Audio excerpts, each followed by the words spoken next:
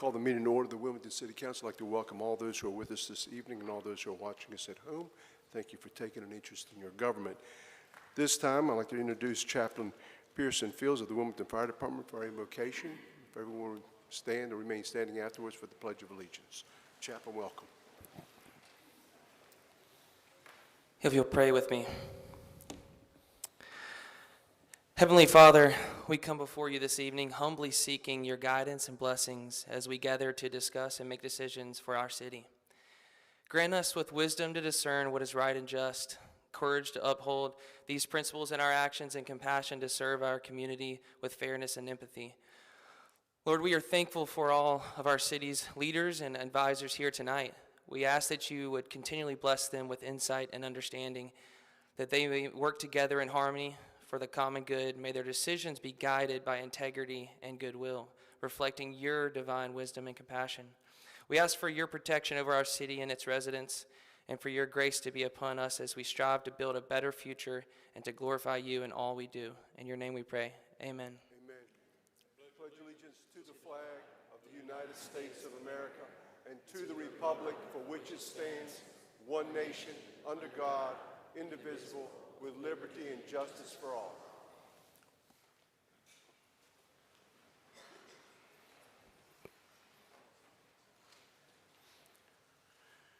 We have one presentation this evening. The presentation will be a proclamation naming July as Parks and Recreation Month. At this time, I'd like to recognize Ms. Amy Beatty, Director of Parks and Recreation, and she'll meet me up front.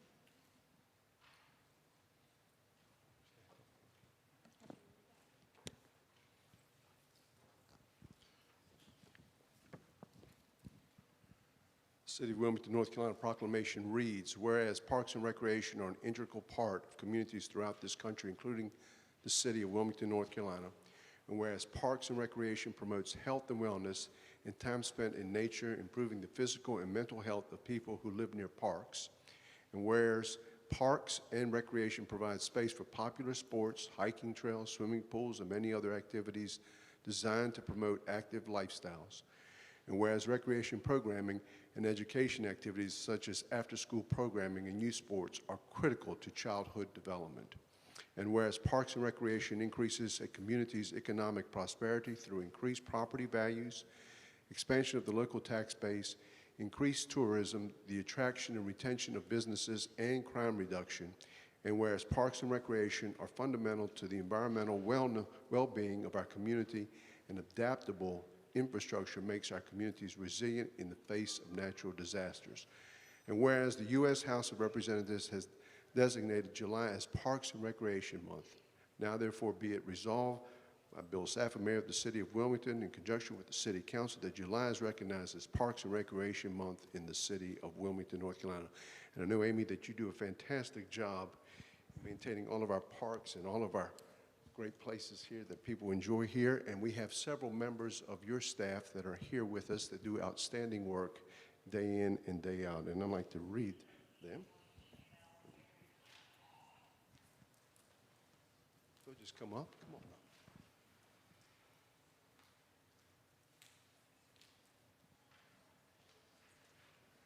Is James here?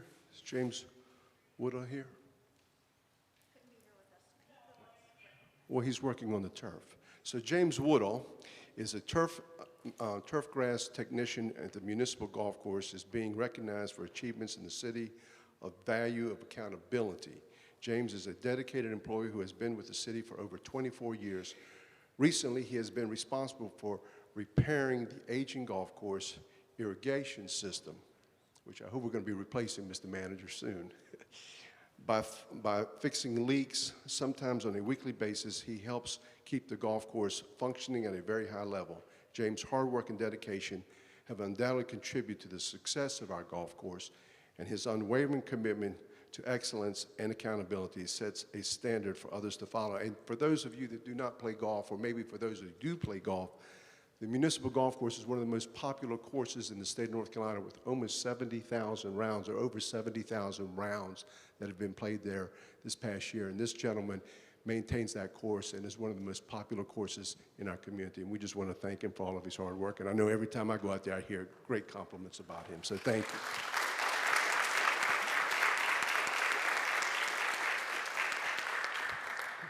Next person we want to recognize is Abby. Abby Smith, the Recreation Coordinator of the Athletics, is being recognized for achievements in the city's value of inclusion. Want to come over here? Come on over here so that you get to know who you are here. Abby has been a major proponent of making athletic programs more inclusive for individuals with physical disabilities since her start with the city, understanding the need to make sure that there are recreation opportunities for everyone, regardless of abilities. She has been seeking ways to add adaptive sports programs and networking with various people and organizations about how the city may be able to meet their needs. Her commitment to adaptive sports programs is important to Wilmington residents who may not have recreational opportunities elsewhere. And I just want to say thank you, because I've heard a lot of great things about you and what your staff has done over there. Thank you, Abby. Thank you.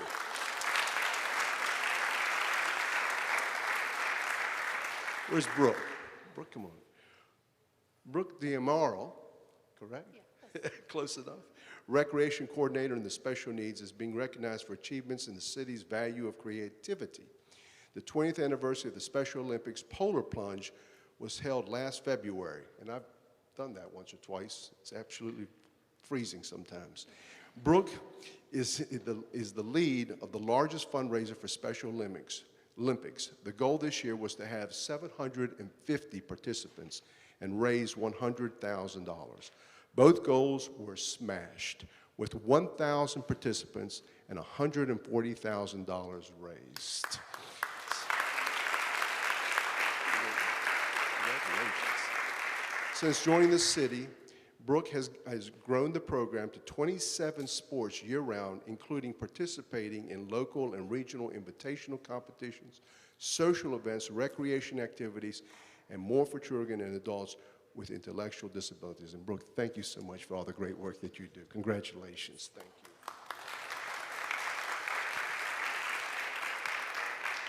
you. And Lewis Harvin. How you doing, big Lewis? Huh? He's one of my favorites too, but you know, because I see him a lot. He sets all the stereo equipment up for us. He's the Senior Grounds Technician. Athletics Facilities Maintenance is being recognized for achievements in the city's value of collaboration. Lewis Harvin, Sr., is the ground technician with Recreation Athletics Maintenance sections, and he exemplifies the excellence in the area of collaboration. Lewis is in regular contact with coaches at Legion Stadium and other facilities to accommodate the rigorous demands of high school athletics. He graduated in January 2024 from the National Recreation and Park Association Maintenance Management School, a 2-year program which was an opportunity to diversify his professional knowledge and relationships in this industry. Lewis is imperative to successful programming and coordination with facilities throughout our city. And I just want to say thank you for all of your hard work, buddy. Appreciate it. Thank you, sir. Thank you. Give him a big hand, everybody. Thank you.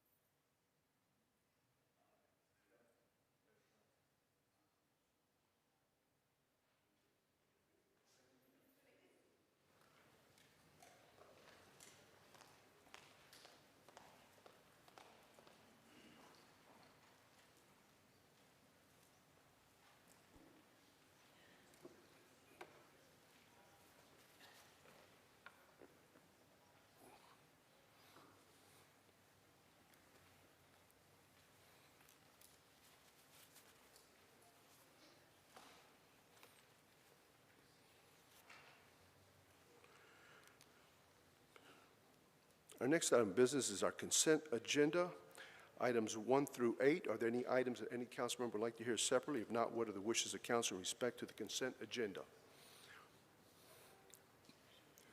We have a motion to approve by Mayor Pro Tem Barnett, second by Councilmember Waddell. Any discussion? All in favor of that motion, please indicate by saying aye. Any opposed? That item passes unanimously. That brings us to our next item of business, which is our public information segment. We have 6 speakers that have signed up to speak with us this evening. Each speaker will be allotted 5 minutes, and the first speaker is Mr. Tom Brofman, who is a resolution calling for a ceasefire and humanitarian aid in Gaza. Dr. Brofman, is he here? Come forward. Yes, sir.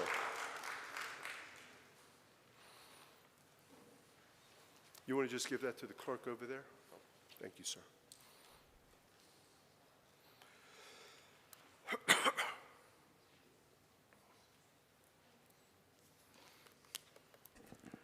Good evening. Good evening. My name is Dr. Tom Brofman. I'm a member of Temple of Israel here in Wilmington, and I'm here tonight to speak on the ILM Peace for Palestine resolution that was brought before the City Council. As the son of a Holocaust survivor, I personally experienced virulent anti-Semitism as 300 members of my mother's family from Hungary were murdered by the Nazis in a Mauthausen concentration camp during World War II. The Council has heard from both sides of the debate for weeks now, but is this really a local issue? Will the events in the Middle East change if the Wilmington City Council makes a statement either way regarding a ceasefire? I wonder if the Council has done its due diligence. Have you learned anything about the group that has been appearing before you over the past few months? I would urge the Council to do this. Then I urge you to simply vote to refuse to act on the ceasefire proposal. Certainly the Council has more pressing matters to attend to on behalf of the citizens of Wilmington. Drug addiction, gun violence, homelessness, public safety, and the like. The focus of the City Council should be on local issues and not on conflicts that cannot be resolved at the local level.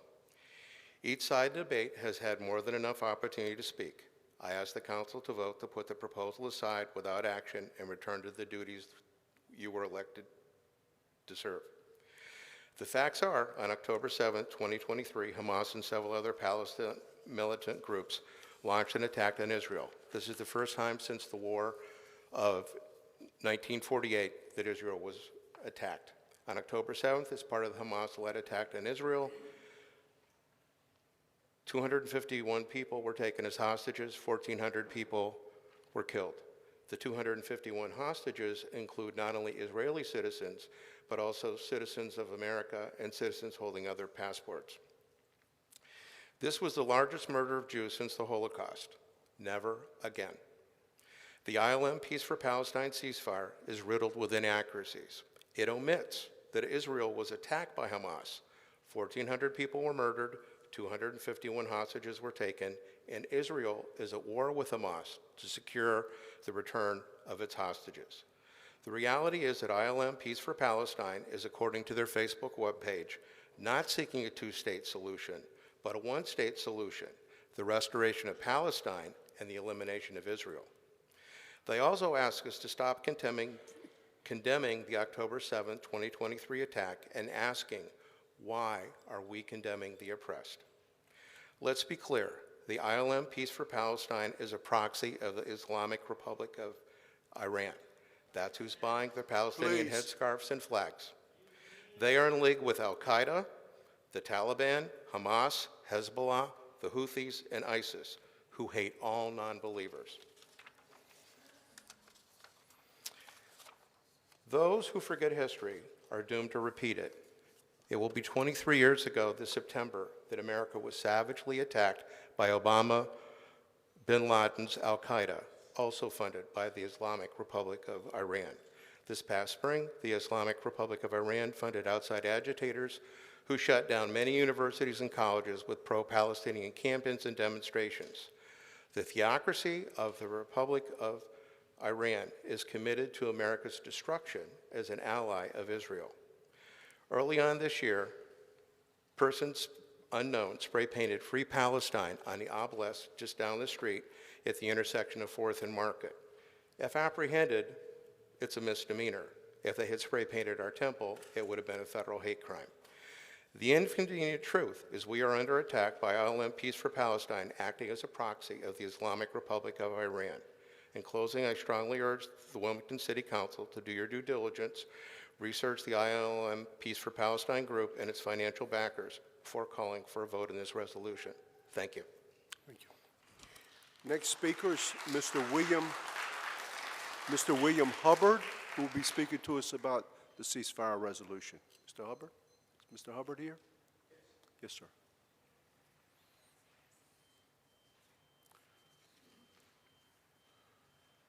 Good evening.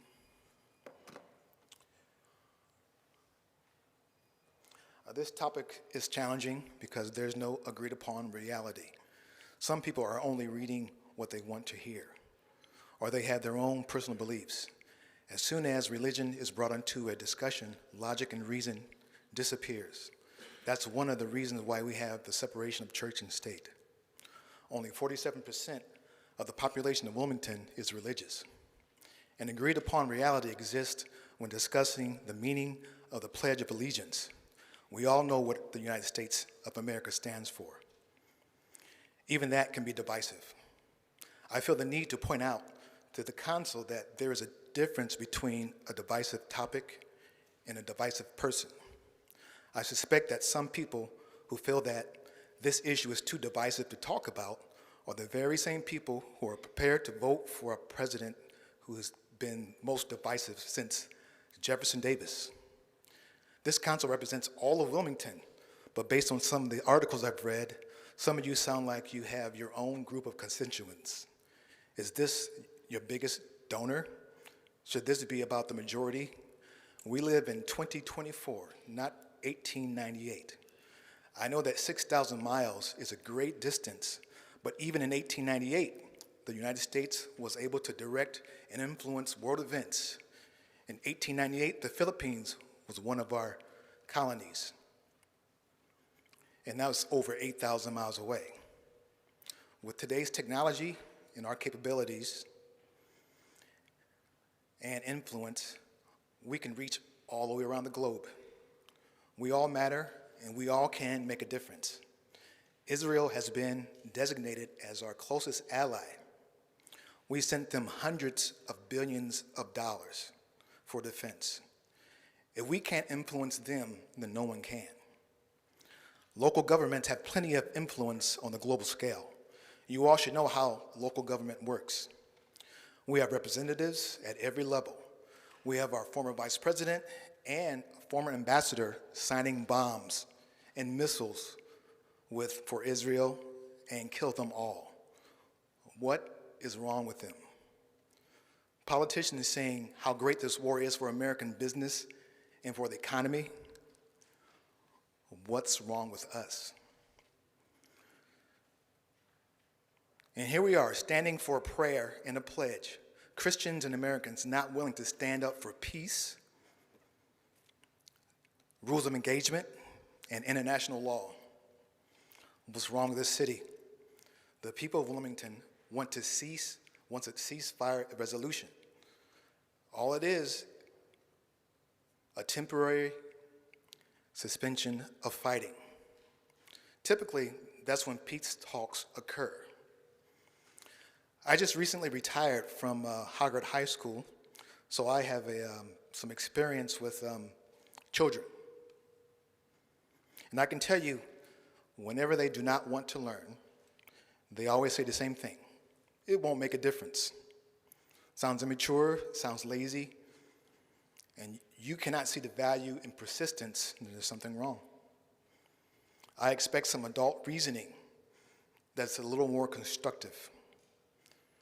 Mr. Waddell said, Wilmington is home to global leaders. The mayor has said that we are competing and succeeding on a global scale.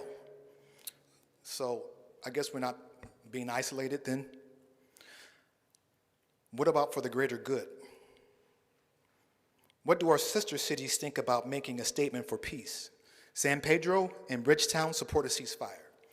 Dorchester, England, had a wacky reason for dropping Wilmington as a sister city. And Dandong, China, they're silent. I wonder why China is silent. I applaud the lone council member who's willing to listen to the majority of the people in Wilmington. The rest of you are hiding, still collecting data. The people need to hear from our city council. They need to hear you talk about this subject. You can help us become better citizens, or at least better informed voters, so next time we vote, we know exactly who we're voting for. I'll end with a quote by President Carter. I've always respected President Carter. He sold his farm to run for president.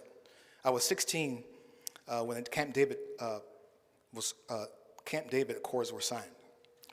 That's when life and peace really seemed to matter. My favorite thing about Jimmy Carter, the administration, he put solar panels on the White House, and not a single bullet or bomb was fired during his administration. His quote, "The bond of our common humanity is stronger than divisiveness of our fears and prejudices." Thank you for your time. Thank you. Next person to speak is Mr. Morris Levy, who'll be speaking to us about a resolution. Is Mr. Morris Levy here?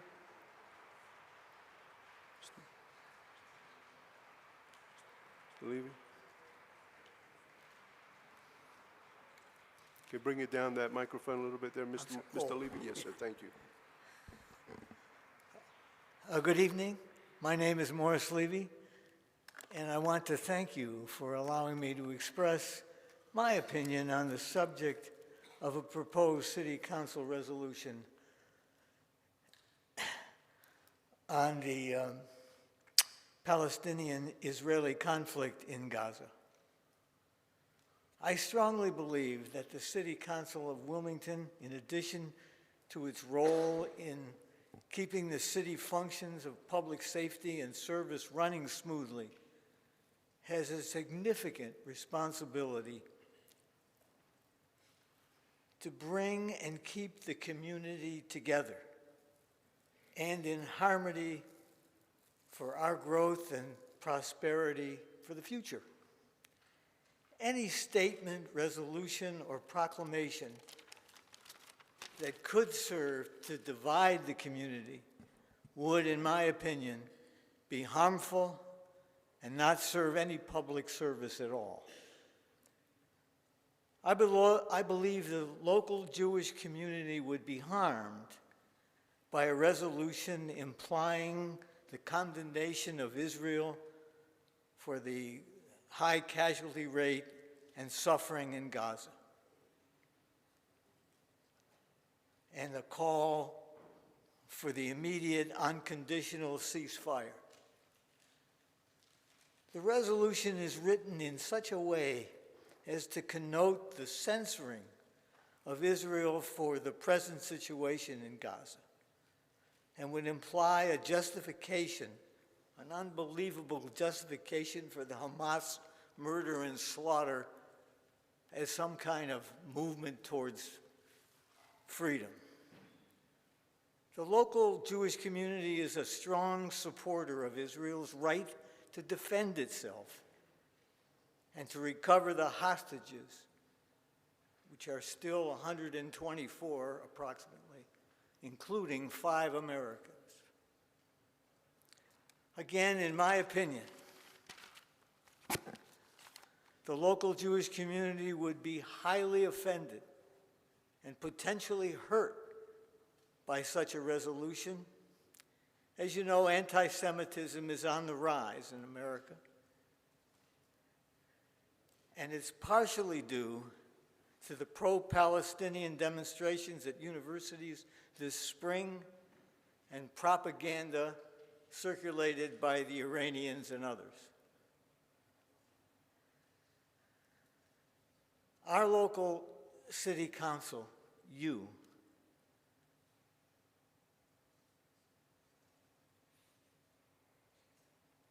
I'm sure, does not want in any way to harm the local Jewish community. Please allow our federal government to work with the Israelis and Palestinians to solve a just and lasting peace and the release of the hostages. Do not make it a local issue. All of our citizens want a just and reasonable peace settlement. It goes without saying anything. Please do not allow any local resolution, statement, or proclamation to serve to divide our community. Thank you. Thank you.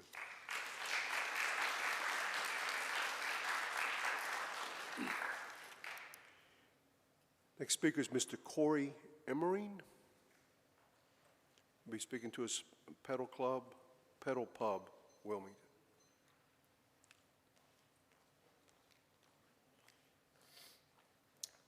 Good evening. My name is Cameron Gross. I'm here speaking on behalf of Corey Emerine, the owner of Pedal Pub. I'm the general manager. Today, I'm here to ask that Pedal Pub be added to the current ordinance that allows Trolley Pub to operate within the city. That's all. Okay. Thank you. That's all. Okay. Okay. Thank you. Is there? We're just here taking information right now, sir. Just Alrighty. Thank you. You all. Appreciate it.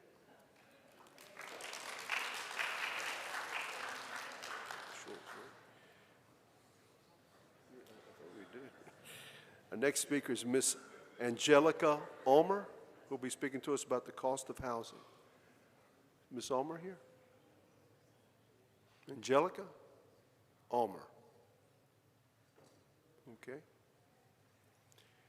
Last speaker is Mr. Alex Jolly, who will be petitioning to end horse-drawn carriage use within the city.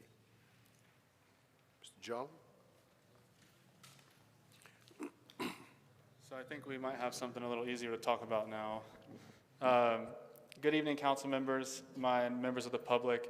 My name is Alex Jolly, and I'm speaking on behalf of more than 2,000 community members that have signed a petition to ban horse-drawn carriages in our city streets. We believe that Wilmington needs to get on the right side of the issue sooner rather than later. Horse-drawn carriages are cruel, unsafe for the animals and pedestrians, and not the best way to keep our downtown culture vibrant and attractive to tourists. I would hate to visit a city and see a horse collapse while pulling a cart, which is exactly what any tourist downtown would have seen a few weeks ago during an incident with a Springbrook Farms carriage. Regardless if the horse was injured, spooked, or something else entirely, it is not something we want happening within our beautiful and historic downtown. Other cities around the country and the world have also banned and considering bans of horse-drawn carriages. Panama City, Palm Beach, Key West, Asheville, Chicago, and many more have passed bans that are currently in effect. If we look at the totality of the evidence from other cities, an incident involving the injury or death of a horse or pedestrian is just a matter of time. Cruelty to animals goes beyond actively abusing an animal in the moment.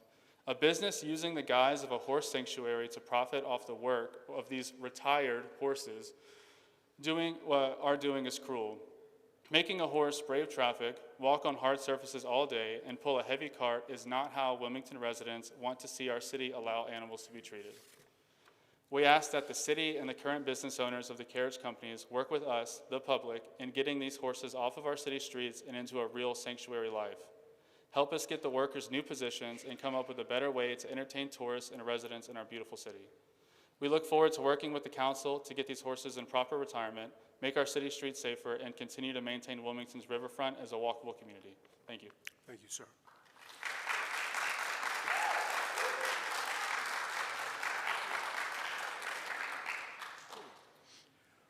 All right, our next item of business are public hearings. Item PH1 is an ordinance amending the Land Development Code, Chapter 18, for various amendments and cleanup items related to the Legacy District Standards and Exceptional Design. This has been continued from our May 21st, 2024 meeting. At this time, I'm going to recognize Mr. Joyner. Mr. Joyner. Mr. Caldwell, we're having a public hearing in the community at the New Hanover County Government Complex on this issue. We are indeed having a staff-held, initiated meeting on the 27th of June. Okay. I would propose that we continue this until that can occur. Okay, very good. So I'll make that motion. Okay, we have We have a motion to continue from Councilmember Joyner, second by Councilmember Waddell. We do have a discussion. Councilmember Andrews? Yes, Mr. Mayor, I know that you weren't here the last time, but we had a similar situation, in fact, even worse than we had tonight, where people were lined down the stairs and out the door that had come to speak and were not allowed in, and were in fact told that if they weren't here for the awards ceremony that they weren't getting in, and some of them turned away and went home that wanted to speak. I don't know if they wanted to speak on this item, but I just heard that a lot of people got turned away. And I don't know, is there anybody here that's here to speak on this item tonight that's been continued till tonight? I would just request that we hear them speak if they weren't allowed to speak the last time, because we did advertise this as a public hearing, and I think that they have a right to speak, and we still can continue our decision. Well, we have a motion on the floor to continue the item, and we have a second to that motion, and you can do a substitute motion, but I will say that the public hearing is open. We do want a community meeting so the people there can hear from staff exactly, because there's a lot of specific issues that have been brought before the city council in respect of filling in of wetlands and all kinds of issues that we have heard. And I think it's imperative that the community hears from our city staff who's making this proposal to the city council. And then after you have your public meeting there at the government center, the public hearing is going to still be open, and you will be welcome back here when we have that discussion to talk about the concerns. But I do think it's imperative that we go ahead and share with you folks all of the information that is being shared with us and exactly what this means for the community and for that area. And I would just say, go ahead and continue this, have the meeting, and then come back and we'll have the discussion and the public hearing is open. We're not going to disallow anybody from being able to speak on this particular item, but I think tonight we want to continue that item to give you folks the opportunity to ask questions of our staff and for our staff to also be able to relay to you exactly what is happening here. Okay? All right? So if we can, let's go. I'm going to call for the vote. Call for the question. So all in favor of that motion, please indicate by saying aye. Aye. Any opposed? Okay, that item passes 6-1. So we will have the public hearing, public meeting at the government center there on the 27th, Mr. Manager? Yes, sir. Okay, very good. At what time, sir? Time, yeah. I believe the time is 6 p.m. 6 p.m. 6 p.m. Okay. Yes, sir. Thank you. Thank you very much. Okay, that brings us to our next item of business, which is item PH2, which is an ordinance directing the housing inspector to vacate, close, and/or repair and demolish the dwelling at 711 Harnett Street as unfit for human habitation pursuant to Article 5, Chapter 16 of the City Code, and directing that a notice be placed thereon prohibiting its use or occupancy. At this time, I'd like to recognize our city manager, Mr. Calder. Mr. Calder? Thank you, Mr. Mayor. Good evening, Mr. Mayor, Mayor Pro Tem, members of council. Rachel LeCaux, our Housing and Neighborhood Services Director, will overview this item for us. Good evening. Thank you, Mayor, Mayor Pro Tem, members of council. 711 Harnett Street is approximately 1,000 square feet, a single-family home that is currently vacant, built in 1974. It is owned by the heirs of Hattie B. Lewis, Kim Green, and Wayne Lewis. Shown here is a view from Harnett Street. This case originated in April of 2022 with officer observation. It was vacant at the time and has continued to be vacant. An administrative hearing was held in February of 2021 with Ms. Green, one of the heirs, in attendance. The minimum housing order to repair or demolish was issued on March 8th of 2021 and expired on November 8th of 2021. Since the hearing, we have been in contact with the heirs, including Ms. Green, who is here this evening. Additionally, the roof was shingled in 2022, but no other progress has been made on the repair. The findings of fact at the time in 2021 show a tax value with an estimated cost of repair of $28,000. It was 92% dilapidated at the time. Since then, with the reevaluation, the values have increased, so that percentage has changed, but is still in that dilapidated state. Shown here are the findings of fact that were outlined and included in your packet. Just to walk you through some of the photos of the site. Front porch, there you can see the new shingles on the building. The ramp to the back porch, You can see where the foundation has cracked on the porch. Additionally, some of the damage of the interior. Combustible material, the ceilings have collapsed in many of the rooms, additional material in the rooms, more ceiling collapse, and combustible material. Shown here is the additional ceiling collapse. Some black substance, shown there is the kitchen, more of the rooms, some rodent infestation, and additional ceiling collapse throughout the house. The full inspection was done on April 30th. Again, we drove through and did an exterior visit of the site last week. No progress has been made since then. We are recommending approval of the ordinance with 90 days for the owner to repair or demolish the dwelling. As I mentioned, Ms. Green is here as well. Thank you. Are there any questions of staff? Okay. Thank you. Thank you. This time I recognize the applicant, Ms. Green.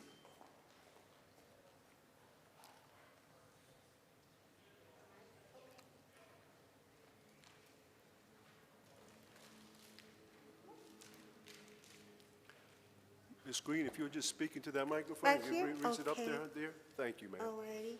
Can you hear? Good evening. Good evening. I am one of the heir that is seeking full ownership of the house. I've tried to do as much as I can. Because I don't have full ownership, I can't get much assistance. But I did do the roof. I worked hard, put a new roof on it. I keep the taxes paid. And I'm just asking, I think I gave y'all a copy of the Mayor Brown that's helping me to seek full ownership. And I'm just asking for some more time. And I'm not going to stop working on it. I'm going to try to do what I can, little bit by little bit. But because of the ownership, I just, I apply everywhere, but I just don't have that full ownership yet. Ms. Green, when you came forward, you said you were the sole sole heir, or there's several heirs? Right. There's several heirs. You have cousins, family, and other members that own this house too, or own the property. I have I have an uncle and my brothers and sisters. Okay. Which they don't have a problem signing it over, giving it to me, but legally, they have to make sure there's nobody else out there. It should not be. Gotcha, Ms. Green. So do you have an attorney that's helping you? Yes, yes.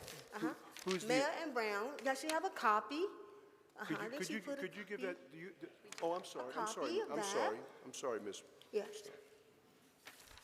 Okay. They told me, yeah.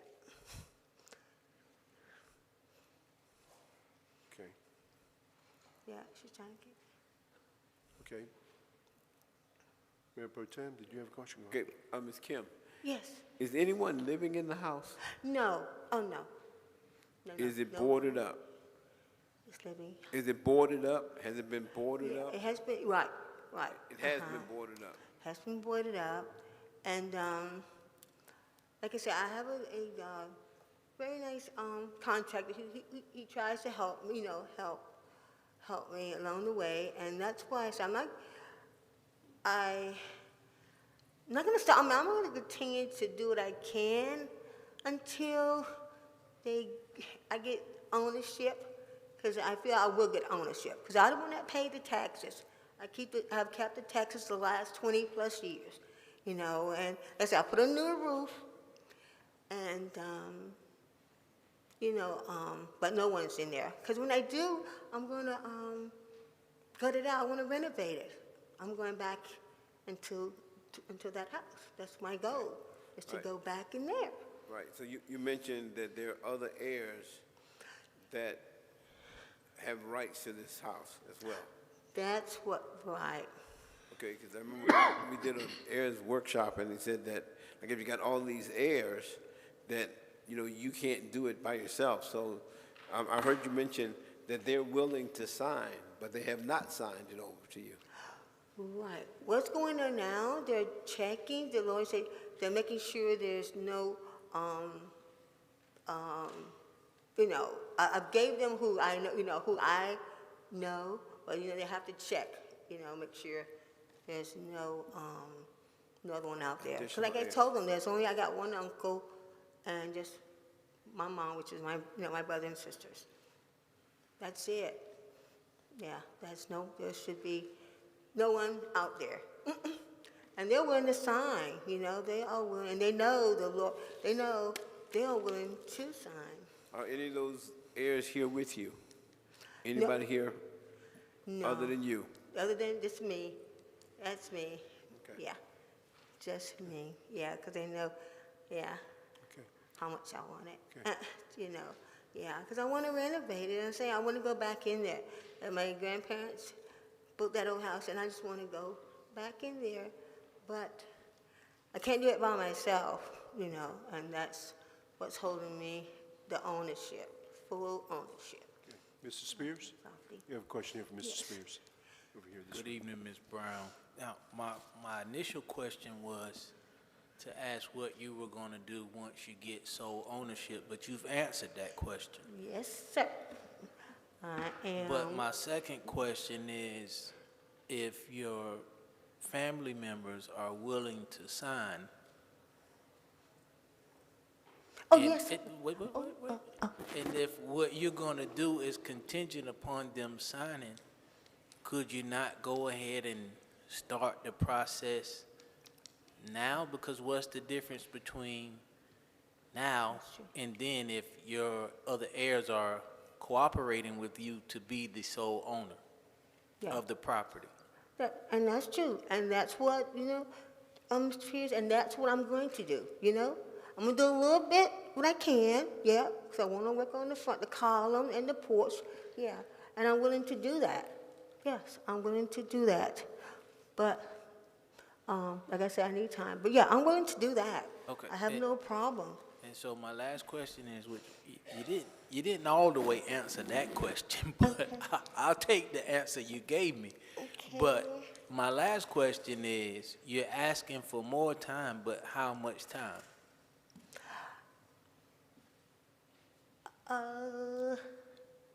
You need 6 to be months? specific. Yeah, I feel if I was given 6 months, and the city came out and saw that I'm doing, what I'm saying? I am working on it, and I'm praying I have ownership too by then. But I won't say 180 days. If I was given that, and they see that I am working, which I will be, doing, step by step, what I can do financially. Yes. Thank you. I feel that, yes. I was given that. Okay. Mr. Rivenbar? Ms. Green? Yes. Just to be clear, your attorneys that are helping you, Yes. between you and them, you've identified the heirs that, besides yourself, that you know of. Yes, sir. Okay. And what they're doing now is they're trying to see if there are any other heirs out there that haven't come to light. Yes, sir. Okay. That's Right. They're doing that to protect you. I understand that. right. Yes. So yes. that process takes a little time because they have to, I Yes. think they have to advertise in newspapers where they may live or what have you, and that will take a little bit of time. So Yeah. after that part of the process is satisfied and you know who you're dealing with, and if they will sign over the property to you, at that point you would be ready to move forward with the renovation of this house. Is that right? Yes, sir. But I'm not going to let this sit there now, okay? I understand. Okay. I'm going to do what I can. So as you're much going as I can. to, even before that happens, you're going to be doing some stuff at the house, okay? Yes, But sir. once you achieve sole ownership, are you financially prepared at that point to pull this off? Well, I'm praying with, with some financial help, assist, what's out there. We have, rehabilitation loans and so forth. I think, yes, I feel that I could bring it back to what it was, to what it was. So- Yes, got to still work. So to be clear, just so I'll know, you're going to be, once you have sole ownership, you're going to be looking for either a grant, a loan, or some help from family? Yes, sir. Okay. And they're willing to do that, because they know how much I want to go back into, the family house, yes. Hey, I read the letter, and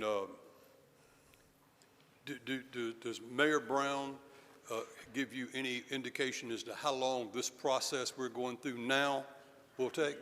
I know. They cannot, give me a definite, Yes, time. ma'am. They didn't want to, I understand. disappoint me, Yes, ma'am. be disappointed.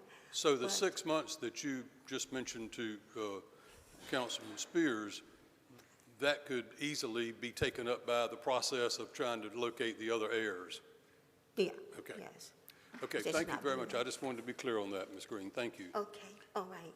And Ms. Green, just to reiterate what you shared with us, you have an uncle and 2 aunts that are the heirs? There will be an uncle, one uncle that's left living, Yeah. and it'll be my brother and sisters, because my mom, she's passed away. Okay, so your brothers and sisters and your This is uncle. her uncle and, Those are the 3 that you have to sign the deed to transfer the property over to you. And you Yes. feel pretty compelled that they're going to do that? yeah. Oh, And- yeah. Yeah, okay, They have, yeah. all right, all Oh, right. yeah. Anything to help me, oh, yeah. Okay, They will sign. all right. Anything else? Yeah, I have a question. How long have you had this lawyer, Mayor Brown? How long has he been helping Oh, you? no, I just, by the church, when we did the seminar, we had a seminar. Okay, so you got him when we did the They- air? Yeah, they, Okay. they have been trying, yeah. All right. I've had them, yeah. Okay. That was in January. And Yeah, I just had them. so your brother and sister, did they know you were going to be here today? They knew that, Did your family know you were going to be here today? They knew I was gonna be here today? Yeah, yes and no. Okay, help me out with that. Yeah, I know, Pastor. Yeah, Can you speak into the microphone? oh, okay. I told him about it. My uncle, because he think I'm just not doing anything, and I told him I am. I told him I am working. I am working, and Ms. Green, can you take that mask off for us, please? okay, all right. Thank you. but my uncle, he was unable to be here. Yeah, Okay, and your sister and brother, what about them? they were. Well, they had to work. But they yeah. knew you were coming here, They and knew I this was case was coming. coming up. Yes, sir. They knew I was coming. Yes. They knew I was coming. Yeah. My challenge is, and I'll be up front, my challenge is the house is a mess. Yes. Okay, it looks, we had some cases come through and they look like, we call them hoarders, like people that have just piled stuff. And I don't know what you did as it relates to fixing the roof, but, all the other stuff is just, I think, really dangerous. Yeah. And, I don't know if 6 months is gonna help you do it quicker, or with the 90 days, kind of put some fire in you. I think, Yes. yeah. I know, yes, I So- know. It needs to be gutted out, yeah. I agree. It needs to be gutted out. Oh, yes, I certainly agree. Because yes, it needs to be gutted. Yes. So, last That's it. question. City, have we recommended that it be boarded up or anything like that? Is there, tell me where we are with that. The site is currently secure. The rear of the house has been boarded, but the front is secure. We haven't had any issues with people residing in that unit at this time. Okay.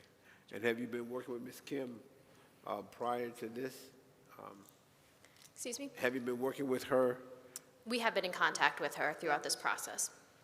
and you feel comfortable with the progress? There has not been any progress other than getting the attorney, so that's what the next step would be, is getting the title in her name in order to get any of the loans that she wants to secure. So that's what we're missing, that next step. Okay. All right. Thank you. Okay, Ms. Rumbar? Rachel, Mr. Coe, to piggyback on what you just said, there's not any benchmarks that we're going to be looking at until she has sole ownership? That's my understanding. I mean, we would love to see progress be made before she had full ownership, but we have contacted all of the heirs. They are aware of this meeting and the case. They have been aware of the hearings earlier in the process. They have not participated. And so it's not just this owner, it's all of the heirs that are responsible for making the repairs. So whomever would like to start making them, we'd like to see. Okay, thank you. Anybody else? All right. Thank you, Ms. Green. Thank you, ma'am. Thank you. Thank you. I'm going to go ahead and open the public hearing and ask if anybody in the public wishes to speak in respect to item PH2.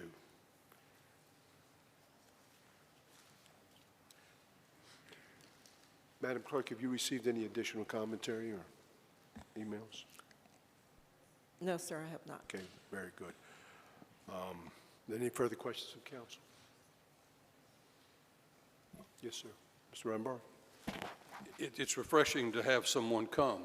There are many times when we do these and we don't have anybody from the family show up, and we're left with very little option other than to go along with what the staff recommends. I feel that Ms. Green certainly has her heart in the right place and would like to fix up the house. I think that house has been in your family a long time, so I understand that. On the other hand, we have a neighborhood that we have to think about as well. So I want to be on the side of caution, and I don't want to err on the side of caution either.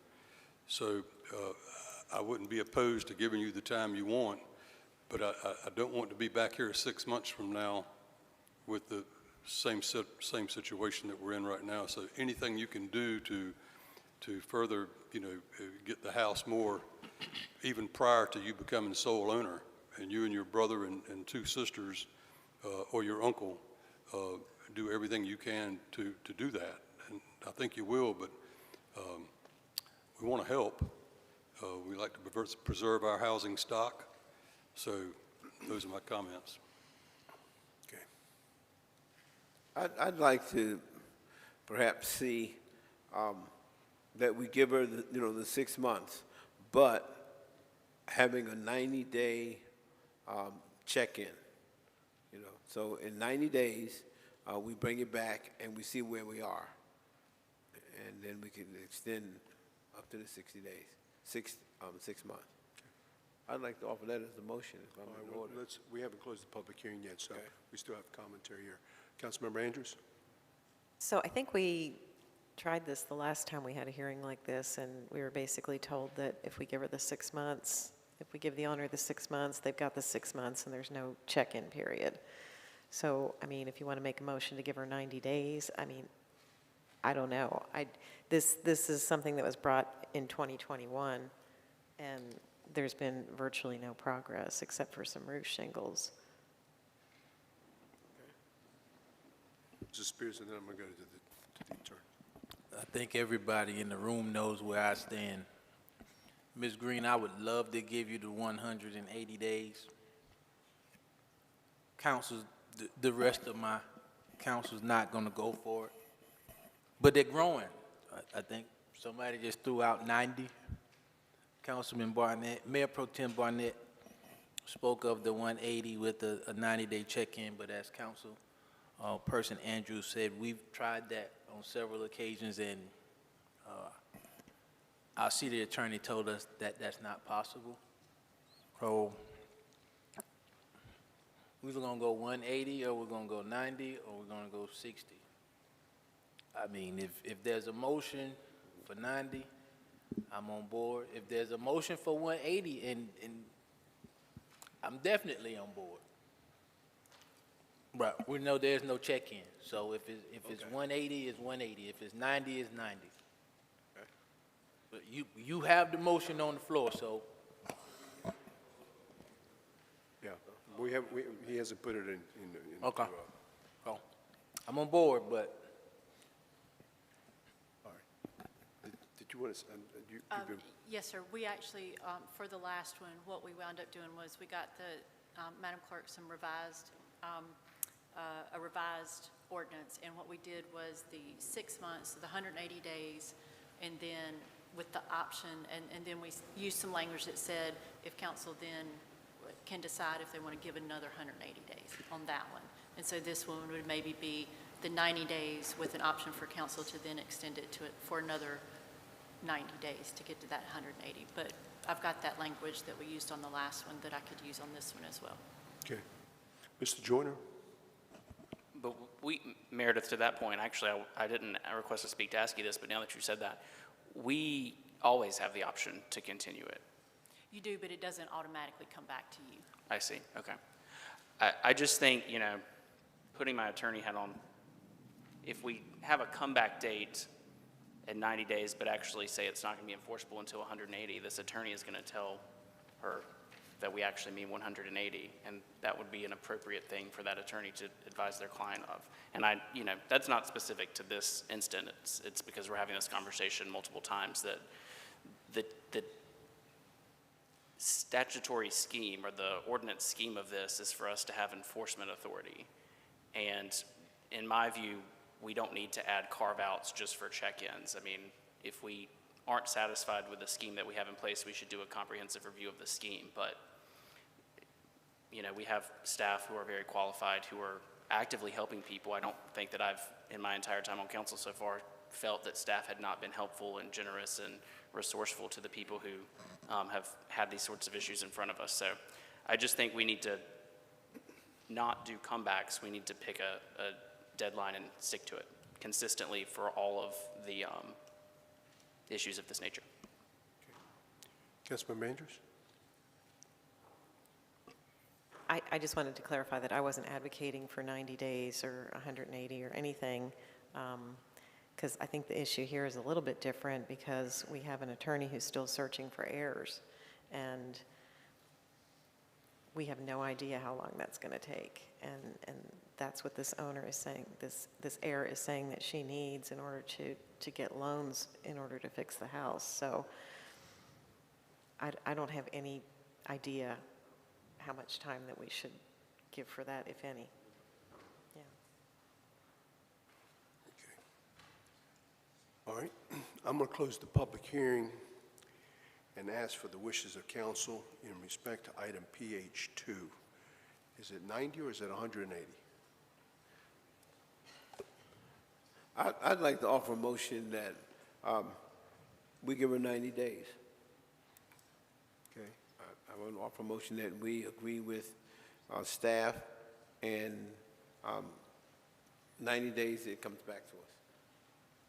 You want to memorialize that in a motion? We have a motion by Mayor Pro Tem Barnett, second by Councilmember Waddell, for an extension of 90 days, which is 3 months. And hopefully we've seen some progress with the attorneys and the heirs, and hopefully whatever needs to be cleaned out of the house, hopefully will be cleaned out. Rachel, I believe the house is secure, as you mentioned, so we don't have any problem with people getting in and out of the house of that nature. And then at the end of 90 days, we can evaluate it, and if we want to extend it another 90 days, then we can do so. Ma'am? Yes, ma'am. So that's what I wanted to clarify, because those are two different motions, because just giving her 90 days is what the staff recommendation was. Yeah, that's what I was going. But giving her 90 days and asking her to come back and leaving you the option of extending it another 90 days is similar to what we did on the last one. So I just want to clarify which one Mr. Barnett was was making a motion for the flat 90 days, which is what the ordinance already says, or for the comeback period that you mentioned prior? Well, hearing what Councilman Joyner said, if the lawyer reads it that we're giving 90, but you can come back and we'll give another 90, he's going to play this to be 180 days. I'd rather for him to know that we're giving him 90 days. So your motion is just to go with the ordinance? Yes. Okay, yes, sir, thank you. That's my motion. And just for clarification, that does not mean that the ordinance will come back before you. The ordinance will be enacted, and in 90 days, we will then begin to take action to be able to make sure that the repairs are made. Okay, I just want to make sure. Mr. Spears. Yeah, I appreciate Councilman Joyner putting his lawyer hat on in this meeting, but I've kind of needed you to put your lawyer hat on in a few other meetings and you didn't put it on. So today, you're kind of throwing me out of whack with your lawyer hat because what Mayor Pro Tem just suggested is what staff suggested, and you throwing us out of whack by saying what the attorney will do, which is going to just, there's no play in there for us to help her, to really check the progress. Maybe her attorney won't do that. Who knows? But I mean, if we're here to help people, let's help them. That's what I'm saying. And I mean, we got a city attorney. I think we got confidence in her, right? So let's do what we intend to do. And no disrespect, David, but we don't need your lawyer hat today. We need your councilman hat. Mr. Rumbar. I think we all know, practically everybody in this room has probably dealt with attorneys. And the wheels, they grind slow, but they do grind. And I've never liked to do something that I know is going to be a failure. And I feel like that I understand what the ordinance calls for. That's kind of standard that comes to us. They don't tailor it to the individual. So I see the motion is for 90 days. I'd like to offer up a substitute motion for 6 months. And I'd like for our people, Ms. LeCaux's office, to come back to us on a timely fashion to give us any updates during that 180 days, because I'm not a pessimist. I'm a realist, and at 90 days, I don't have any idea that Ms. Green is going to be a whole lot better off than she is here tonight. So let the lawyers think what they are. Hell, one's in Hong Kong, one's in Brazil. The two ladies or the two people that signed this, I trust they're in Charlotte. So that's my substitute motion. You're making a substitute motion, Mr. Rumbar? I second that. So we have a substitute motion, Councilman Reinbart, Second by me. seconded by Ms. Spears, to extend the time frame to 180 days. Okay? All right, all ready to vote? All right, all in favor of that motion? Please indicate by saying aye. Aye. Any opposed? Item passes unanimously on first reading. Is there a motion to waive second reading?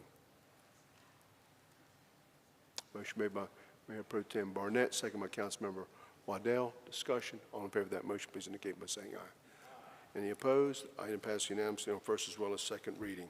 That brings us to our next item of business, which is item PH3, which is an ordinance directing the housing inspector to vacate, close, and repair or demolish a dwelling at 1106 North Fifth Avenue as unfit for human habitation pursuant to Article 5, Chapter 16 of the Wilmington City Code, and directing that a notice be placed thereon prohibiting its use or occupancy. Again, I'd like to recognize the City Manager, Mr. Caudle. Mr. Caudle. Thank you, Mr. Mayor. Ms. LeCaux will overview this item as well. Okay, thank you. Thank you again. 1106 North Fifth Avenue is a 1,200 square foot, single-family home built around 1935. It is currently vacant. The owner is Mr. Richard James Epp Sr. Shown here is a view from Fifth Avenue. The case originated in February of 2019 by a neighbor complaint. It was occupied by the owner at the time, but it was vacated by the hearing in August of 2022. In attendance of that meeting was Mr. Epps, as well as his son, who is here in attendance today. The minimum housing order to repair or demolish was issued in September of 2020, and it expired in March of 21. After the hearing, we have remained in contact with the owner and his sons. We have made referrals to our rehabilitation programs. Since then, shingles were added to the roof in 2021, but no other progress has been made on any of the repairs.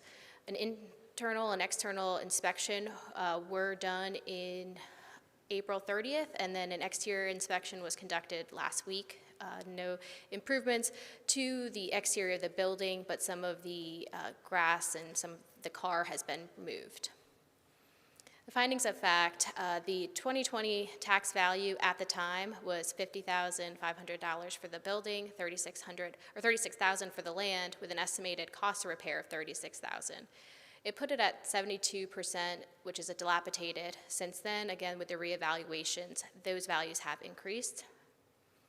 Shown here are the minimum housing code violations outlined in the findings of the fact and included in your packet, which include sanitation, the exterior and interior, electrical systems, lights and ventilation, and the residential building unfit for human habitation. Shown here are some exterior photos, including the front. The building has been secure since the initial inspection. You can see here just some of the ceiling damage throughout the residence. There's no electricity, so I apologize, the pictures are a little dark. Again, some of that more ceiling collapse in this room, some of the issues with the flooring, the kitchen, the cabinets are all broken, no working electric facilities in the kitchen, again, exposed ceiling. This is some of the exterior. This is actually from last week, so even though they've done some work, you can see there's a lot of vegetation. The rear is collapsing, this porch. A few photos of that. So again, staff's recommendation is approval of the ordinance to vacate, close, repair, or demolish within 90 days. This owner's son is here tonight. Thank you. Thank you. Are there any questions, Mr. Cohn? So just to be clear, there's no water, sewer, electrical, anything feeding this building? Correct. Okay. Okay. Thank you. Any other questions? Okay. This time I'd like to recognize the homeowner. Yes, sir.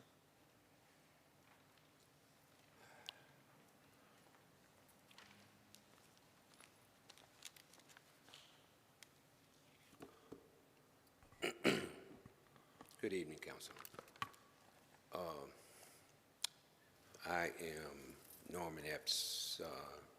The property is owned by my father, who has, well, my dad's 97 years old. He has been under medical treatment for the last 3 months. He was at Navant for a couple of months. And you can't hear me? Yeah, just bring that microphone up Okay. just a little bit there, That's Mr. Epps, okay. if you don't mind. Just, yeah, right there. He was at Novant for a couple of months, and we thought that he would be coming home, but the social worker said that he needed more therapy, and she saw fit to send him away from Wilmington to a facility that is somewhat hard to, well, it's a distance to get to back and forth, whatever. I live in Durham, North Carolina, so when I get here, I got to sometimes go both places in order to accommodate whatever I'm trying to do.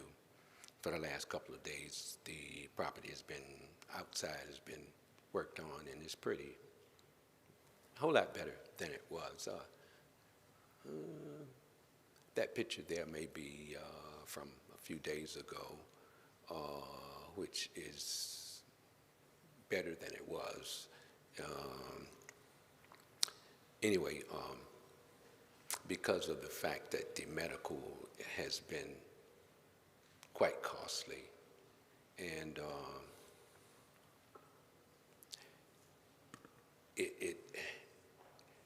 we've been trying to get him to offer ownership, part ownership in the property, so that a loan can go through, that the property be updated and remodeled. But sometimes they don't understand and realize that it's your property still, and it's being done for your behalf. You know, sometimes at 97 years old, or in that age group, you lose track of realizing that your kids are there for you, to help you. And if you've raised them right and they're doing the right things, then shouldn't be any fear. I've been a realtor in the state of North Carolina for 26 years. I know the value of property in Wilmington. I know that it's definitely a good property. But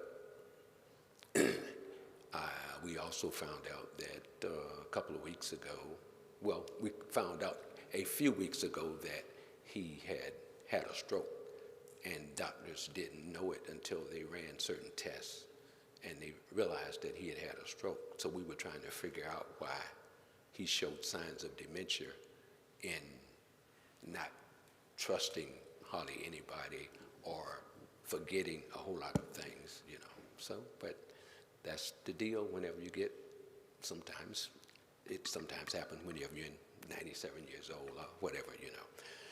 But anyway, we'd like to request that we can have 180 days, and we've requested that he, like I say, signed over part of the ownership so that we can get a loan on the place. Myself, I have a sister and another brother. But because of the charges that he has to, because of the costs that he has to pay because of, you know, being ill or whatever, it set him back as far as financial is concerned. So we are looking to assist at bringing the place up to what he needs it to be. So, you know, we like to ask 180 days in order to get things through the ownership process and get the ball rolling with getting it remodeled. Again, like I said, I've been a realtor for over 26 years. I know I've built 2 homes myself and helped other clients build properties, you know. I know when a property is not in the best of shape, and I know what it takes in order to bring a property back. So that's my spiel. Okay. Is there anyone else in the, oh, I'm sorry, I didn't see you. I apologize. Mr. Epps. Yes, sir. Your father's 97 years old. I mean, God love him. You're a lucky man. Yeah. If or when you're able to, and he's able to understand what the process is, and you're trying to help him, let's say that were to happen tomorrow, and you were able to move forward, are you and your sister and the other nice folks that are listed, are you ready to move forward financially with renovating the house and getting it back livable? I would say yes, we are.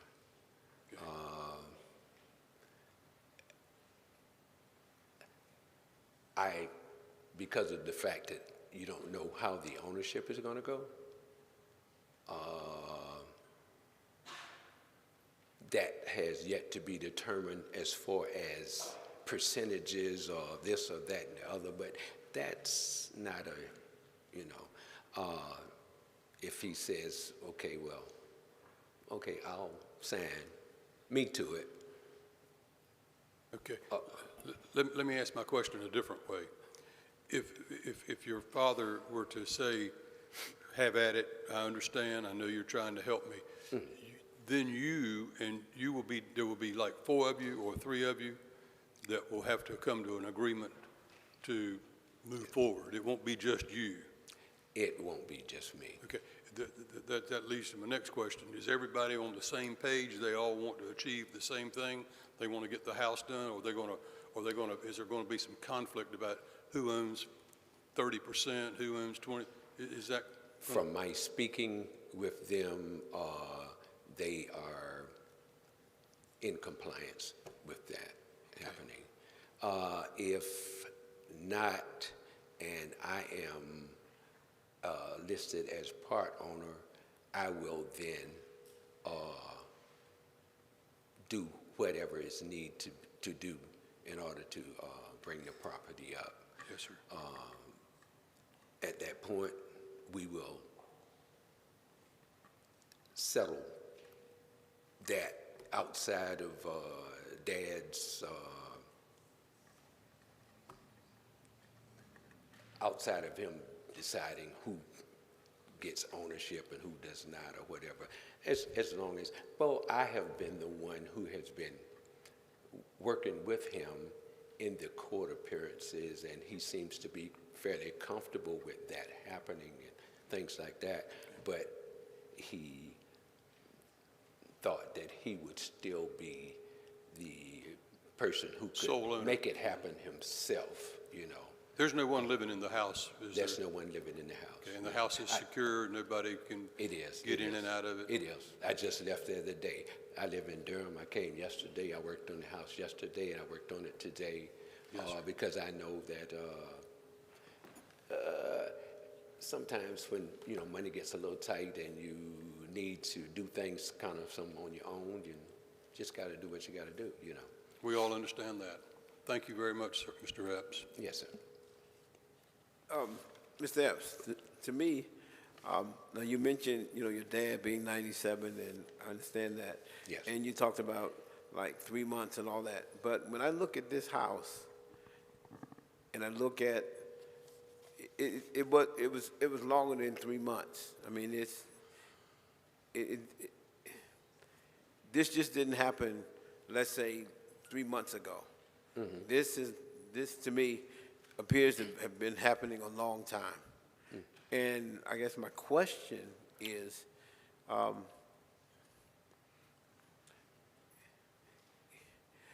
you guys never decided, let's get together and fix Dad's house? You and your brothers or whomever? Because this looks like it's been there a minute. Well, my dad is quite capable of doing some remodeling to his home. A part of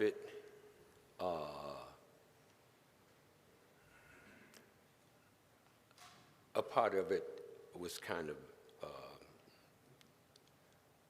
not just appeasing the folks that came and said, you need to do something. I'm glad you asked that. I don't know if you recall, but I even asked that some folks to help him in making a decision to allow us to help him fix the house. And I made a phone call to you and asked you if you would speak with him as a community representative and advisor. And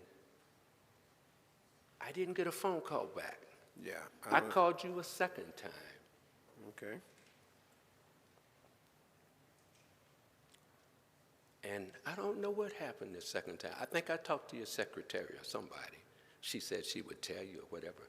But anyway, that is not even here or there. Right. Because I'm capable of getting the ball rolling. The problem has been when you have to go against your father as a person who has been respected all of his life. And even though you know he's not making the right wishes, I constantly come down from Durham to try to do whatever I can for him to try to get him in a mental state that he's here to help me. I take him out to get food. I pay for it. I drive all the way from Durham. It's a 5-hour trip to come down and to go back. But I know if I don't do it, then it probably will never get done with him changing his mind and going forward with this. And that's what I want to see happen. My entire family group, my dad has been a property owner in Wilmington for 75 years or more, probably longer than most people in this building. And so it kind of bothers me that it is happening, and I'd like to get the place back to the way that he built it. And I think it's bothered him some by not having a spouse there for 25 years. He had a setback. And women normally take care of the house. They normally let you know when that cabinet needs repaired. My washing machine ain't working. That ceiling just ain't quite right. The carpet needs replacing. But a lot of times, old men, they don't make those moves as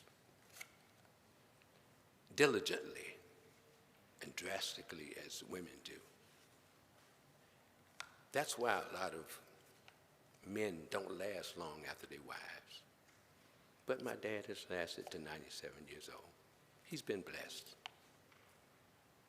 When was the last time someone lived in this house? When was the last time someone lived in this house? Yeah, I heard you. I was thinking.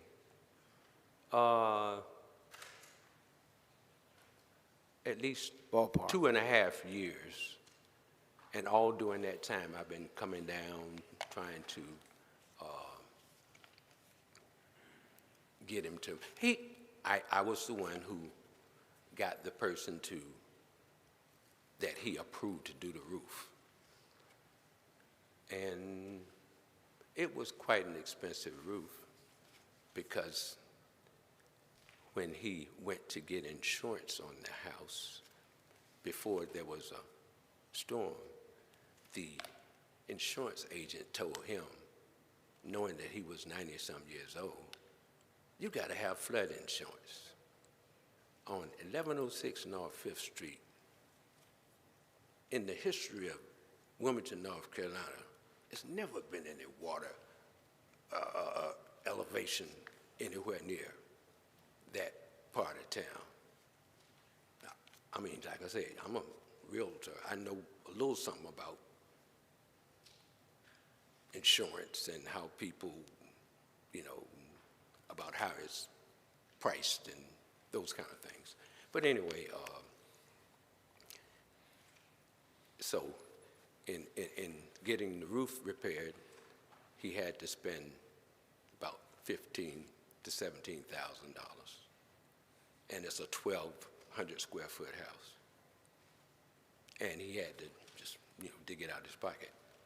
And when a lot of elderly people, whenever they got to spend money like that, it kind of sets them back. And they say, well, especially if they have anything medical going on and they know they've got to make sure they keep themselves. So a lot of his money and income or whatever has been spent on that going on. Okay. But he has not lived in the house in about All right. 3 years. Thank you, sir. Okay, Mr. Spears. Yeah, Mr. Epps, I'm listening, and again, if anybody in the room knows, I want to advocate for you, but I'm a little conflicted based on, and Mayor Pro Tem asked some of my questions, and I think Councilman Rivenbark alluded to some things of interest to me as well. Your dad is 97 years old, so I would imagine, and I'm not the sharpest pencil in the pencil box, but Medicare, he should be under, he should be a Medicare recipient, right? So whatever health concerns that he has, Medicare, and I don't know what portion they're paying at 97 years old, but that shouldn't come out of his pocket. Medicare. Yeah, once you start getting that at 65 or something, I don't know. I'm nowhere near 65. But anyway, so I hear you say that he's had some medical expenses that set him back. And Mayor Pro Tem has asked you about, you know, he is your dad, and you have other siblings, and this home did not get in this state in the past 2 years, in the past 3 years. You just said that this picture is from a few days ago, and it's an improvement of what it's looked like. And so here's my advocacy piece for you. I would be on board with you 1,000%, but you said you've been in the real estate business for over 20 years. So no matter how stubborn your father is or has been, you being in the real estate field, you wouldn't allow your father's home to get into this disrepair because you know the value, especially in Wilmington in the past 20 years. The value on the north side is skyrocketing. So it's worth way more now than it was. And so you having that brilliant real estate mind that you speak of, you would always keep this. And you're right, houses do get in disrepair, and sometimes you don't know until you walk out or somebody else walks in and they see it. Right. But, you know, I'm conflicted to hear you say that if your dad signs over the ownership, you and your siblings will help with this home, because I think it would be much easier to help with the home regardless of whether he signs it over or not, because eventually the home becomes yours and your siblings. That's not true. You mentioned Medicare. Don't you know there's a thing called Medicaid as well? Do you know what Medicaid is? Yeah, Since you know about Medicare, I tell do me know what what Medicaid. I do know what Medicaid is, but I know that Medicare at the age of 65, Medicare takes precedence over Medicaid. Medicare takes precedence over Medicaid. Yeah. You only get so much Medicare to Well, spend. but they If- work let me together. tell you, you did the question now. Hold on. After Medicare gives you a certain amount of days or whatever, you have to, if you are still under medical process and procedures and in a facility, Medicaid has to come in and pay that money for the facility, or you have to pay it yourself, or you have to go home. He's not home, right? Is he home? No, he's in a facility where he's been, and he is elapsed all of his Medicare. He's now on Medicaid, and he's paying out of his account until it diminishes, whereas he has no more until he gets to a Medicaid minimum or maximum, whatever it is, and then Medicaid will take your, whatever's in your bank account, your pension, your home, your car. That's whatever. true. That years ago, and before I was a councilman and before Mayor Pro Tem was a councilman, I attended a seminar that was at his church. Guy's very helpful in the community, and we know that. So if you anticipate that, it would be a very smart move to get the ownership of that property out of your father's name, so Medicare won't take it for what they've been spending. Medicaid. No, And they will take it if Medicare, that sir. has not been done within a period of time, being about 5 years or 2 years, at least 2 years. I think it's 5 years. I understand, sir. They will but go back and look at the history of it being transferred, and they will take the property. I just want to say this before I So mean, I've might back up. investigated all that. You because got I a know lot he- of answers right now, but for a home that needed those answers for a very long time ago. I can't lose my home because of paying for my dad's home whenever he does have, he's not diminished all of his finances, you know. Okay. And we're trying to get him to do things that he should have been doing for a while. Okay. Thank you, sir. That's all I got for you. Appreciate you. Thank you. Mr. Councilmember Andrews, I'm sorry. Mr. Epps, you mentioned that your father put a new roof on this house. What year was that? 21. 2021, he put a new roof Wait a on. minute. Or was it 22? This was January. Recently, 22, within the last few January years, 22. he put a roof on. How is it that the interior ceilings got into the condition that they're in if he put a new roof on in 2021 or 2022? As I was telling you, the problem was, and it bothers me, that insurance agent at the insurance company that he had been with for years told him that he needed to have flood insurance, and instead of him not taking that as gospel and going to someone else who would have either reiterated that or told him that, no, that's not right, this is what's supposed to be.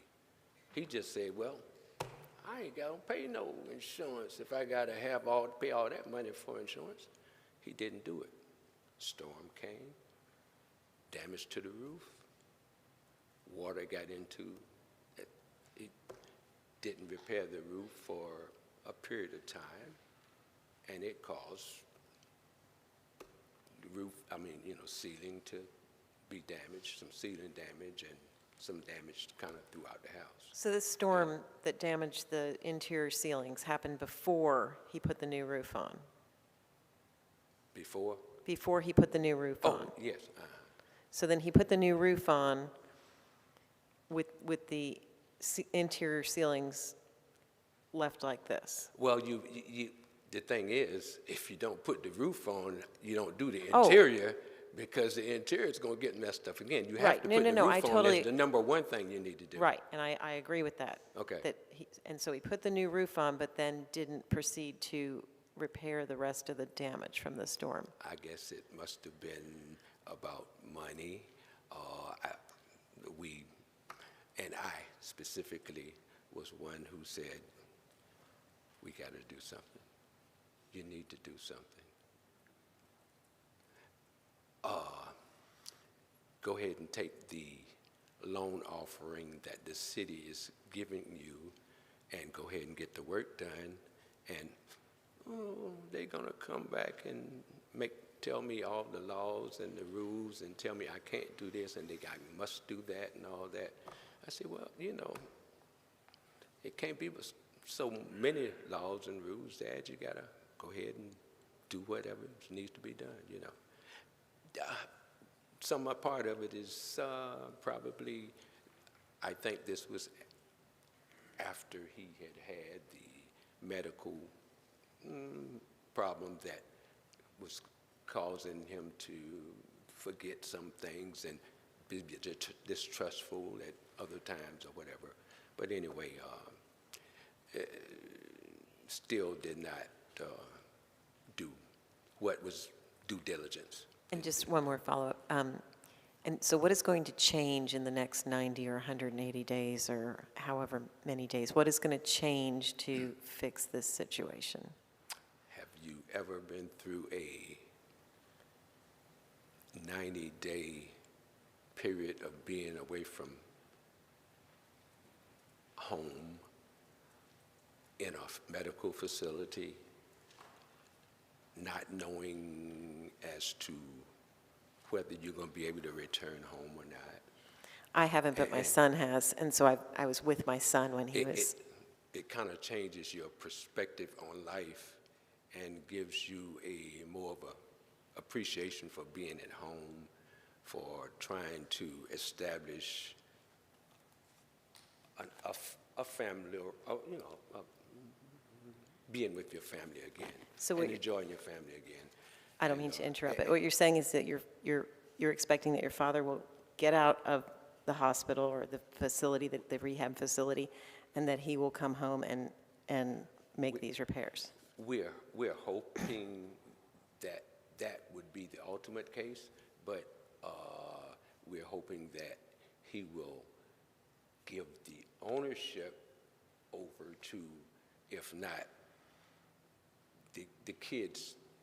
It doesn't have to be total ownership, but part ownership, whereas we can go ahead and do the loan thing and get the finances to do the work. I would prefer that we did it as a group. If not, and I had to go in and do it, I don't intend to lose a property that, even though I know that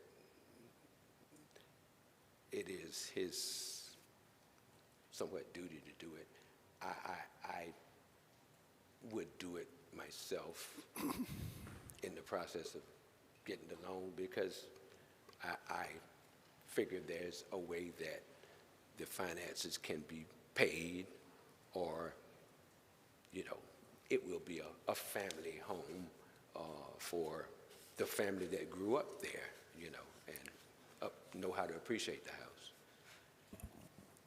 And hopefully he'll be back there as well. Okay. Mr. Rambar? Mr. Epps, I want to kind of bring this all home. Please okay? do. Your father was living in this house prior to going into the nursing home? Not at that time. Okay, how long has it been since someone lived in this house? It's been probably at least 2.5 years. Okay, so I think I understood what you said. Your father gets well and doesn't have to be in a medical facility. It's your intent and everybody in the family's intent for him to come back to this house? Yes. Okay. And the loan that you're talking about, is that a loan you and your family, or you by yourself, or you and your dad are going to get from a lender, a lending institution, or through the city, or what? Probably not city. It will probably be just a lending institution, okay, because of the fact that I don't know whether I can encourage him strongly enough that he will be receptive to getting a city loan. Okay. But I did try to, but if not, it will be just a regular mortgage. Okay. So it's very possible that your father could. I've got a 99-year-old aunt that refuses to die. She's happy and healthy and what have you. Your father could live several more years and not be agreeable to doing what you and your brother and sisters, whatever, need for him to do, which is to turn it over or trust you. Mm-hmm. That's a fair statement, isn't it? I mean, that could go on for another year or two. Yes, but I do have something for that. I'll let you go ahead and finish. No, then I'll go ahead. that's okay. We've got to, what we're being asked to do is to give you 90 days to repair or demolish the dwelling. And we've got a big heart. We want to do, kind of want to work with you, but it kind of hinges on your dad and getting a loan. If you started on that house today, I don't think you could get it ready for him to come back and live in it in 90 days. But as it stands, you don't have the wherewithal to do it, you don't have the permission to do it, and those are things that are kind of hanging out there. I mean, we can't hang our hat on any of that because it's open-ended. There's not a drop-dead date on that thing. So that's what we're faced with here. So just wanted to get that out. I mean, I think you have to admit that what I just said is pretty close to reality. That's part of it, yes. Okay, well. I also, there is such a thing as, asking, is doing the power of attorney because of the fact that the person is not logically thinking to do the right thing. That was my backup plan. Okay. All right, sir. Thank you. Thank you. Okay. At this time, I'm going to open up the public hearing and ask if anyone in the public wishes to speak on item PH3. Madam Clerk, have you received any additional comments? No, sir, I have not. Okay, are there any further questions from council before I close the public hearing? Okay, I'm going to close the public hearing and ask for the wishes of council. We have a motion to approve by Councilmember Spears, second by Councilmember Waddell. Discussion. All in favor of that motion, please indicate by saying aye. Aye. Any opposed? Item passes unanimously on first reading. Is there a motion to waive second reading? Motion made by Councilmember Joyner, second by Councilmember Spears. Discussion. All in favor of that motion, please indicate by saying aye. Any opposed? Item passes unanimously on first as well as second reading. Okay, that brings us to our next item of business, which are ordinances. These are all being heard on second reading, and they all relate to the budget. Item 01A is an ordinance making the appropriations to the general fund for the fiscal year beginning July 1, 2024. And I will ask council if they have any further questions or comments in respect to the ordinance. Yes, sir, Mr. Waddell. No, we had some discussion about this, but I felt it still warranted some more. There's a sentiment that the proposed 7% tax increase only equates to a few more dollars from our taxpayer a month, but I can tell you they're going to notice it. I've been talking to them out there. I know many of you have as well. People are hurting. They're getting squeezed. Every time they go to the grocery store, buy groceries, buy for their family for the week, filling up their vehicle to go to work, paying for their home insurance, their utilities, their rent, their mortgage. Utility bills are going up. They feel the squeeze at every turn. I know because I'm one of them. I'm a young family. I know all of you are as well, and I know each of you care about this, care about the affordability of Wilmington because we talk about it a lot. So I took the liberty after getting some of the feedback from you, my colleagues, from my original proposal after the last budget work session that would have amended the budget to a negligible tax increase, to dig a bit deeper into the budget, attempt to sharpen my own pencil, hopefully find alternatives that would be palatable to the majority of us here. These proposed alternative that I'm going to put forward, they cut no existing positions. That does not affect the budgeted salary increases for our hardworking staff, to include the budget increases for the city council salary, which I've continuously opposed. It continues to fund affordable housing fund, even considering the $9 million surplus in that fund, though it does not fund it to the full 1 cent. And it increases funding to much of the needed capital improvements. Again, it increases funding to the needed capital improvements, all without increasing the tax burden on the people we represent. So it's specific to items 01A, and it's delineated by general fund and by capital projects. Dylan, I believe I sent it to you, if you don't mind just pulling it up briefly.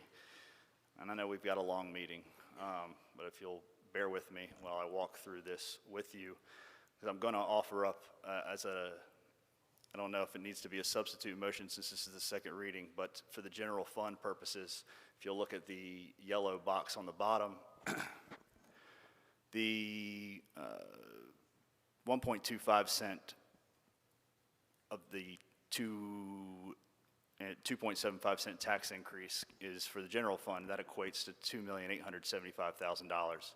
based off the baseline value of what 1 cent is, and the total tax increase, as you'll see on the left-hand side under baseline values, of $6,325,000. So I'll run through line by line on this general fund. The first would be to reduce the dedicated affordable housing fund from 1 cent to 1/4 cent for 1 year.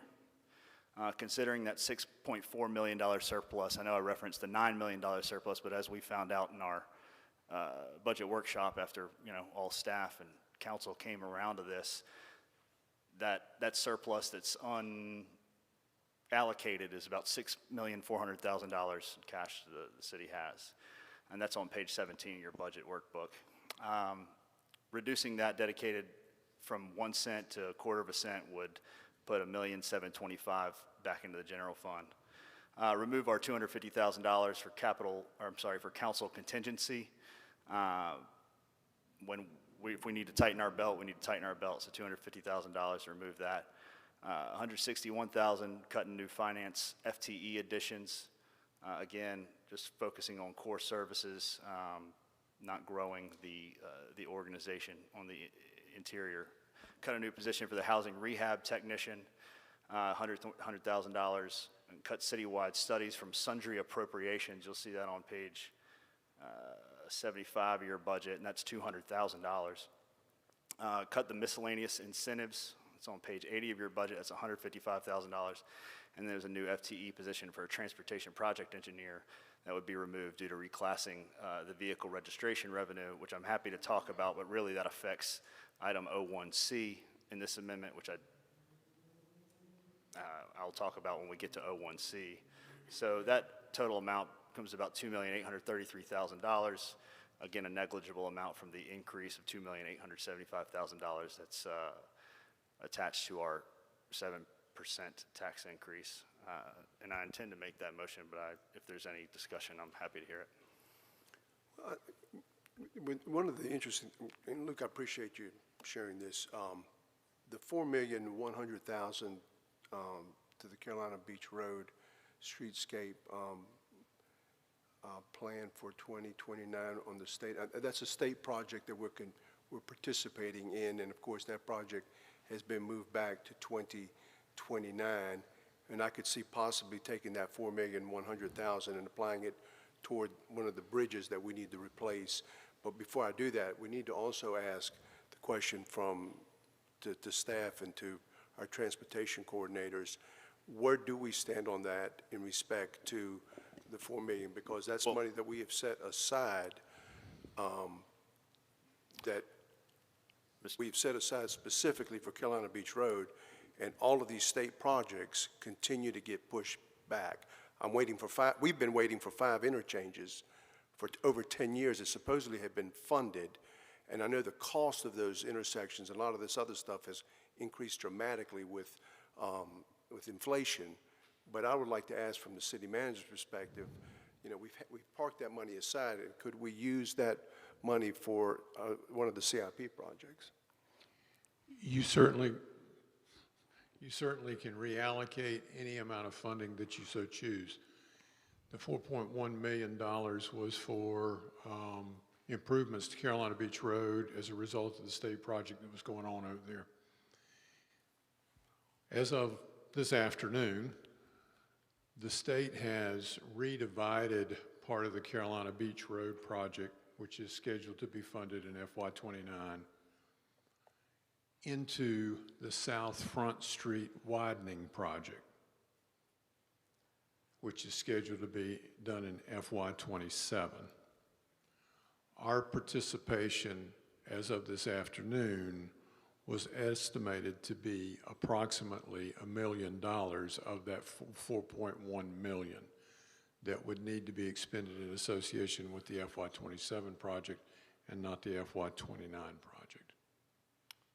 So that 4.1, you would need 1 million out of the 4.1 to help them accomplish that. It's principally, as I understand it, mainly for landscaping improvements and those types of things. Okay. Mr. Waddell, I'm sorry. Yeah.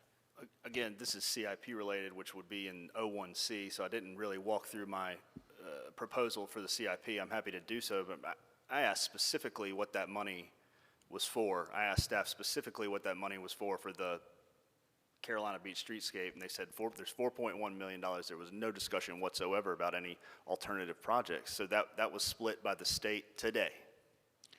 The amount of $1 million was sent to us today in a discussion, yes. Okay. And there was no thought to send it out to me with the questions that I've been prompting staff for weeks now. I assume it came in so late that we did not find out about it. I did not find out about it until just immediately prior to this meeting. Okay. Well, it's interesting to know. So basically, it would take that 4.1 million and make it 3.1 million if we were to utilize those funds that way. If you choose to participate in the South Front Street project that is in the FY27, you certainly could, of course, remove that from funding as well. But we wouldn't have participating in the FY27 South Front project would not tie us then to the Carolina Beach Road Streetscape project. That's 2029. Lord knows cost overruns will be who knows what. It's my understanding that it would not, yes. Okay. And then, I mean, since we're talking about the CIP, I would like Mr. Mayor to just take 1 minute and run through that part of this proposal as well.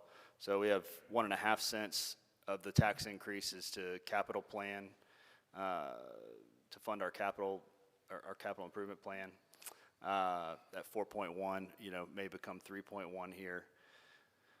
But for the purposes of this, let me just run through it as is, which leaves $650,000 if we were to take the 4.1, put it towards the FY25 4th Street Bridge replacement. It's just apples to apples money. That would leave $650,000 for capital needs. Maybe put that towards the South Front Street project.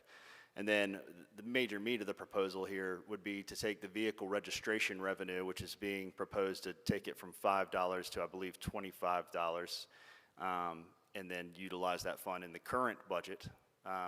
It's being proposed to create the neighborhood traffic calming program, hire a bunch of new folks, and do some things that are worthwhile. And I've said that multiple times. I believe that is a worthwhile endeavor that I would support if we weren't raising taxes by 7% on our city and couching it with, well, we have a lot of capital improvement expenses. So my alternative is to take that $1.8 million that will be generated and utilize it towards, as dedicated and recurring fund, to go towards CIP projects that are already in the budget. Mr. Reinbark, and then we'll go. I'm sorry? Mr. Reinbark, go ahead. The cost for the 4th Street Bridge, what is the estimated cost on that? I've not seen that. Tony? Denise, you're getting into the weeds, and I'm going to have to call on my help here. There's a reference page on my spreadsheet. It's page 161 of our budget workbook. Yeah, just off the top of my head, it's roughly $10 million, a little over 10 million, 10.6, 10.7, I think is the latest cost estimate. For that bridge? Yes. And that's 2025. When would that actually take place? I see 2025, FY 2025. Is that when you would start the process? So we've started the design of that bridge with the intention of applying for a Bridge Investment Program grant in November of this year and requesting up to 80% of those funds through the grant program, with the city providing 20% in matching funds. Currently, what's in the budget is 40% of the cost of that bridge. In the event that we're recommended to increase the amount of the local grants to make us more competitive. And we're looking for some advice from our grant consultant on that. So it could be as low as 20% match? Could be as low as 20% match, but we're not sure right now where that's going to fall. But no matter how, we're talking about FY25. If we apply for the grant in the fall, we would find out in or springtime, likely, if we were awarded the grant. And at that point, we would know whether or not we needed to just use the 20% or 40% match, whatever it turns out to be, or if we have to fund that bridge in full. If we don't get the grant, we need to find the money to replace the bridge. Gee whiz.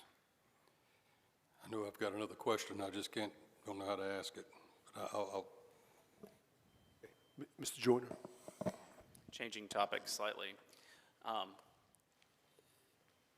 curious as to how any possible income from sale of city properties and leasing of city properties factored into this budget. If I could have a description of that, please.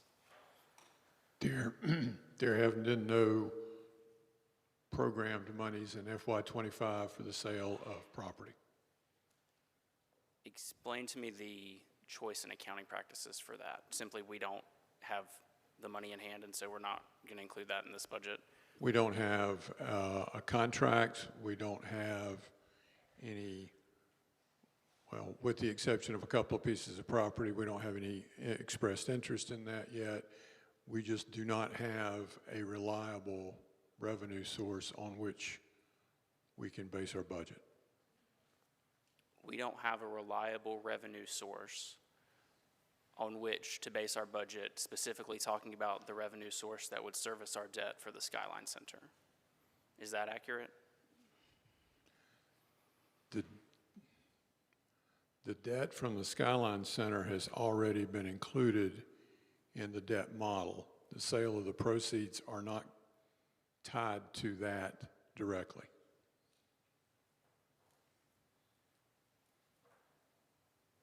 Understood. It seems to me that it's frustrating to me that we have, I mean, people know how I feel about the Skyline Center. And it was purchased in July of 2023. I come on to council in December 2023. We're looking at this budget, proposed tax increase.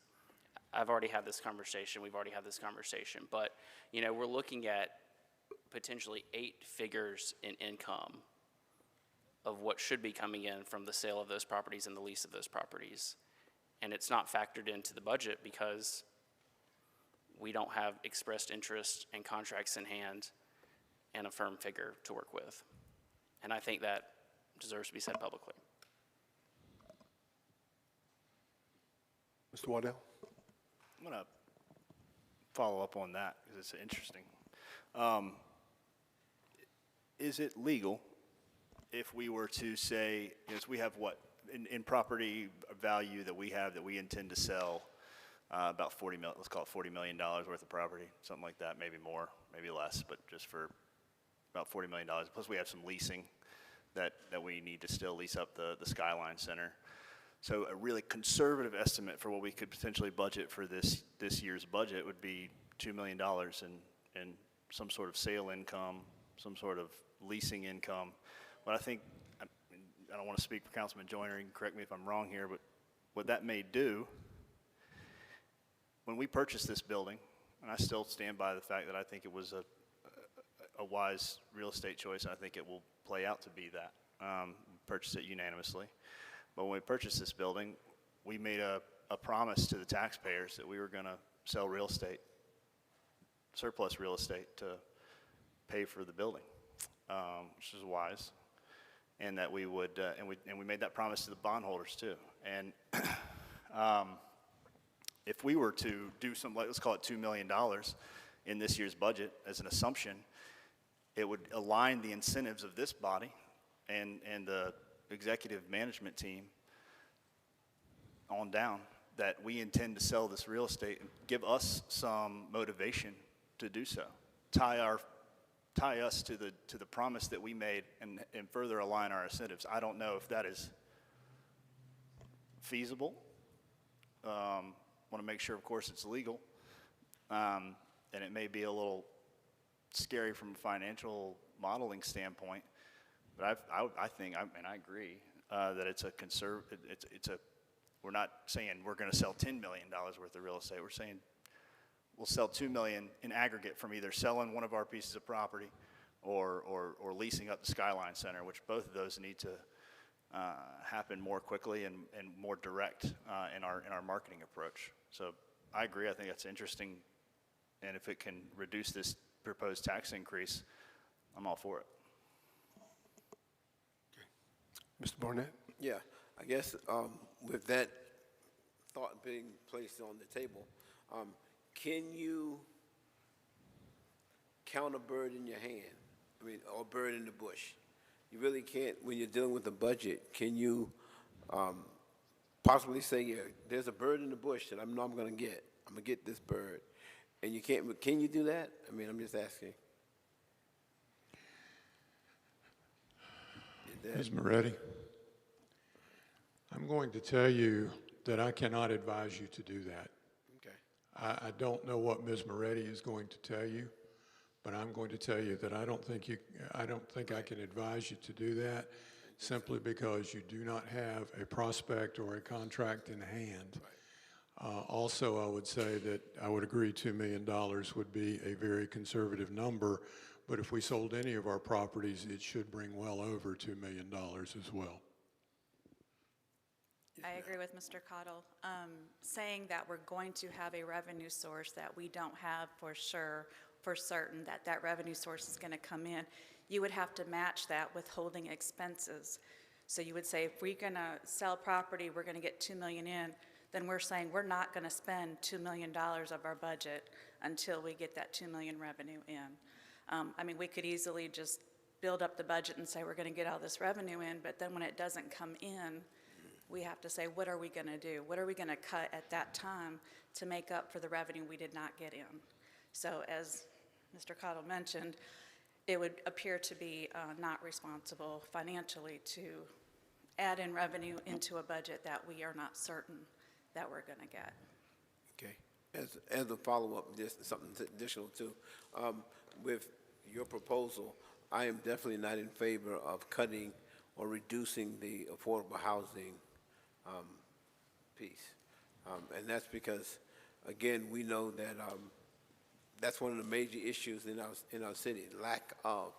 And I think we still need to continue to honor that piece. Okay. Ms. Spears? Yes, sir. To answer your question, Mayor Pro Tem, you can't count a bird in the bush. If so, I would have about 5 wives at this point in time in my life. So no, you can't count a bird in the bush. I do want to say that while we're talking CIP, I want to put this out there, but I also want to be clear about, in the previous meeting, voting against the budget. And not in its totality, but because of certain things. And one thing for certain is the vehicle registration revenue at $25 per license plate or license or whatever it is. And also, I do stand by us as a governing body saying that we would not raise taxes. And so my question to you, Mr. Manager, is where we stand now with Skyline Center, and maybe it's in the number somewhere. I've been looking at this stuff for so long, I'm not even going to attempt to look. I'm just going to ask the questions. What are we bringing in as far as leases from the Skyline as of right now today? Mr. McEwen, do you have any idea?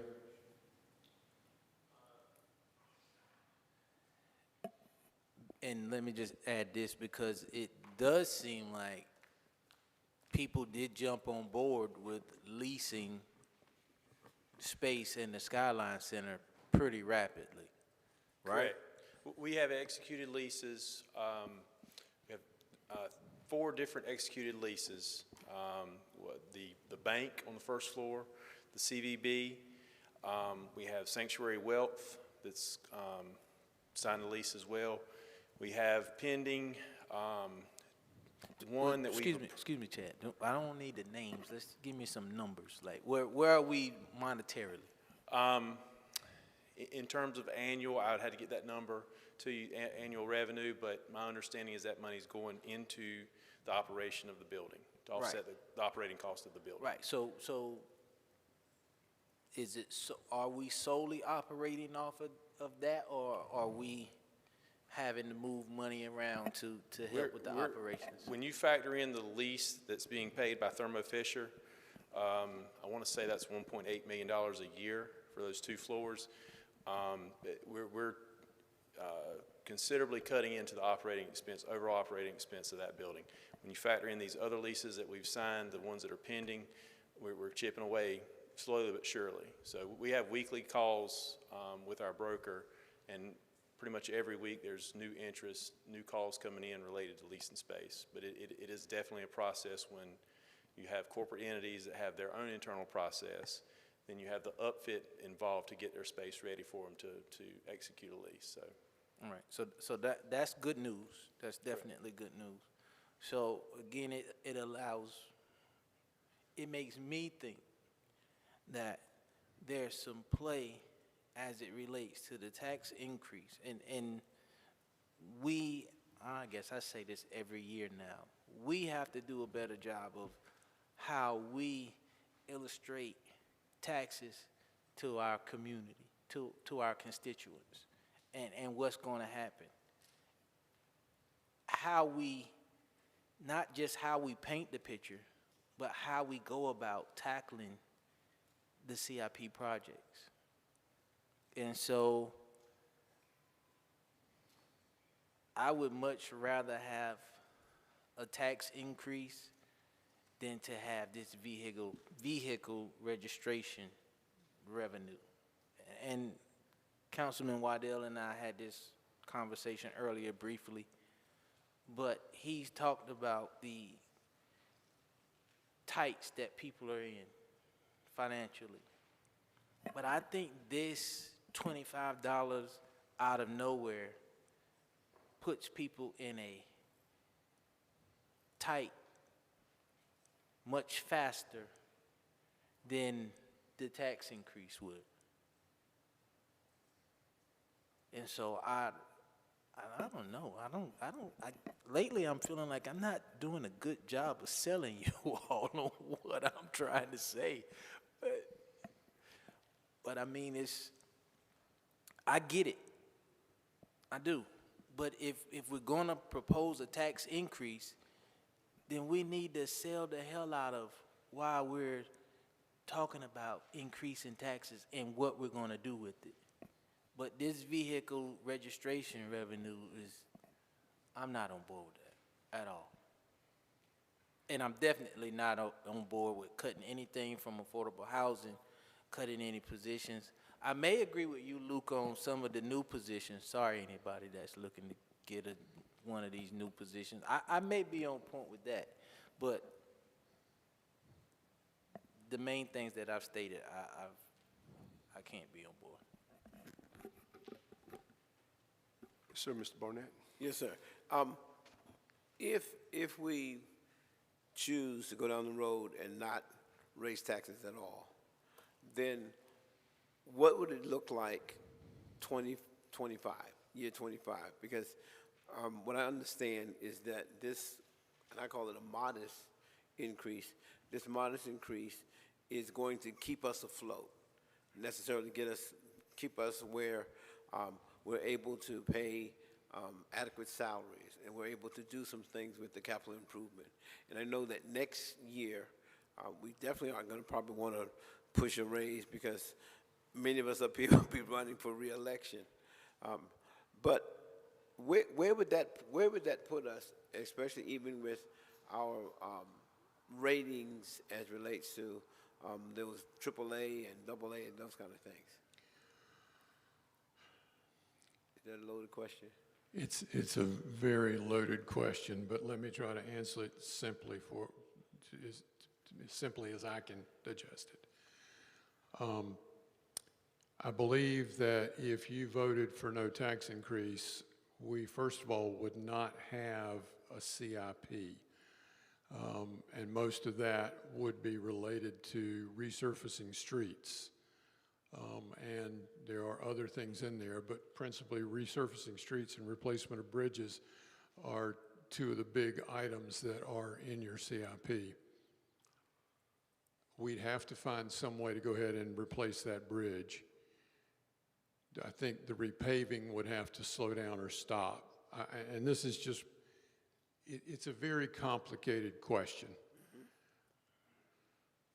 If there were no tax increase on the general fund side of the issue, we'd obviously eliminate some of what Councilman Waddell has got up there, and in some cases, we would have to go further. I have some ideas, if you voted to do that, what we would do, but without sitting down with my team, I can't tell you exactly. I can see where we might have to come back to you and ask for potentially service reductions or service cuts, but I don't know where those would be at this point in time. Okay, all right. Thank you. Okay, Mr. Waddell? Oh, sorry,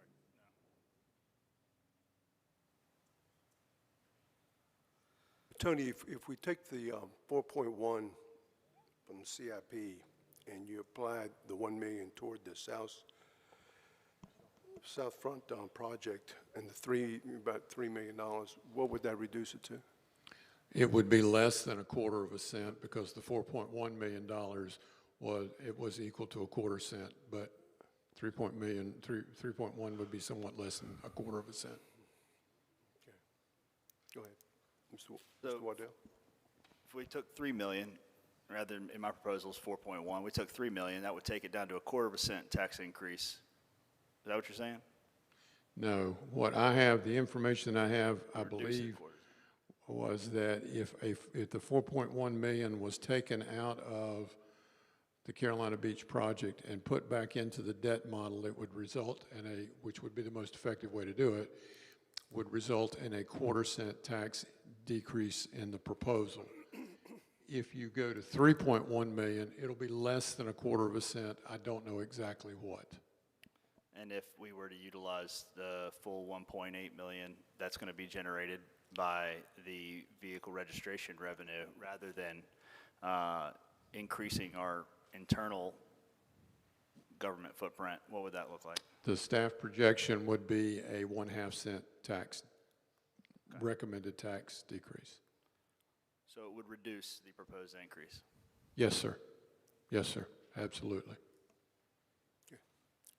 Councilmember Andrews? So I just wanted to reference an article from the Port City Daily from last year that the City of Wilmington oversees 400 miles of roadways, with the rest owned privately or by NCDOT. Local taxpayers fork over around $544 annually in extra vehicle operating expenses due to driving over roads marred by potholes, rough surfaces, and rutting. So there is a cost to doing nothing as far as the road resurfacing, and I just wanted to point that out. Waddell? Again, this proposal does not suggest we do nothing. Rather, it puts more money into our capital improvement plan via utilizing the 1.8 that'll be generated by additional vehicle registration revenue into capital improvement projects, transportation related, as I've said numerous times, and not be utilized to add new FTE positions or create new departmental positions. That's understood. Yes, sir. Okay. The new, man, yeah, the new positions that would be removed, those were positions that staff believed we needed. Help me out on that. Yes, sir. The proposed budget that you received is the manager's recommended budget based upon council policies, directives, and past actions. If council wants to change that course of action, they certainly have the opportunity to do that. I would say that the one quote-unquote expansion item, expansion service, was the vehicle license tax that would go towards the neighborhood traffic management program. And I believe what Councilperson Waddell is suggesting is that program would not be reestablished, but that the $1.8 million would go into the CIP. And that traffic management program is what citizens have asked. Like, for example, when we take the speed limit down from 35 to 30 or whatever. The citizens haven't asked for it nearly as vocally as specifically as you might have just described. Okay. They call and they say things like, why don't you put speed humps on my road? Why don't you reduce my speed limit? Why don't you put up a four-way stop? Why don't you put a police officer on the street? And the Neighborhood Traffic Management Program is designed to do two things. One is to reduce speed, and more importantly, two, is to reduce the interactions between cyclists, pedestrians, and motor vehicles such that that rate will go down. That is the design of the program. It is a program we had back in the 2009, 2010 process or a period of time, and we have abandoned that and have not reestablished it. This was an attempt to reestablish that through a separate revenue source. Okay. Thank you, sir. Hey, Tony, the two positions or the positions that you're talking about with the 1.8 million. It is, one is essentially a planner grants person, and the other is an engineer project type of person. Well, how much are those two positions? I'm sorry, sir. Laura, do you have those numbers, please? Laura?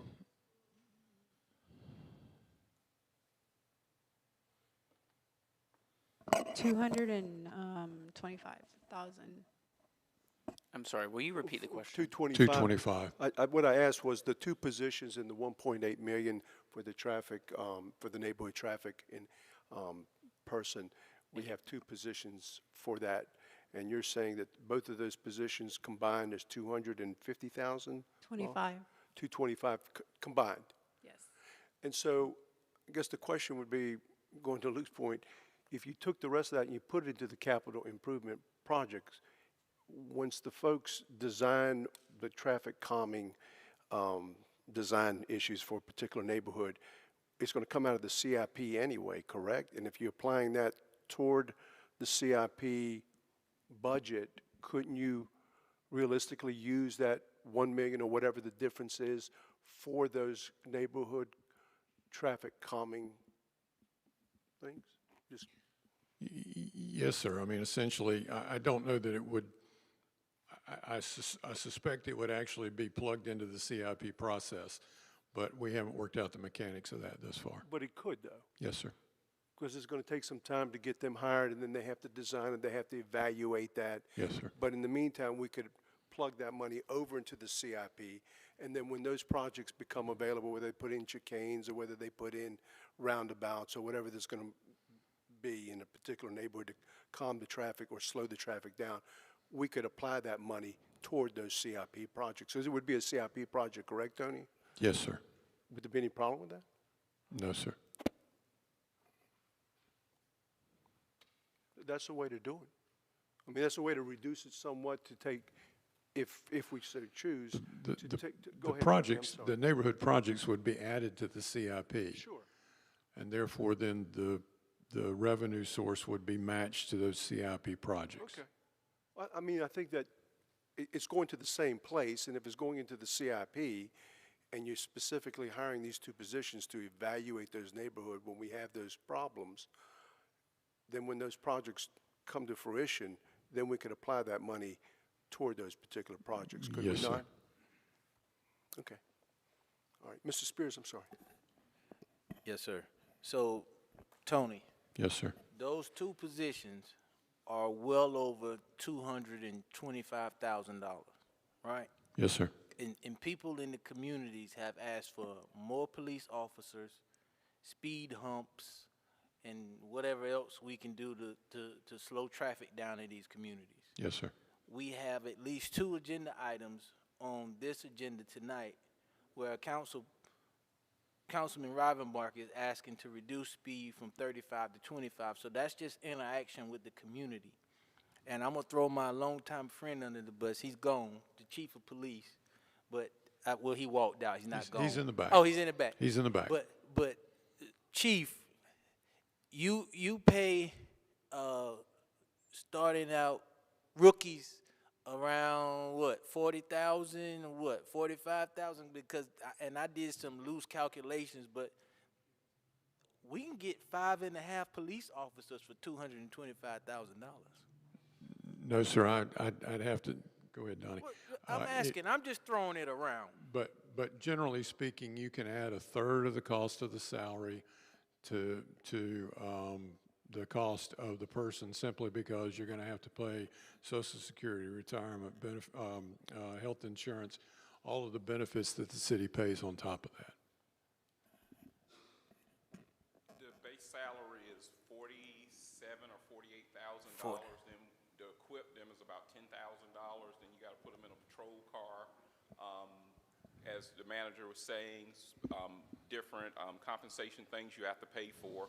So off the top of my head, it's about $130,000 to $150,000 to fully equip a new police officer. Okay, Donna, you didn't help me. Thank you, Chief. I phoned a friend and he didn't help me. Thank you, Chief. I'm not mad at you, though, Chief. I'm just saying, you know, just creative, innovation.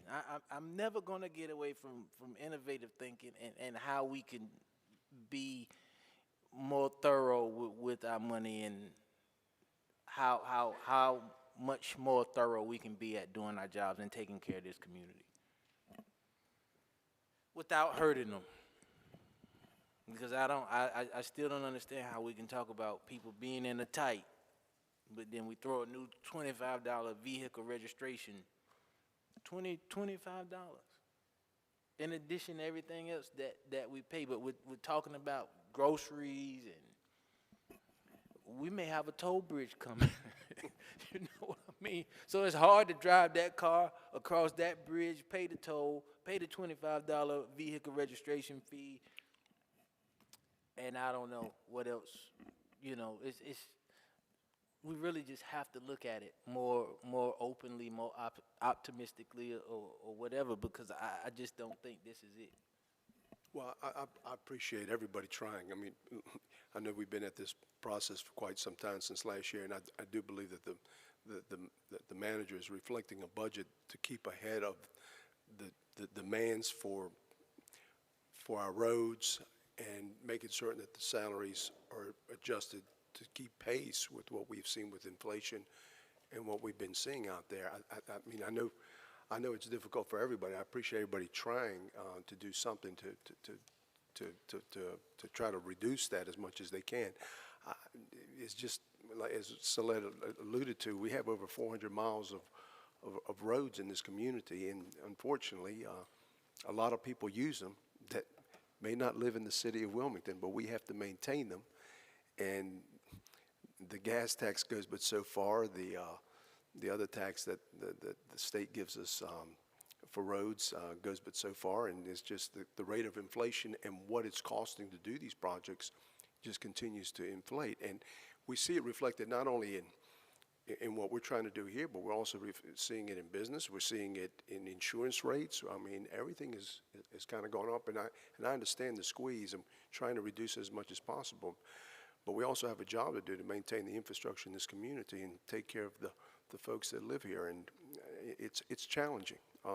And you can kick the can down the road, but you can't kick it but so far before it starts to fall apart, and then people start to really get upset about it. So it's like the old commercial. You can pay me now, pay me later, but you're going to pay me at some point in time for the conditions of these roads and the infrastructure that we have to maintain. And this bridge on 4th Street, I'm surprised it hasn't been shut down because of the weight issues.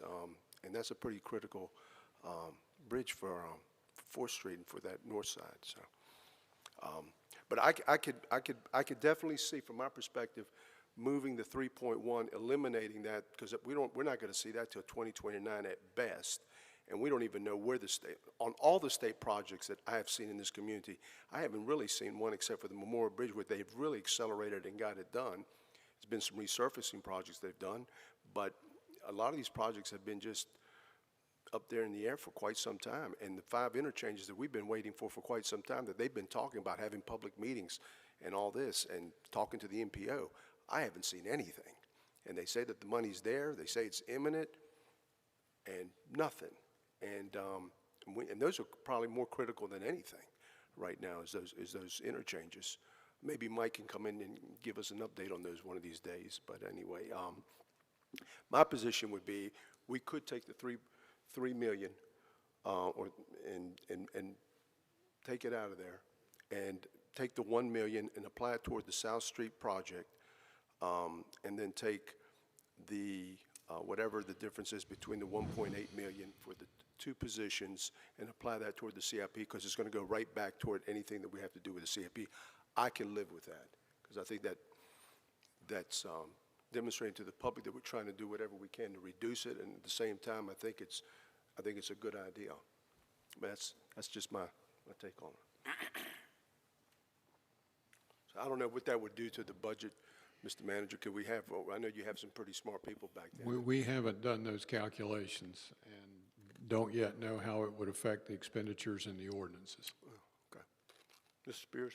Yeah, but we're gonna have to do something with that vehicle registration revenue. It's gonna have to be cut from in half or cut to $10 a week. And I know we had different, the initial proposal was $5, correct? Yes, sir. And that generated what?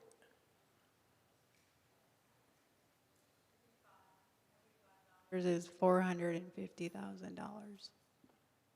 Every $5 generates $450,000 worth of revenue. Right. So, I mean. Yes, sir. You could. know I want to say no, zero, but. Yes, sir. You could graduate it in if you so chose. That's entirely up to council. I may be able to live with 5, but I can't live with 25. I don't know. And does it have to be a 5, a 10, or a 15, or a 20? It can't be an 8. It can't be a 7. It gotta be 5. And we make the rules. I'm on board with 5. I wish it was 0, but. Luke? Okay. I'm sorry.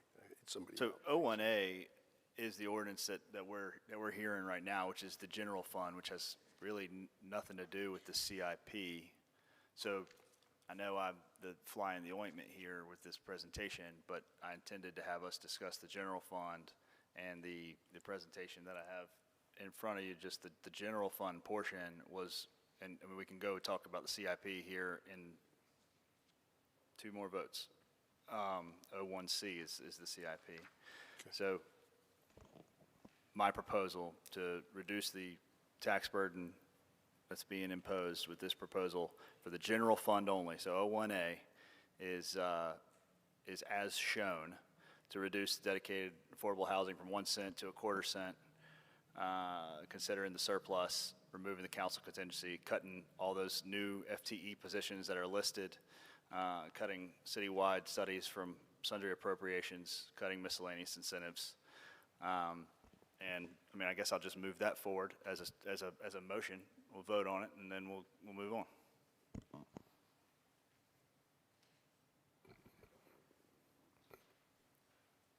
We have a motion to approve by Councilman Waddell, Well, motion to approve my amended version. second by Councilman Rivenbark.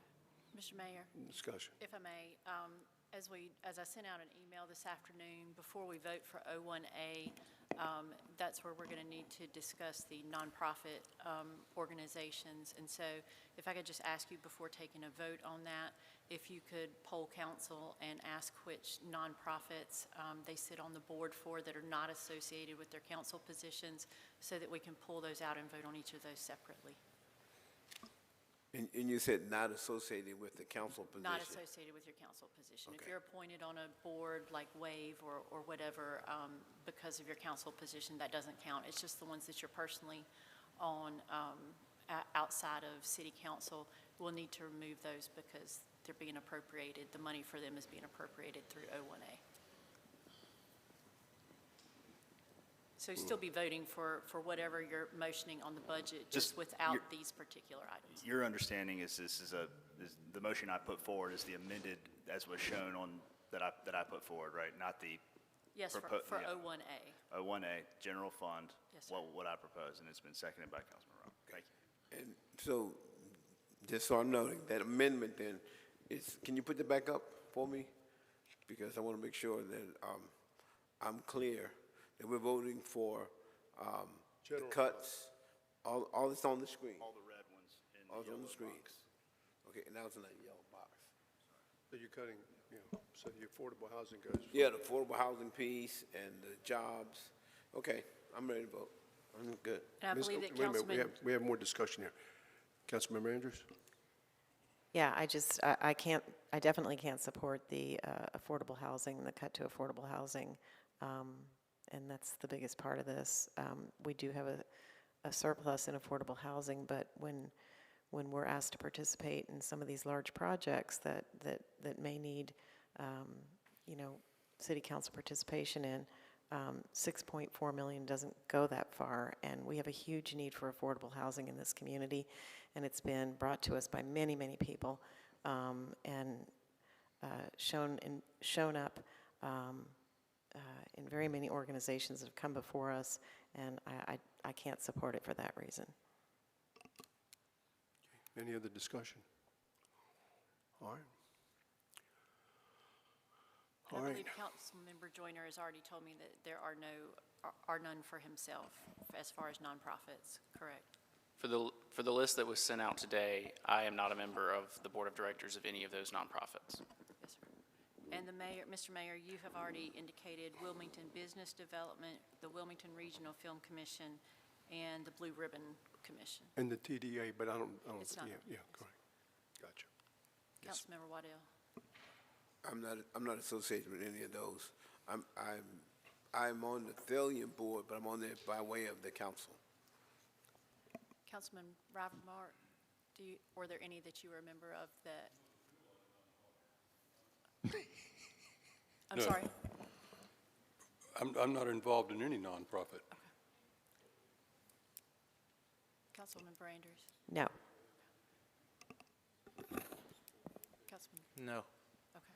So it's just those three then, the Wilmington Business Development, Wilmington Regional Film Commission, and the Blue Ribbon Commission that we would need to, so your vote will not include those three, we'll just Wait, vote. wait, yeah, Blue Ribbon Commission, yeah. Okay, so we'll already be removing that one, so, okay.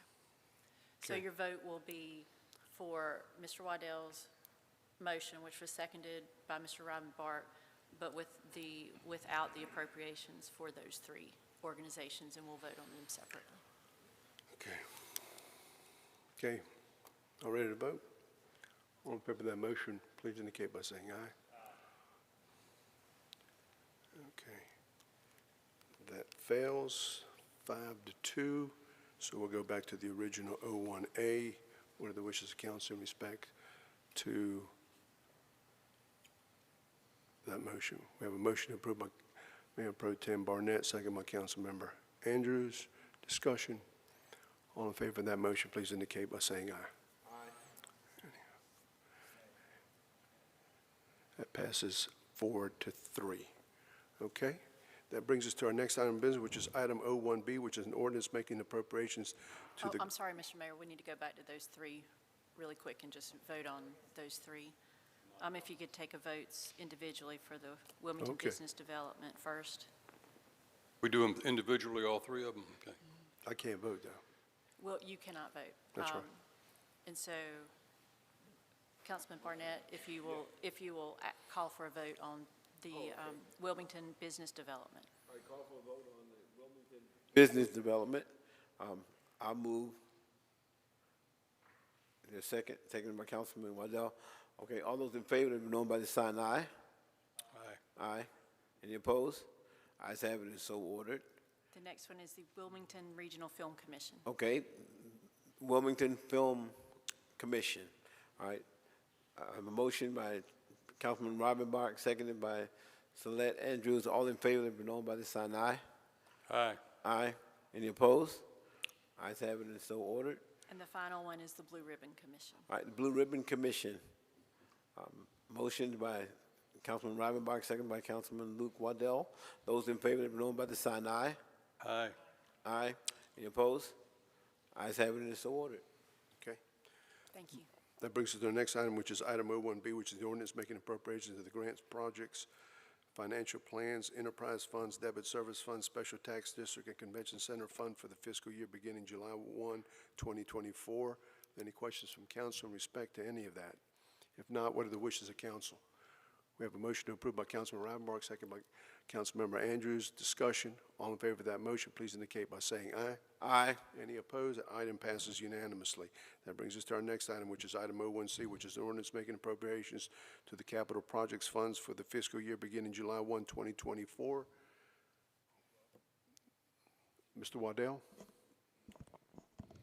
I mean, it'd be nice to know what the implication to the tax rate would be prior to voicing my support for the amendment to my amendment that I think you brought out, which I do think is a reasonable compromise here, and I think puts more money in the taxpayer's pocket and puts more dollars into the streets and capital improvements.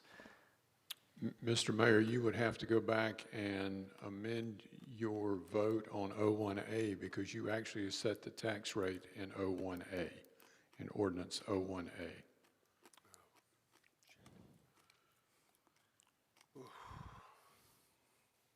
Well, I'm not going to do that. How do we do that? No, just, Someone who voted in the affirmative would have to move to reconsider. yeah. I understand how that goes, but I mean, once we do that, then where do we go? We would need time to calculate what 3.1 million would represent on the tax rate. How much time you need? Take a break for 15 minutes and hopefully we'll have you We'll something. take a recess for 15 minutes.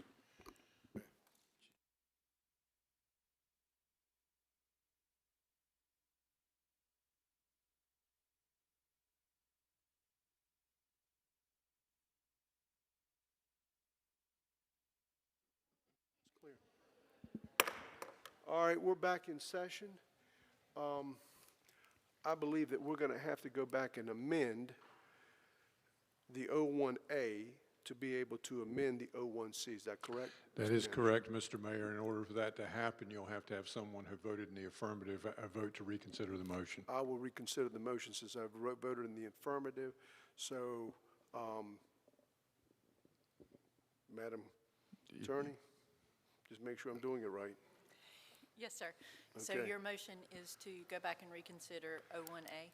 I will only reconsider 01A. I just want to make sure everybody understands the 01A is based, we've set a tax rate, but to make an amendment to the capital improvement CIP, by making those changes, the two changes that we talked about, which was hiring the 2 employees from the 1.8, then the remaining portion of that 1.8 would go toward the CIP projects, and then to eliminate, I think it was 4.1, but to eliminate the 3.1 out of the remaining portion of the Carolina Beach project, but we are supporting the southern project, the southern project, The which is South gonna be done. Front Street project, yes, sir. So everybody understands what this is about, okay? Yes, sir. And so that reduces the tax rate from 2.75 to, I understand, 2.5. Which will make, when you get to 01A, the ordinance will, instead of reading, there is hereby levied a tax rate of 42.25, it will read 42.00. Okay, very good. All right, that's my motion. So I'm going to make the motion. Second by Councilman Barnett. Discussion. All in favor of that motion, please indicate by saying, go ahead. This is, you're amending 01A to reduce that tax rate to .42 rather than .4, 42225. essentially, right? Yes, sir. That's what you're doing? Okay. Okay. All in favor of that motion, please indicate by saying aye. Any opposed? Okay. Pass 4-3. Okay, now, we've already done 01B. Do we need to go back and do 01B again? No, sir. Okay. 01C? Yes, sir. We're going to take the vote on 01C. I've kind of laid it out as to exactly what we want on 01C. Okay, Mr. Spears, you have a comment, sir? So the vehicle registration fee is here, right? It was in the 01. It was in 018? 01B, I believe.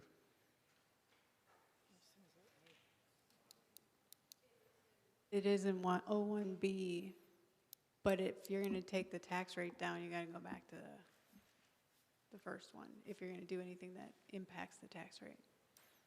It would not. It depends on what you want to do.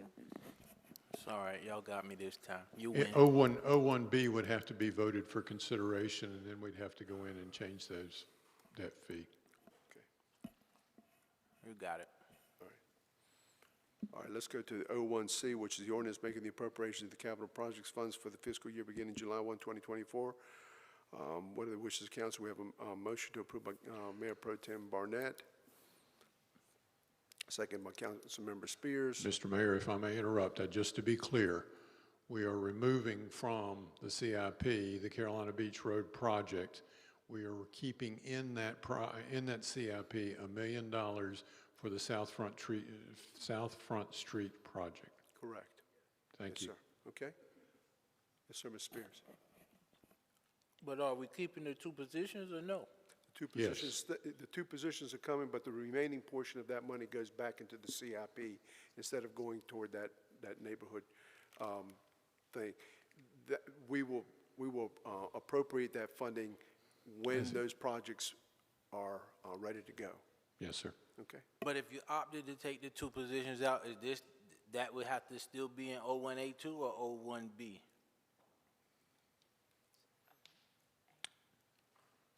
The positions are in the general fund, which is 01A. Very good. All right, we have a motion to approve by Mayor Pro Tem Barnett, second by Councilmember Spears. Discussion. All in favor of that motion, please indicate by saying aye. Any opposed? That item passes 5-2. Okay? That brings us to item 01D, which is the ordinance amending various chapters of the City of Wilmington fee schedule for the fiscal year beginning July 1, 2024. What are the wishes of council in respect to 01D? We have a motion to approve by Mayor Pro Tem Barnett, second by Councilmember Waddell. Discussion. All in favor of that motion, please indicate by saying aye. Any opposed? The item passes unanimously. That brings us to our next item, which is item 02, which is an ordinance adding section 6-10, certain actions prohibited on city property, to Chapter 6, Article 1 of the Wilmington City Code. And at this time, I'd like to recognize Councilmember Luke Waddell. Mr. Waddell.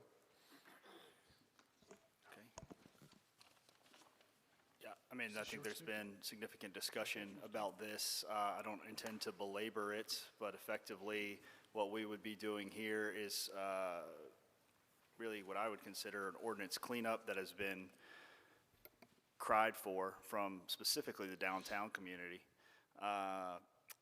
to create a public camping ordinance that mirrors the New Hanover County Commissioners ordinance that they enacted roughly 1.5 years, 2 years ago.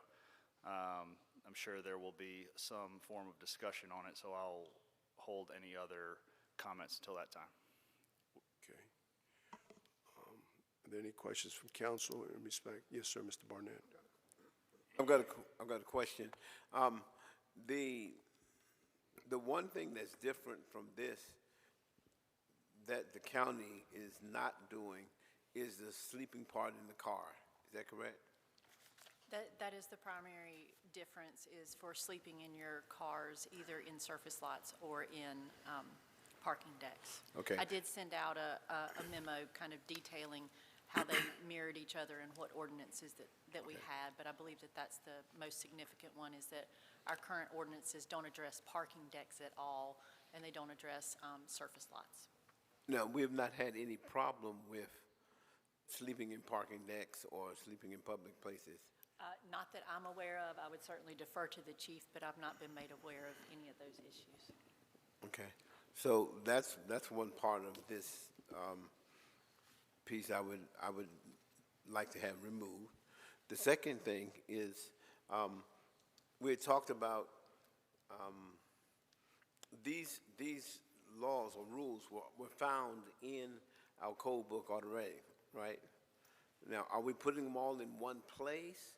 Or, because if we put them all in one place, does that mean we're targeting, quote unquote, homeless people? Or does it stay where it was originally? So currently, they are all in different parts of our ordinances that address different things like streets or sidewalks or parks, and what you can do in each of those different places. So this would put a lot of those together in the same thing. It's not going to eliminate the ones that we have in the other places, but it is going to kind of restate them all in this one place. And the argument that has been made in the current case that's up at the Supreme Court, which is the Grants Pass case that's been heard by the Supreme Court now, is that putting them all in that one place makes it appear as if you are targeting homeless individuals and whether or not you can do that. Okay. And so that's the argument, is that it looks like you are targeting homeless individuals by putting all of those things in one place, because the argument is that homeless individuals are going to be the ones most affected by that. So that's what the argument is at the Supreme Court now, and we're hoping for that ruling to come down. We were hoping for it last Thursday. They come out with rulings every Thursday, and we know it'll be sometime this summer, but we don't know when. So what would be the advantage or disadvantage to, let's say, holding this until our July meeting or the August meeting? It's certainly up to council whether you want to go ahead and do it now. The only thing I would advise you is that depending on what comes out in that case, it can make the ordinance, need to be completely revised or thrown out or different, or it could be allowed to stand just like it is. And so we just don't know yet. And so my advice generally in situations like that is to wait until you get the guidance from the Supreme Court, because most of the time they would tell you exactly what they do or don't want you to be able to do. And so generally that's what I would advise, is to just wait till that comes out, but obviously that's up to council, and we would just come back afterwards and make any amendments that needed to be made if the court changed. Okay, if because council we wanted to already go. have these laws or rules in the book already. Most of them, yes, All of them except except for for the the parking parking ones. Okay. Okay. Mr. Joyner? I have a question for staff, and Mr. Calder, you can direct this to the appropriate folks. I think it may be Mr. Moten and Ms. Lacoe. Can we have a quick update on the city-county working group and the timeline for when we suspect there may be a proposal brought back to us in the county commission on housing and homelessness, specifically chronic homelessness? Yes, thank you. The committee and group is meeting regularly. We expect a joint city-county meeting in late August, early September to report back the findings. And has your group, I mean, I know that you're in touch with the Getting Home group, you're in touch with law enforcement officers. Are they members, are they participating in every meeting that you have? They are invited and participate in the meetings, yes. And has this, maybe not this ordinance, although if it has, please let me know, but have criminal codes been a part of that conversation or the meetings that you've held? Yes, they have, both on the education of what is legal for people experiencing homelessness, as well as education to law enforcement or other social workers of what their rights are and what they can do. Additionally, the idea of the empowerment or homeless courts has come up sort of on that back end of what happens if there's an ordinance like this. So those are kind of the discussions that have been taking place. Should we anticipate a policy recommendation, or it sounds like maybe a communications recommendation from that working group? They're still fleshing out, so I can't really tell you what that would be yet. They're still working through that. Thank you. Okay. Councilmember Andrews? Yeah, I just wanted to say that I just feel like this is not who we are as a community. I understand that people and businesses want a solution for the real problems that surround homelessness, but anti-public camping laws effectively criminalize homelessness.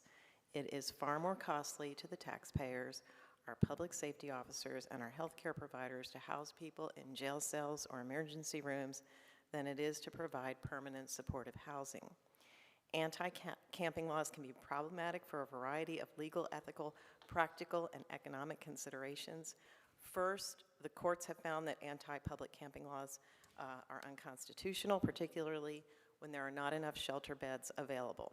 Earlier court rulings have found anti-public camping laws to be unconstitutional. The U.S. Supreme Court heard arguments, as we heard, in Grants Pass versus Johnson on April 22nd. And that case asked whether that Oregon city may enact restrictions on sleeping in public and similar behavior, which the plaintiffs say amounts to an effective ban on being unhoused. Anti-public camping laws can violate the 8th Amendment, which prohibits cruel and unusual punishment. If there are insufficient shelter beds or housing options available, penalizing individuals for sleeping in public spaces effectively criminalizes homelessness. Notably, the Ninth Court of Appeals decision in Martin versus the City of Boise held that it is unconstitutional to punish homeless individuals for sleeping outdoors when no alternative shelter is available. These laws may also violate the 14th Amendment, which guarantees equal protection under the law. Homeless individuals argue that such laws disproportionately target and criminalize them based on their housing status. And then there are humanitarian concerns. Everyone has a right to meet their basic needs, including sleep and rest. Anti-public camping laws often force homeless individuals into hidden and unsafe areas, exacerbating their vulnerability and marginalization. Enforcement of these laws can lead to further trauma for already vulnerable populations, including those with mental health issues. The constant displacement and fear of legal repercussions can worsen their conditions. These laws are impractical and ineffective. Such laws do not address the underlying causes of homelessness, such as a lack of affordable housing, unemployment, or inadequate mental health services. Instead, they only displace the problem, often from one area to another, without providing sustainable solutions. Enforcing anti-public camping laws requires significant resources, including police time and judicial processes. These can be a financial burden on Wilmington, and they do not contribute to solving homelessness. It's expensive. The cost of criminalizing homelessness, for example, arrests, court proceedings, incarceration, is often higher than providing supportive housing and services. Investing in permanent supportive housing can be more cost-effective in the long run. Providing stable housing can also improve health outcomes, reducing emergency medical costs and the burden on the public health system. And finally, there is an end. Back to the beginning, this isn't who we are as a community. Punitive measures against people experiencing homelessness can foster negative attitudes toward vulnerable populations. Inclusive policies that focus on support and integration can foster a healthier, more compassionate community. These laws can reinforce negative stereotypes and stigma against homeless people, making it harder for them to reintegrate in society and access the help they need.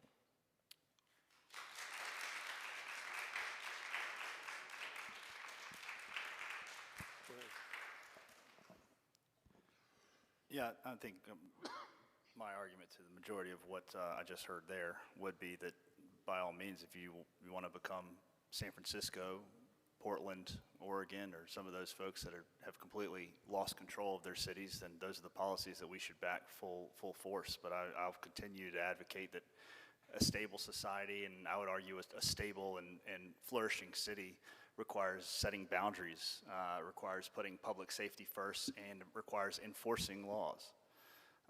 Pathological altruism, like we just heard, may make us feel a little better up here, but putting our heads in the sand, acting as if there is no problem, I don't find it to be a compassionate solution. I've heard from Wilmington Downtown Inc., I've heard from numerous business owners when I went to a public meeting, and told them that I would bring this forward because they are escorting owners of these businesses that close after dark, or escorting their employees to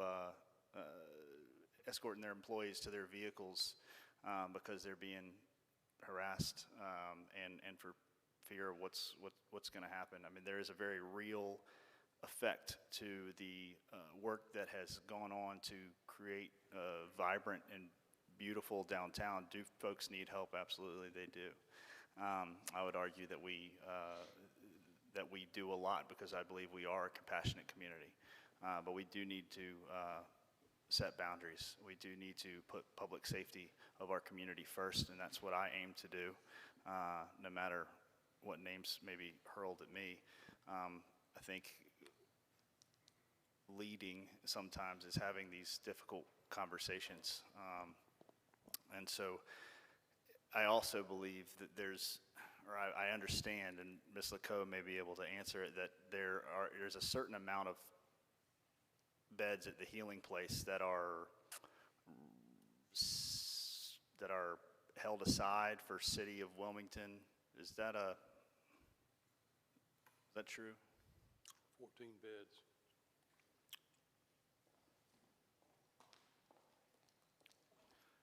As far as the unsheltered beds, There are or 14 beds that are held for the City of Wilmington in I some don't form believe or that they are fashion. held for the city of Wilmington, but there's 14 beds for unsheltered that are night by night. Okay.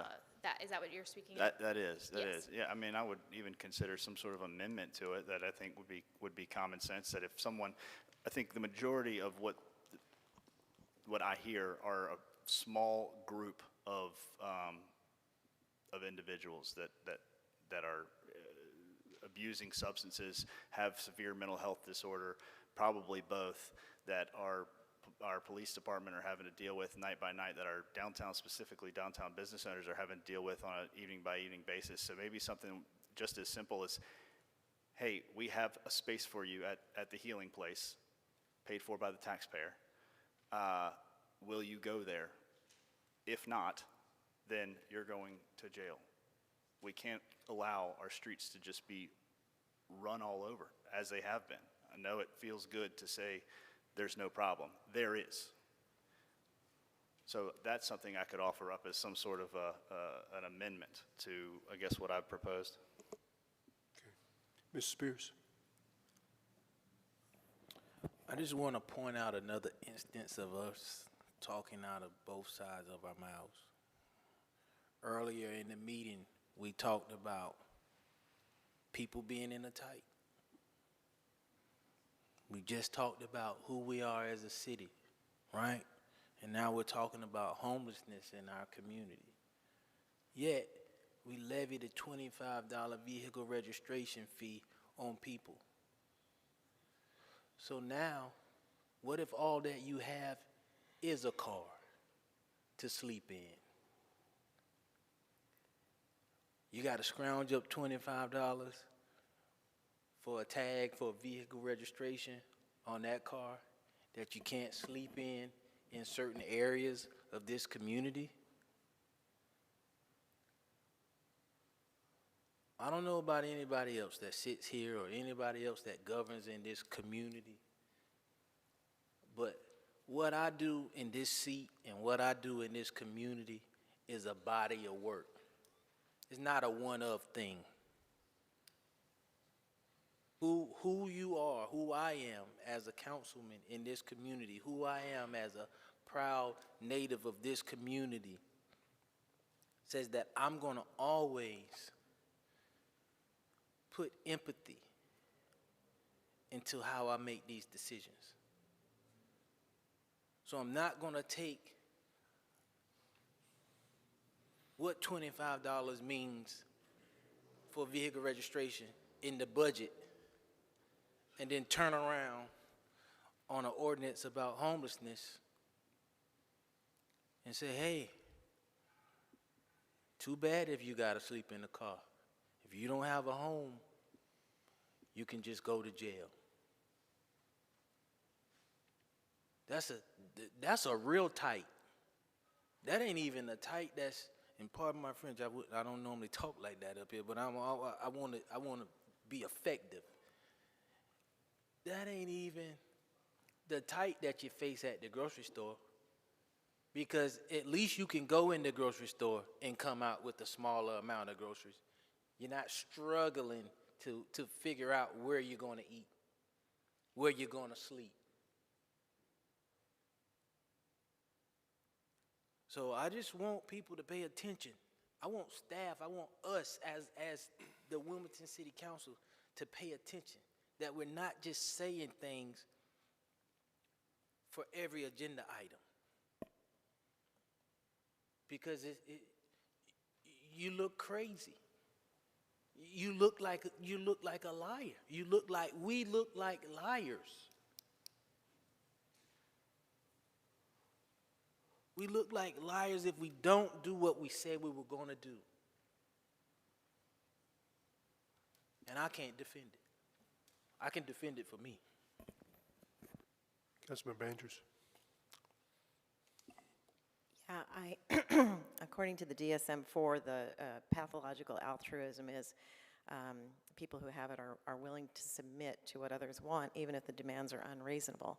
And I don't think anybody's ever accused me of anything like that before. I'm willing to do what's right and to stand up to demands that are unreasonable. And that's what I'm doing here. Councilmember Joyner? A few points that I want to make.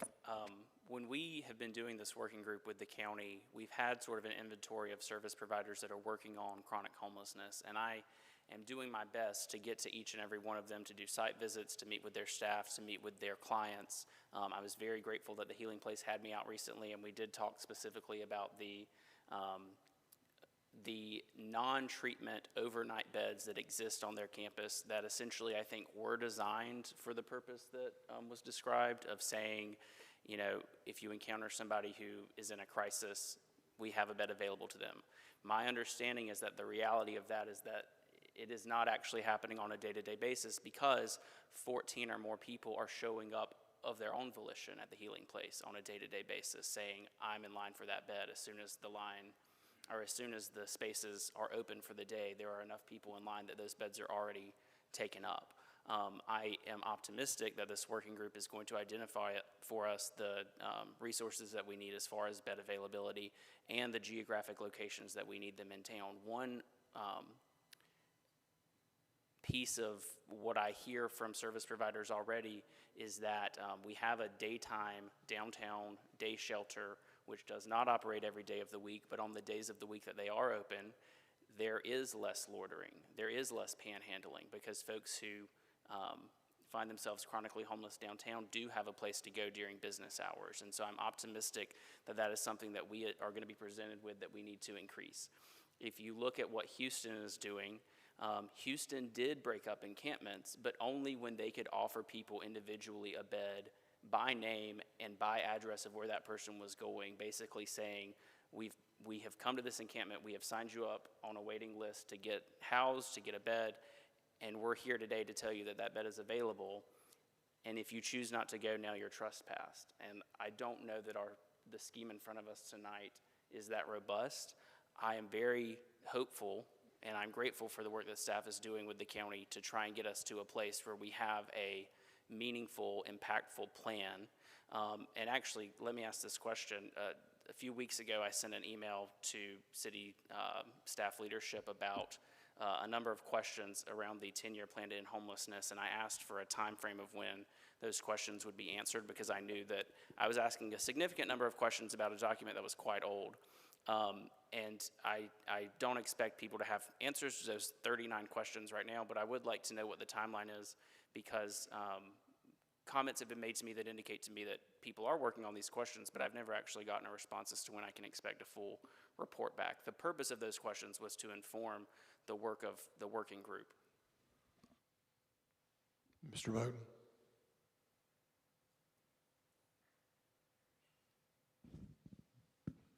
Mr. Joyner, you're right. You are due a response. It was the questions, we are working on them. We also need to collaborate with others, as you indicated in your inquiry. Some of that information is institutional. I would expect it would coincide also with the final delivery of the joint city-county report later this summer. But we could, I would say by the end of July, hopefully, as much information as possible. And if you prefer us to provide information as it's available and indicate other questions which may need additional time, we're happy to do that as well.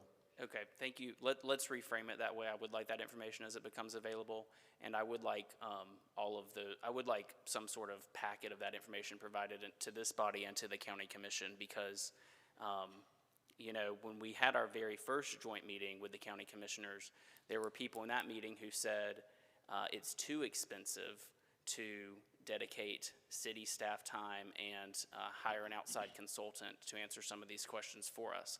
Clearly, based on the conversation that we have tonight, those questions have to be answered. So I'd like us to work in that direction. I appreciate the diligence that you're attributing to this at this time. Thank you. Yes, sir. Thank you very much. Mr. Rodenbach? Years ago, not that many years ago, but the St. James Church had a homeless shelter. I worked in it for 11 years. And then when the Good Shepherd built out on Martin Street, it all shifted. And that created a vacuum here in the CBD, and that's what's woefully missing today. Those folks were in a nice, warm, cool, whatever the season, place, and and it worked, and it was manned by volunteers. Same team I worked with all those years, we stuck together all 11 years, and it worked. We don't have that now. And, you know, every time, I know the county talked about one time about putting something over at the old Salvation Army building, and that, you'd have thought they were building a nuclear waste dump. I mean, no matter where you try to do it, the populace in that neighborhood is going to be against it. So it's an uphill battle. And I keep harping on this, but there's another percentage of a huge percentage of our population that are being affected by it. And they've all got their heart in the right place, but, you know, it's a balancing act. We're trying to take care of that and trying to take care of the other citizens who have to deal with it day and night. I don't. You know, call me fortunate or call me whatever. I don't have to deal with it. If I come downtown at night or whatever, I may, but these people that are down here all the time, they have to deal with it, and we have to think about their right to a quiet enjoyment as well. Mr. Spears. Well, Councilman Ravenbart brings up a good point about the Salvation Army building. Who owns that property now? We do. We do. And when we purchased that property, I asked what was the urgency for us to move on from it, to demolish it.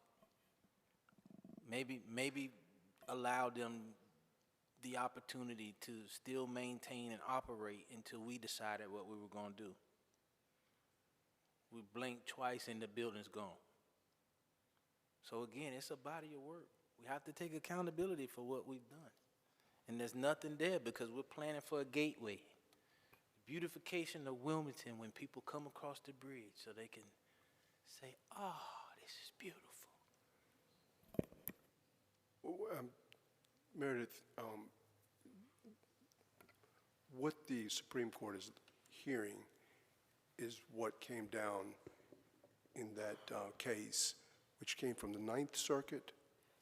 Yes, sir, I believe so. So in the Ninth Circuit, if you are within that jurisdiction of the Ninth Circuit, it's my understanding that before anybody can be taken anywhere, they have to make sure that there are beds or places for them to be able to go to. Is that correct? They have to have access to adequate temporary shelter and then refuse to go, which is what I think Mr. Waddell was So we're under the Fourth Circuit, which is based in Richmond, is my understanding, and the Fourth Circuit doesn't have the same ruling as the Ninth Circuit. So this is why it's being heard at the Supreme Court, to make it unified across the country, correct? Correct. That's usually why the Supreme Court will take up an issue, because the circuit courts disagree. Sure. And so that's why they've taken up this issue. And so the issue that they're looking at specifically is whether the enforcement of generally applicable laws, like I was saying a while ago, these are applicable theoretically to the general public, in regulating camping on public property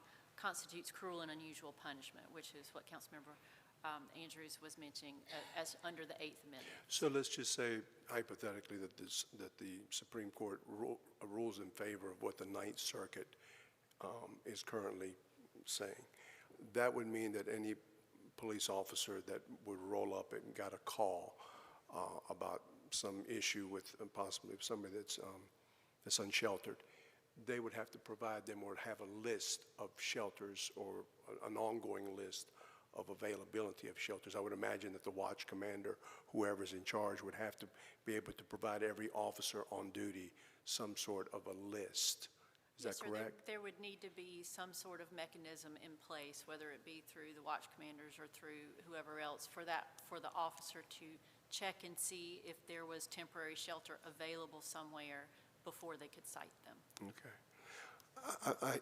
I'm hearing both sides here, and I appreciate everybody's commentary. I mean, to the members that do care about these folks, and we all do. That's why we're having these joint meetings, and you know, I've felt very strongly that we should have had an independent group of citizens evaluate those, but that wasn't the decision that was made, and now our staffs are working on some sort of a policy that will come forward that we can adopt and take a look at. My personal preference is 80% of what we're talking about is already covered under current ordinances, and I think the one specific ordinance is the one about where you can, if you're in your car and you want to park somewhere. Parking decks and parking and Yeah. surface lots. I would hate to go ahead and make a decision and then find out this week or the beginning of next week. And I know there's certain rulings coming down every day now after their hearings. I was looking at that, at their docket today, and they were coming down with some rulings today. I don't think it was on this specific issue, but I don't see any harm in holding this until we hear from the Supreme Court. And I believe we're going to hear from them either this month or the beginning of next month. This is a pretty important case nationally. Everybody's dealing with it. I know all the mayors in the state of North Carolina are dealing with it right now, and I know that, you know, it's been a big topic of conversation, U.S. conference. I also get what Luke is saying, too. He's a member that sits from the council on the Wilmington Downtown Board, and I know that those business owners downtown have had some significant concerns about things that have been happening down there on their property and their businesses, and I get that also. And they have a right as citizens to also be able to provide services and do what they need to do. But I think we have 80% of it already covered, and I would be willing, from my perspective, just to hold it and to hear what the court's going to say, because I'd hate to do something and then turn around and be, you know, sued by the ACLU and others in respect to something that may violate what you feel may be on not solid footing. But I get both sides of this. We're going to have to build more things. And you know, to Kevin's point, I understand that, you know, on the Salvation Army piece, for those who don't remember this, the Salvation Army was, when it was built, it was functionally obsolete today. And they're building a brand new facility there off of MLK, which will give us additional capacity. And they're building a state-of-the-art facility there that will help us. And when that facility did go away, as bad as it was, the facility itself, because it was in pretty bad shape, it did provide a certain amount of shelter for people. And when that shelter went away, you could see the impacts for certain. So from my perspective, I'd like to hold this until we hear from the Supreme Court. That's just my personal opinion on it. You can continue the item and just wait for the court's ruling. Yeah, if I may, I'm in favor of taking action now. I think it's waited long enough, and you know, we can always stop it if the Supreme Court says we need to. I kind of don't anticipate that happening, but we can certainly always change course, and we can do so in short order, I'd assume.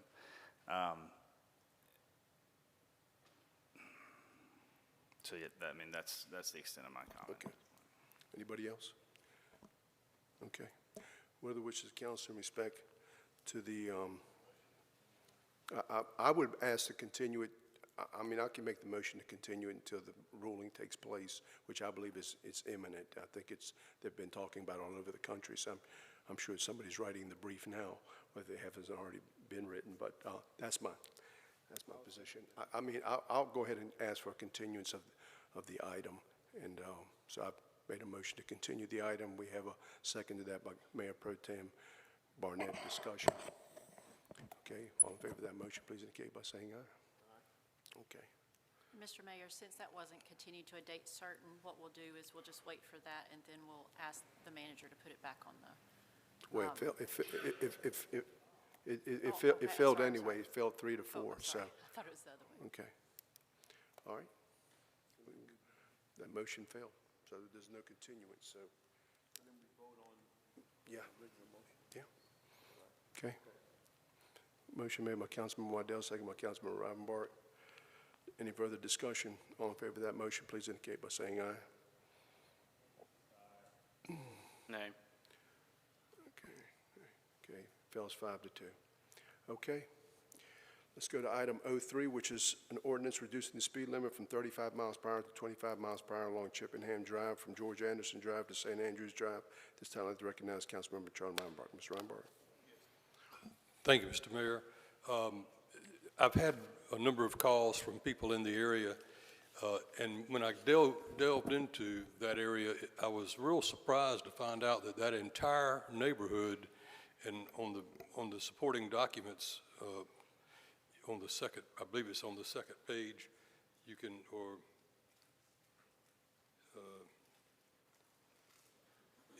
I saw where it listed all of the different neighborhoods that were affected. There's no speed signs anywhere. When you turn off of 17th Street onto going into Carriage Hills, there's one sign about 50 feet in that says 35 miles an hour, and that's it. Nowhere else in that entire neighborhood, from St. Andrews all the way to George Anderson, and from 17th Street all the way back toward Carolina Beach Road, there are no speed signs.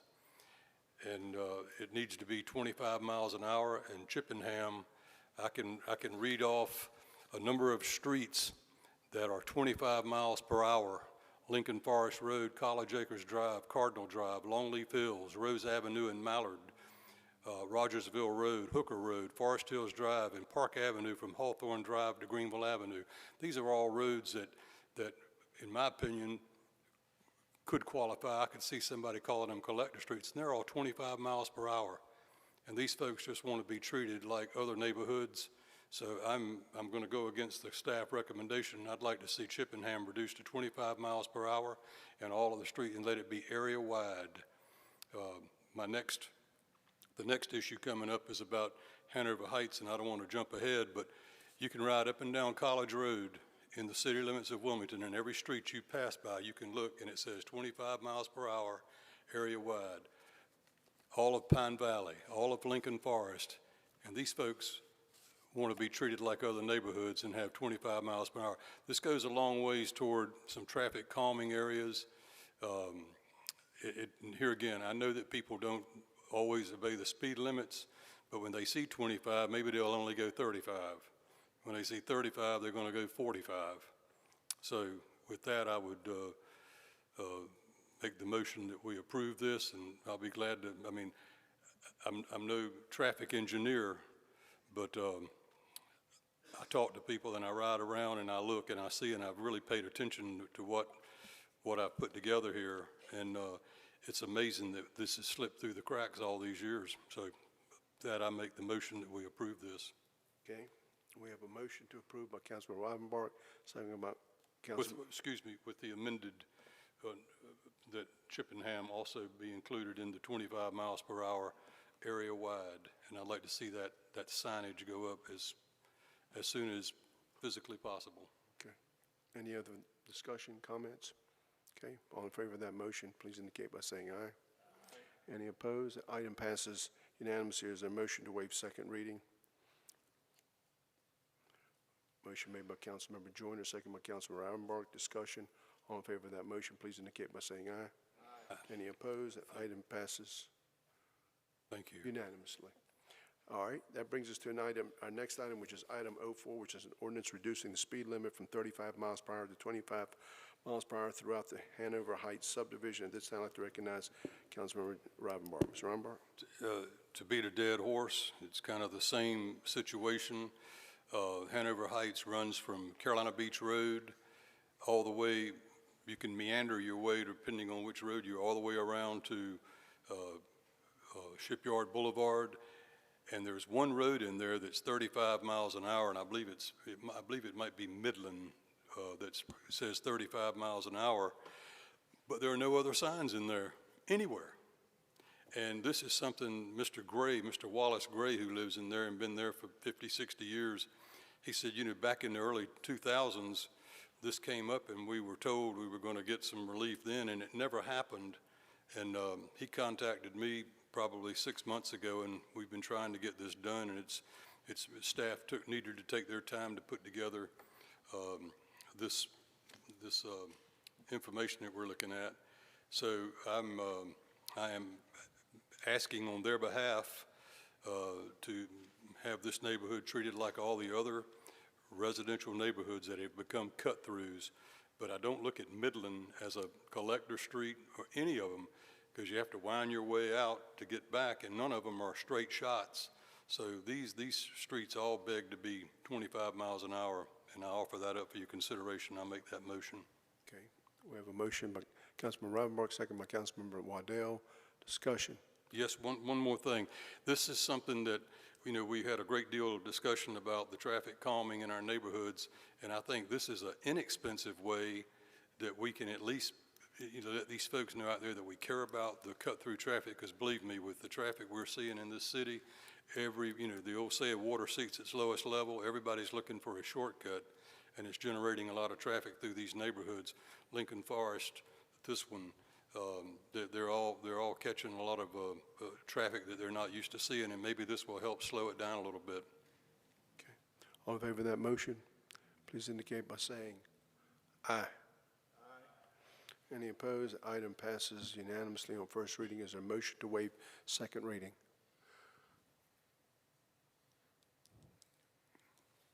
Motion made by Mayor Pro Tem Barnett, second by Councilmember Waddell. Discussion.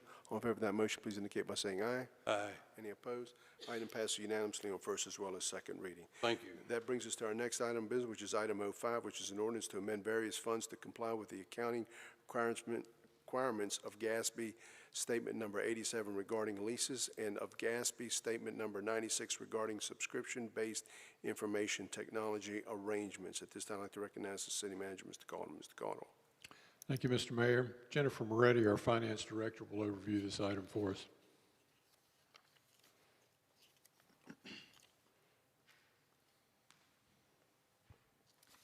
Good evening, Mayor, Mayor Pro Tem, and council members.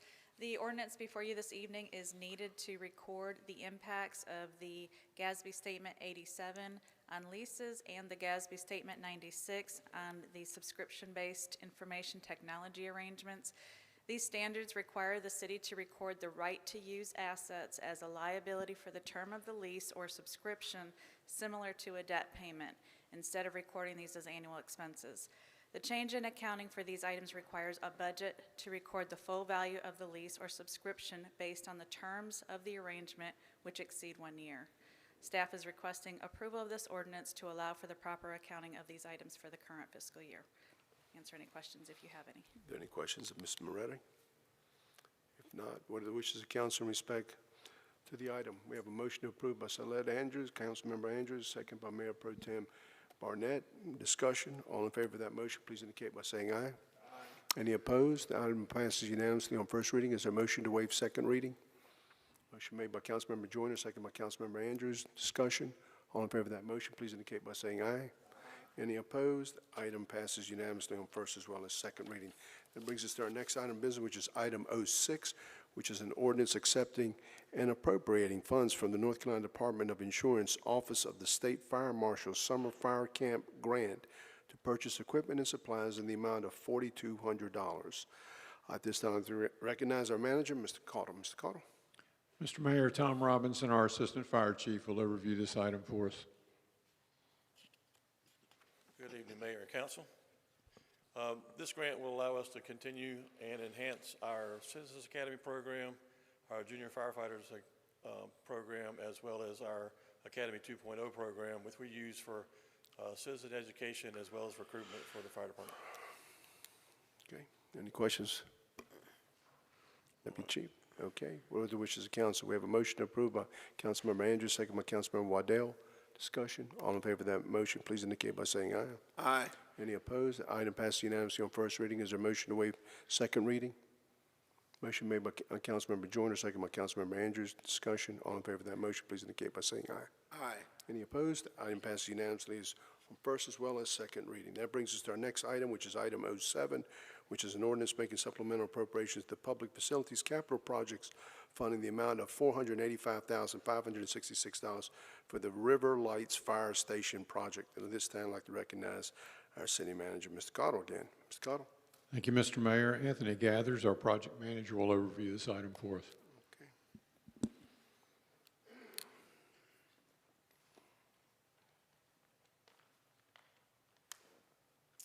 Good evening, Mr. Mayor, Mayor Pro Tem, members of the City Council. As you may recall, as part of the agreement, the River Lights developer dedicated 3.8 acres property for a multi-bay fire station across from the Marina Village commercial development on River Road. Before you tonight is the ordinance making a supplemental appropriation to the Public Facility Capital Fund funds in an amount of $485,566, which is needed to address underground utility conflicts, site access issues, and maintain enough contingency to finish the Tommy construction project for the River Lights Fire Station number 6. The construction of the new fire station is approximately about 50%, and we are anticipated to finish this project at the end of this year. Great. City staff requests additional cost funds of $360,566 from the interest earning from within the project budget, and $125,000 from the recently built training facility of the Police and Fire. Okay. Any questions from council? Okay. What are the wishes of council? We have a motion to approve by Mayor Pro Tem Barnett, second by Councilman Rivenbark. Discussion. All in favor of that motion, please indicate by saying aye. Aye. Any opposed? That item passes unanimously on first reading. Is there a motion to waive second reading? Motion made by Councilmember Waddell, second by Mayor Pro Tem Barnett. Discussion. All in favor of that motion, please indicate by saying aye. Aye. Any opposed? Item passes unanimously on first as well as second reading. That brings us to our next item of business, which is item 08A, which is an ordinance making appropriations of $900,000 to the Parks and Recreation Capital Projects Fund for the Encino Sports Complex, and is also accompanying by item 08B, which is the resolution authorizing a change order to T.A. Loving Company for the Encino Sports Complex in the amount not to exceed $695,000. At this time, I'd like to recognize our city manager again, Mr. Cottle. Mr. Cottle? Mr. Mayor, excuse me, Matt Hart, our Senior Project Manager, will overview this item for us.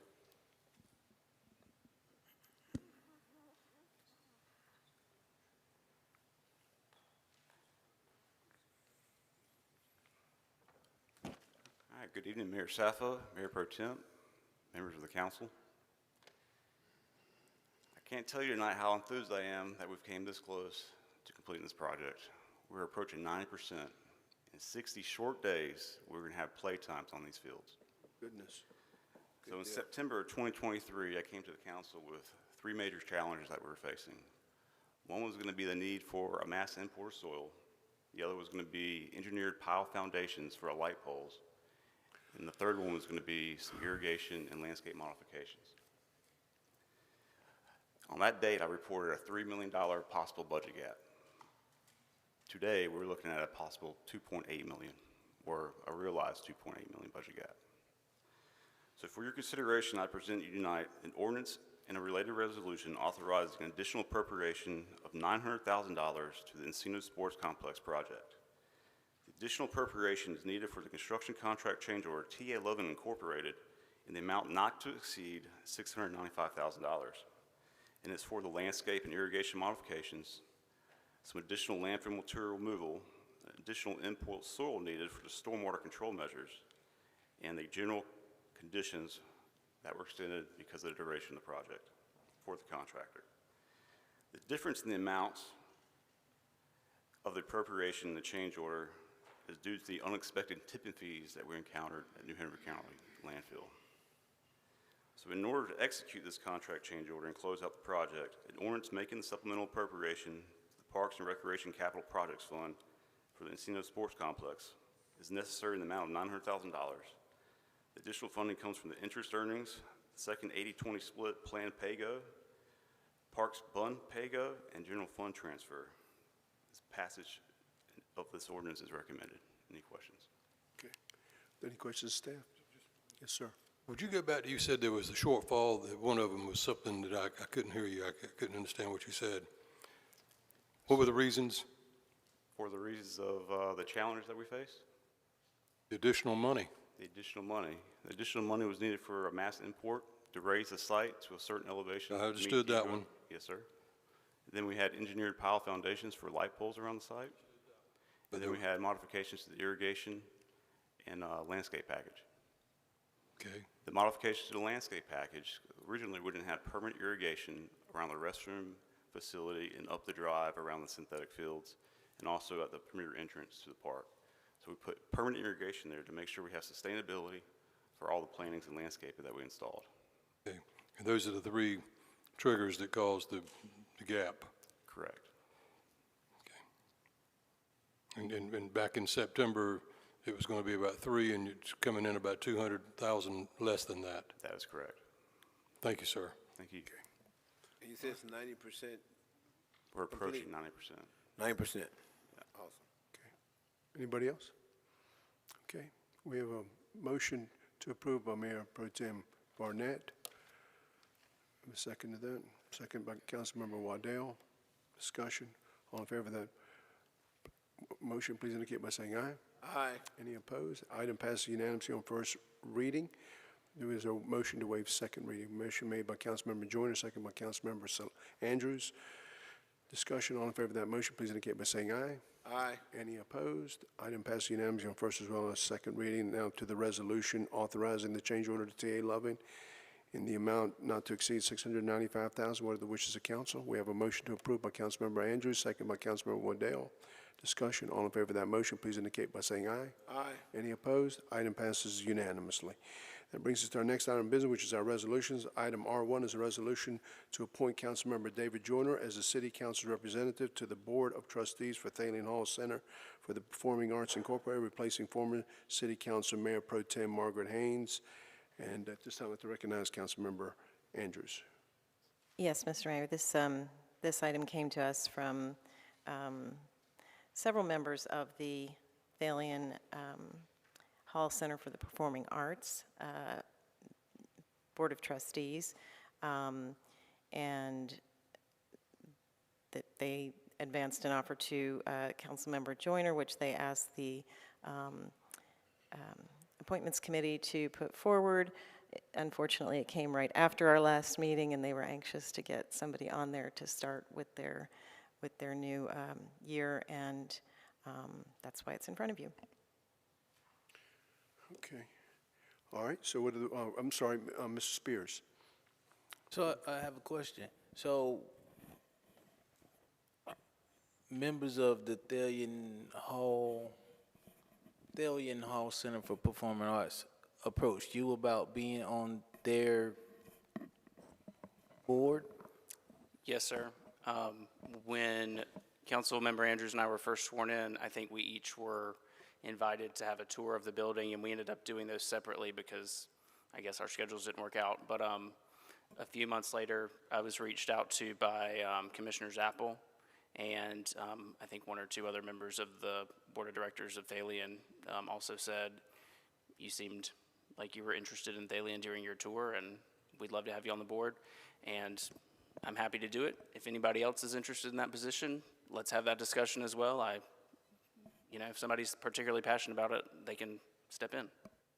Yeah, so I'm just asking, was Margaret tired of being on the Thalian Hall? I'll address that. That was one of the reasons why we weren't able to act as quick as we would like to have, because the Thalian board created, Penny, jump in here and help me when I screw this up, but there was another slot for her that was not a member appointed by the city council. Okay. It's on their board, so she's moved to a different. She's moving down. Well, she's moved to a different slot. It's a Yeah. lateral move, and then that created the need for a sitting city council person, hence David. Does Okay. that sound like a fair assessment? Yeah. Okay. All right. I might be on board with that. Councilmember Andrews. Actually, according to the bylaws of the long name for the Thalian Hall Association Board of Trustees, their bylaws actually state a sitting city council member. So the vacancy was actually created on December 5th when Margaret stepped down from her position on city council. And so technically, we just need to get a little bit better at some of these city council member appointments that come through the council to actually know to appoint them at the same time that we vote on the mayor pro tem and just build that into our position for our organizational meeting when we have somebody who is no longer on the city council to be able to put another city council member on there. Okay, that would make sense, but does seniority not come into effect with an appointment, Mr. Mayor? And also, does the rules of these boards, do they supersede your appointment, your authority to appoint? On this one, it's a council appointment, not a mayor. So this is a council appointment, okay. Mr. Spears, perhaps I should have included the city, all 7 of us in the email. I sent an email to the appointments committee specifically saying that I had been approached. I assumed they were going to hear it in committee before it was brought to us. Okay. No, I'm just asking because I got a gripe with the mayor about some of the boards I've been appointed to. You'll be able to trade out with me here soon. And I thought I would move up when, this past election, and I didn't, but we'll talk about that later. All right. I just Yes, have sir, one more Ms. thing to add Andrews, to I'm that. sorry. So, and the way this works in the county, because the county does not have an elected chair, they elect their chair amongst themselves at their organizational meeting, along with their vice chair, along with all of their board and commission appointments. And they start working on that as soon as the new board is elected, and they do their horse trading, and so that they come forth and they've already decided, who wants what. So it's a little bit different. We just have to get a little bit better at filling these vacant council member positions that are council appointed. Okay, we have a motion to approve by Councilmember Waddell, second by Mayor Pro Tem Barnett. Any further discussion? All in favor of that motion, please indicate by saying aye. Aye. Any opposed? The item passes unanimously. That brings us to our next item, which is item R2, which is a resolution to appoint Councilmember Celeste Andrews as one of the City Council representatives to the Board of Directors of the Cape Fear Public Utility Authority, replacing Councilmember Charles Rivenbark, who has exceeded the allowed term limits for appointment. At this time, I'd like to recognize Councilmember Andrews. Ms. Andrews. Yes, Mr. Mayor. So again, this was another one that was, it's a council-appointed position, but we don't really have a mechanism for keeping track of terms and appointing someone when somebody's term is up. So that's what brought this forward. Mr. Spears? So this seems just a tad bit different. Margaret is no longer on the city council. Charlie's still here. He's right there. Yeah. And again, does this board, does it so because the council appoints, so if I know you say we need a better mechanism of moving, adding, but I mean, has there been a gripe to remove Charlie? I know I gripe about him all the time, but it's hit and miss. So I mean, how did we come to this? So it's actually the Articles of Incorporation. So the Cape Fear Public Utility Authority is a public utility under the laws of the state of North Carolina. And it was formed, the Articles of Incorporation were adopted by both the city and the county, and then filed with the Secretary of State. So yes, they supersede. That's, basically the law that we're following here. And that law says three-year terms, and then you have to roll off for a year.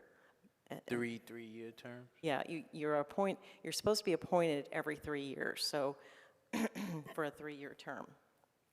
And then with a maximum of three-year terms. And then you need to roll off for a year. And if there's another appointment slot that comes open, you can be appointed to that. So were you contacted for the slot, or did you nominate yourself for the slot? I actually nominated myself. Oh, Yeah. okay. If you're interested. But now you already nominated yourself. Well, we could nominate you. No, This don't is- rob Peter to pay Paul with me. Councilmember Waddell. Yeah, I serve on the CFPUA board alongside Councilman Rivenbark, and then the commissioners are Commissioner Barfield and Commissioner Zappel, both of whom I think I've served on that board quite a while as well. I don't know the length of their term. My understanding, talking with them, and well, first of all, institutional knowledge on that board is crucial, I believe. I know the mayor was here and Councilman Rivenbark was here when that association was formed. And I believe it's been both the county and the city's historical understanding that the appointed council member the appointed council member or county commissioner serves, that the term limit is not, does not apply. And to that end, I just don't understand quite where this one came from. And, you know, and certainly not, I think it has implications to the organization, but also really implications to how the county's running things too, and how we have historically. I think there's language at the end of the Articles of Incorporation that says when a council member is no longer, or council member or county commissioner is no longer serving in their capacity as an elected official, that then they be appointed, which again, I think speaks to the historical nature of how we've handled it. So I would not be in favor of the resolution before us. Mayor Pro Tem. Yeah, as a follow-up with, I guess some of the comments that Luke just made, Meredith, okay, you and I, we've talked, so it's not like you didn't know we talked. But, okay, tell me again what the term you use, whereas if a councilman chose to stay on a committee, he could stay on that committee and not break the bylaws. Because, you know, my thought is if Mr. Ravenbach has served for 15 years and he's done, you know, a tremendous job, you know, I actually see him running to that committee.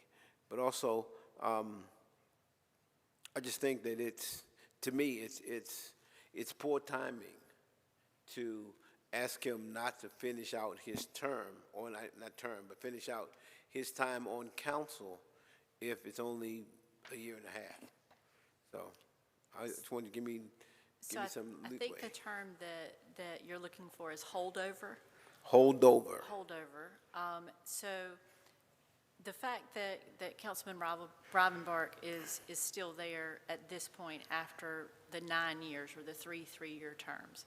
So it's not that he's been continued to get appointed, but he's holding over after that 9 years, okay? And so there is a state law that says that you appointed officials to boards or commissions or whatever can hold over until a replacement is appointed. However, that is, Ms. Andrews is correct that is inconsistent with, it's inconsistent with the Articles of Incorporation. That doesn't mean that it's illegal. It's not a law. The Articles of Incorporation aren't a law. But so you've just got to figure out how you want to approach that, because his continuing on or holding over on that committee is inconsistent with the Articles of Incorporation, which both the city and county agreed upon. But it's not illegal because holdovers are allowed by state law, but it's generally not intended to allow to hold over for years and years. That law is usually for just until somebody else can get in place.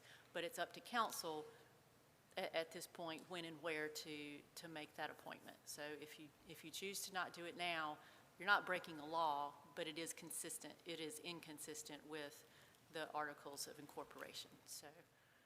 Okay. So like if I was in his shoes and I wanted to hang on a little longer, it would be called a holdover. You're allowed to hold over until the body that appoints you appoints a replacement.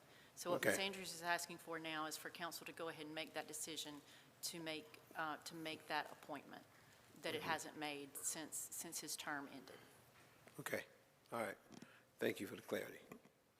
Ms. Andrews? So there was a question about, how this came about, and the way it came about is we have this list of current vacancies that's put up on the website that I rely on to do my job on the Appointments Committee to find, what positions are coming open and what particular skills that we're looking for so I can recruit people.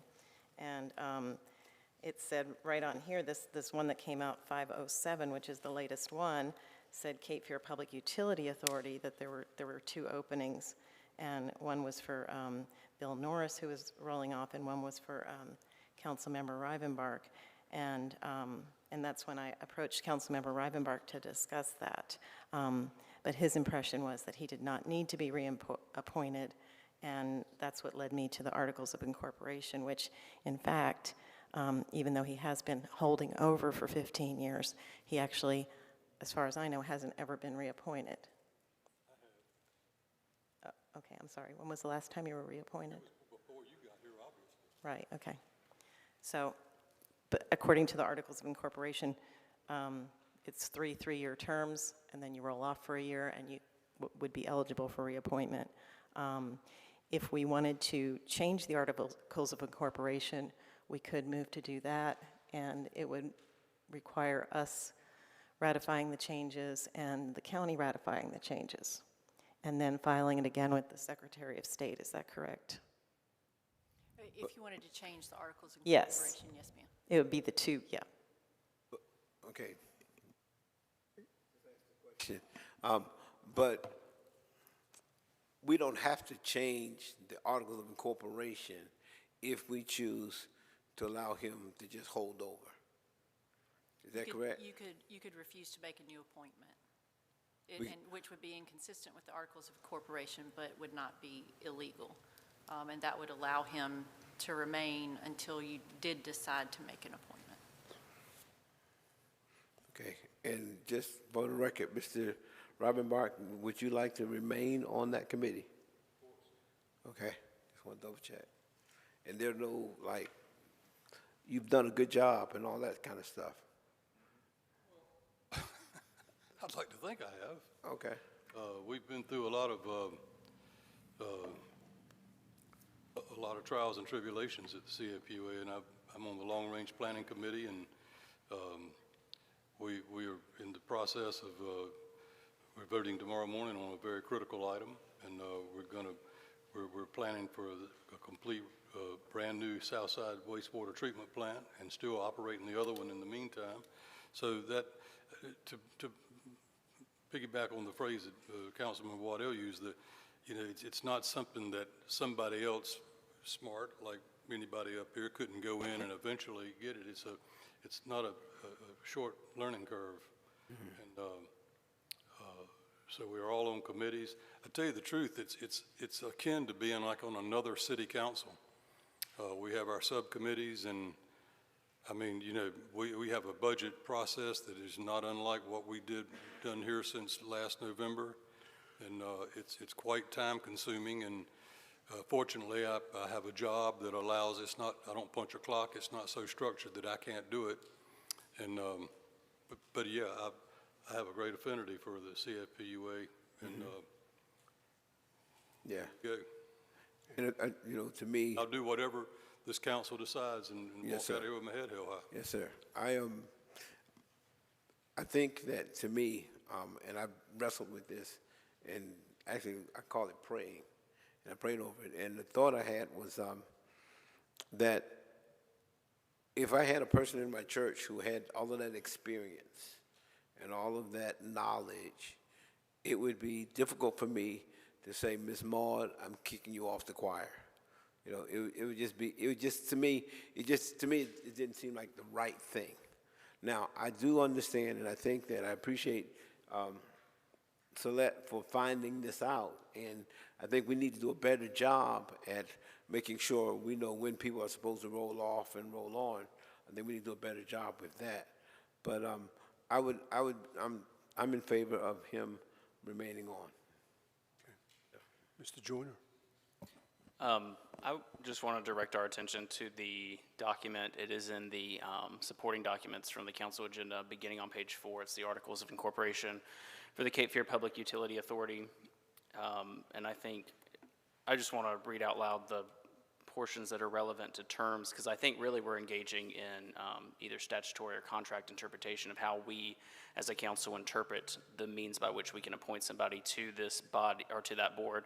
Article 3 members, 3.1, the authority shall consist of 11 members who shall be residents of New Hanover County.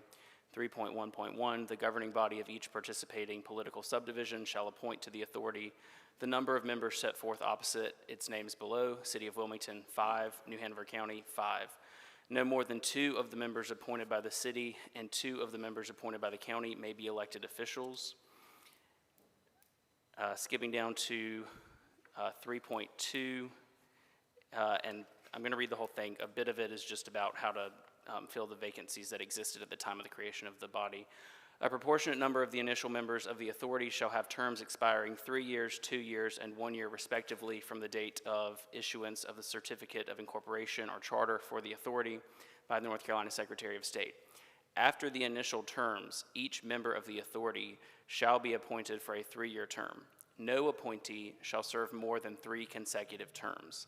An appointee who serves 3 full consecutive terms shall not be eligible for reappointment to the authority for 1 year. And then the next sections list the initial appointments by the city and the county. And then the last portion of this article, 3.2.4, clause 4, the governing body whose member, or excuse me, clause 2, persons serving because of their positions as elected officials may be removed when they leave elected office. The governing body whose member is removed shall appoint a successor member to fill the unexpired portion of the removed member's terms. My personal reading of that is that the establishment of 11 positions only creates one category of member, and that the limitation on the city council and the county commission to have 2 members each does not create a new category of member of the Cape Fear Public Utility Authority Board. It instead limits the types of folks who can be appointed to a membership. And the reason that I come to that conclusion is because of the last piece that I read, which again states, persons serving because of their positions as elected officials may be removed when they leave office, and the governing body whose member is removed shall appoint a successor member to fill the unexpired portion of the removed member's term, which indicates that the terms do have a conclusive end date. And I think, reasonable minds can differ, and I appreciate what the Mayor Pro Tem has said as well. Ultimately, that is my reading, and that's how I am going to vote. It's not a criticism of Mr. Rivenbark. I appreciate the work that he's done on that board, but I think that the document does require a 1-year gap. Okay, Ms. Andrews? When I was running for this position, water was a really important issue for me because as a cancer survivor and as someone who lost her 22-year-old son to cancer, he served in Iraq. He was exposed to the toxic burn pits and to the firefighting chemicals, which are PFAS. He also grew up on military bases, most notably here in North Carolina at Seymour Johnson, where his father was a fighter pilot, and his clothes were washed with the flight suits, which contain PFAS. And so it was a really important issue to me when I was running for office. And people said to me, well, what can you do about the water? If the city doesn't own the water utility, it's a separate authority. I said, well, I can get appointed to the authority, and I can appoint other people to the authority, but I didn't know that that wasn't true, that some people prefer to run this as a club that you and I aren't invited to, and that doesn't welcome fresh ideas, and that doesn't want to follow the rules that they agreed to in the Articles of Incorporation. And so I just want people to know that they can be denied entry into this club just because they're not in it. And I don't think that's right. I think the public has a right to know how we operate and how we appoint people to boards and commissions. And I think there's a problem with just continuing to have the same people in the same positions. You keep doing the same things, you get the same results. So, and again, this is no criticism of Councilmember Rivenbark or anybody else. It's just there's a reason that these articles were written this way, and why we as a government should be playing by the rules.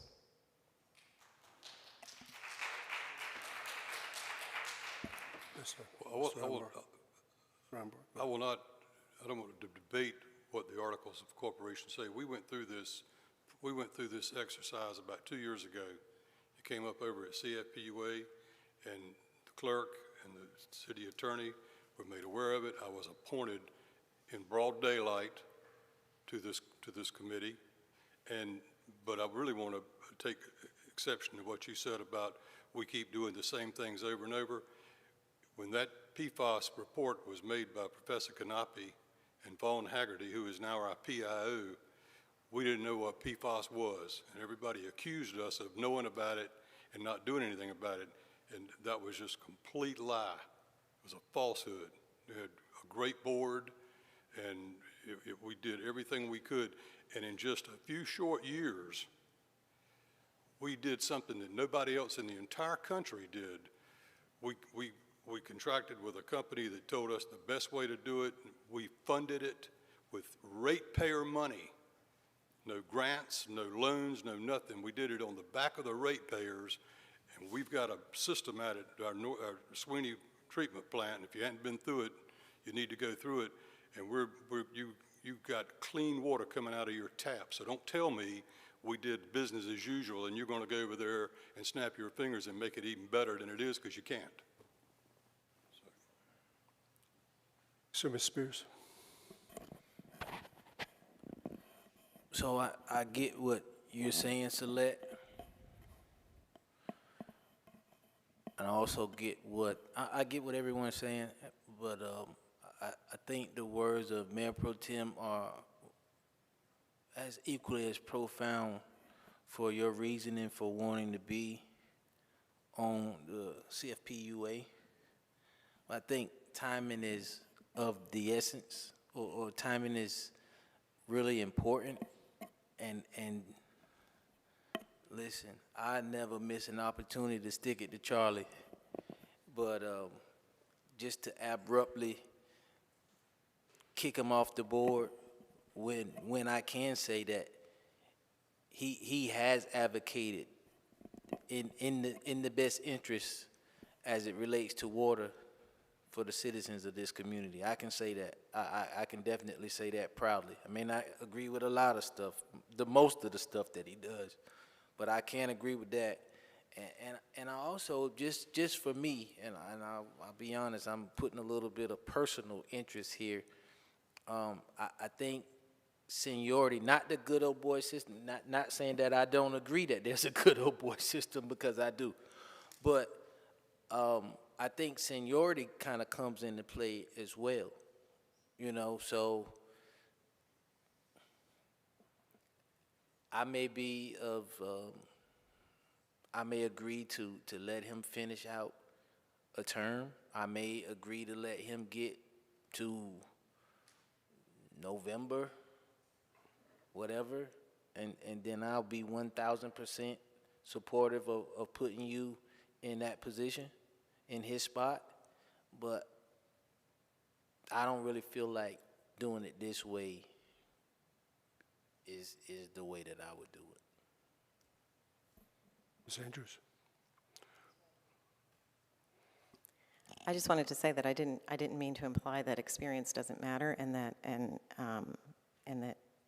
Councilmember Rivenbark did anything less than a stellar performance. But we have, and the reason why now is because his term is up on 7/01/24, just like Bill Norris's term is up on 7/01/24. And Bill Norris is not eligible for reappointment no matter how good of a job he's done. And he's going to be replaced tonight. Councilmember Rivenbark has served 5 terms of a 3-term limit. He served 15 years of a 9-year limit, and that's why now. And there would be no mechanism to remove him in November. So you can say you want him to serve until November, but his term wouldn't be up in November.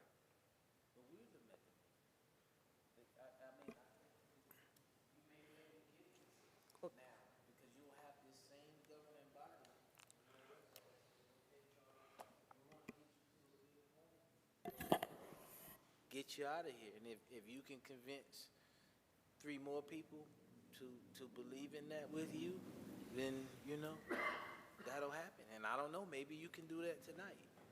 You may be able to do that tonight. But Meredith, just to be clear, there's a state law that says that we as a governing body can continue to appoint a member from our governing body, even though the bylaws say one thing, we can do that as a council. Because if we haven't been doing that, if the law did not allow us to do that, then we would be violating either the Articles of Incorporation, but the state law gives Still it. be inconsistent with the Articles of Incorporation. Incorporation, but the state law gives us that permission to do that. The state law says that officers to appointed boards and commissions can hold over until their successors are elected or appointed by the ones who appointed them. And so, and obviously council are public officers that would qualify under that. So I think, like I said, it wasn't necessarily intended for extended periods of time. It was mostly to cover in between elections and whatnot. But yes, it does allow holdover positions. Yes, sir. Okay. So that brought this to my attention, and, you know, I came to you with it to see, you know, what does this thing say? And I guess it would take both governing bodies to accept that position, number one, because it was a joint effort between the city and the county at the time to do that, correct? It would take both to amend the Articles of Incorporation if you chose to do that. But this is a council-appointed commission. Sure. So if you just chose to not appoint anybody else at this time, then Mr. Rivenbark would continue to hold over until council made that determination. Amending the Articles of Incorporation would just mean that you were no longer inconsistent with them. If you wanted to make the terms unlimited or however you wanted to word it, but both bodies would have to approve a change to that. Well, I remember when this authority was created, and the reason it was created was because we had a big line that went through the middle of the county called the Northeast Interceptor that was literally falling apart, and we were having sewer spills about every month. Significant spills of millions of gallons of sewer into Hewlett's Creek, into the river, into every estuary in this community. And it took a tremendous amount of work to bring the county and the city together to understand the magnitude of the problem, which was we had a failing system that we inherited for whatever known reason. It was failing, and a lot of work had to go into it. And I will also say this, there was, and I'm not going to go all the way back, but there was always reluctance to raise rates to fix the system the way it should have been fixed. And that was for political pressures. We don't want to go up on rates like we don't want to go up on taxes, but you have to fix infrastructure or you end up in an emergency situation like we were having. And I have watched that board. I know that when Councilmember Rivenbark ran for city council, one of the reasons he ran was he really didn't like what we did with the authority. And he ran in opposition to that position, which counter to what my position was, which I thought that we needed to come together and fix this system once and forever and for all. And we finally made the decision. And I will say that the people that we have appointed from the city and the county have made very tough decisions in raising rates, making the necessary repairs to fix the system once and for all. We don't see the sewer spills the way we used to. I don't know the last time. But what's curious, what the other thing was when this PFAS issue arose, and we are the point of the spear. The President of the United States didn't come here to give a speech, nor the EPA administrator didn't come over here to make the announcement of the national regulated laws that they're trying to push now in Congress. They came here because of the actions of that authority and what both joining bodies, both city and county, and the appointments that they have made to that body. And I think that they have been vigilant. I think they've been courageous. I think they've made the right decisions. I think, if I'm not mistaken, you have spent over $40 million in the filtering system to filter the water so that when we're drinking water from a tap, that we're almost 99.9% that PFAS is gone. And that took a lot of courage.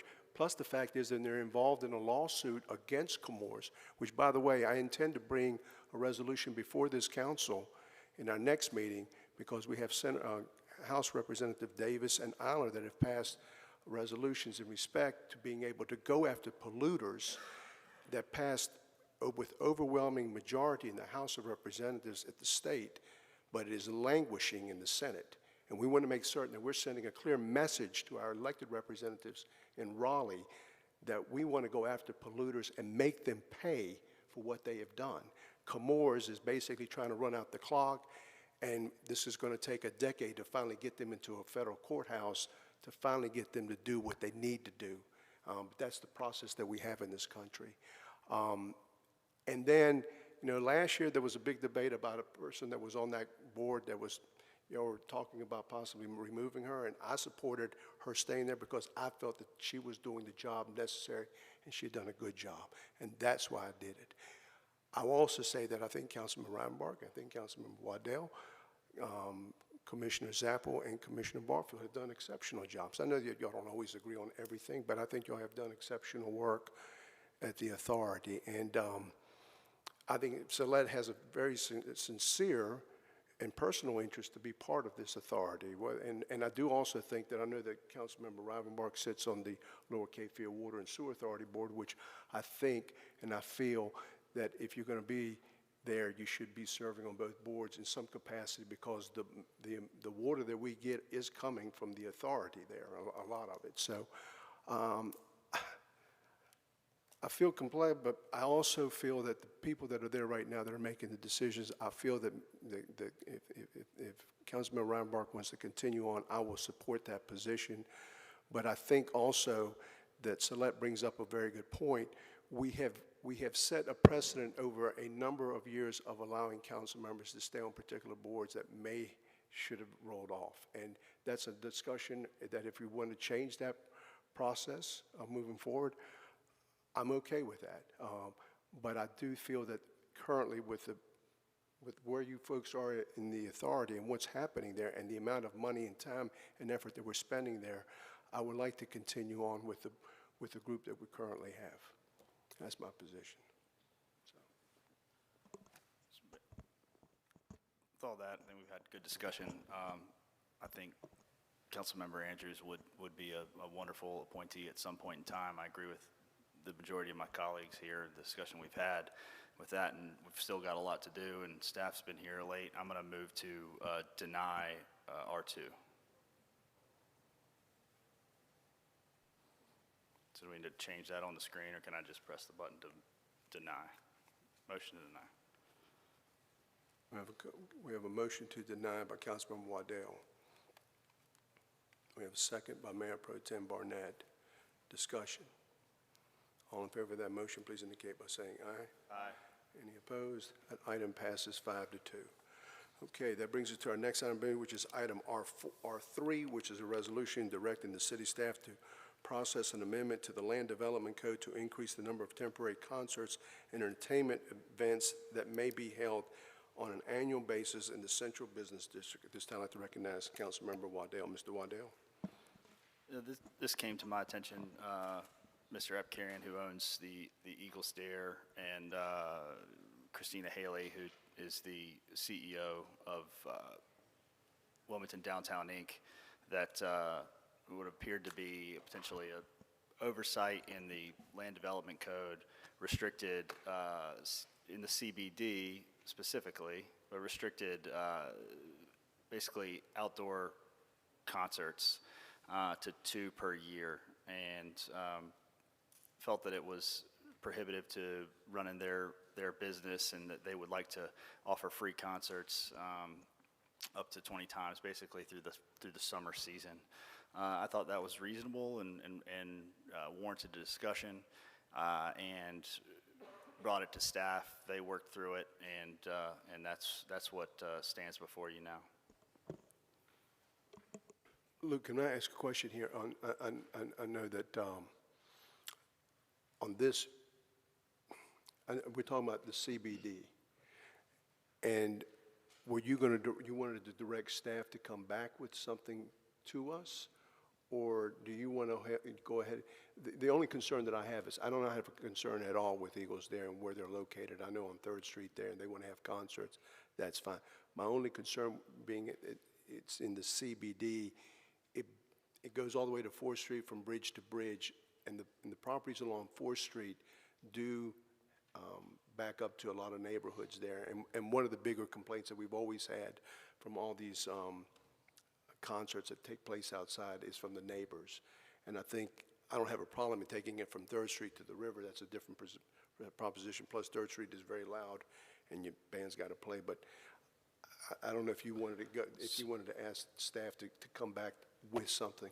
Staff can correct me, but my understanding is that this basically, a council member can bring forward a land development code amendment, but it still has to go through the process. So it still has to go to Planning Commission, right? Yes, When sir, it's it not- does. This just allows a council member to ask for an amendment be taken out of sequence. Right. We generally will amend once a quarter, and this directs staff to take that out of that sequence and bring it forward more expeditiously if possible. It expedites the process, but does not, codify this into our code today on, Yes, sir. on the action. Yes, sir. Okay, very good. All right. It just brings it to the staff's attention. It just brings it to everybody's attention, puts it on your agenda as soon as possible. All right. Okay, Mrs. Spears?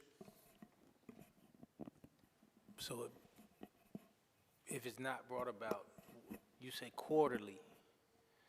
We So do what- updates to the code quarterly. Right, so who's to say this was on the radar prior to someone contacting Luke? I don't know that it was on the radar prior to Right, that. and to go from 2 to 20 is a very drastic change. From 2 to 20. Concerts, right? Oh, Did I yes. read that wrong? Yeah, no, yes, sir, I agree. The content of the draft regulation has not been agreed to.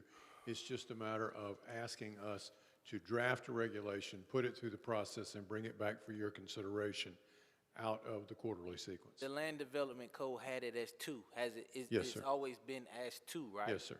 So Yes, sir. 10 times the number is a tad bit extreme. And it so let's just finish talking about this boys club, a good old boys club. So based on who you know, you can get something brought before the city council and have the rules changed. Out of sequence, expeditiously. Okay, Mr. Waddell? My argument to that would be that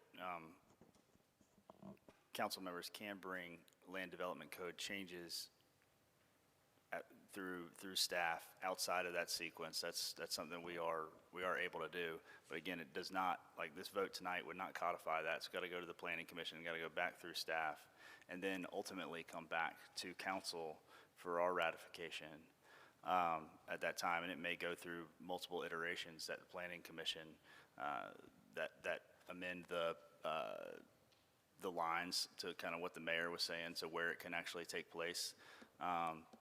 They'll have a public hearing on it, and then it would come back before us. This is simply just expediting that process in the code.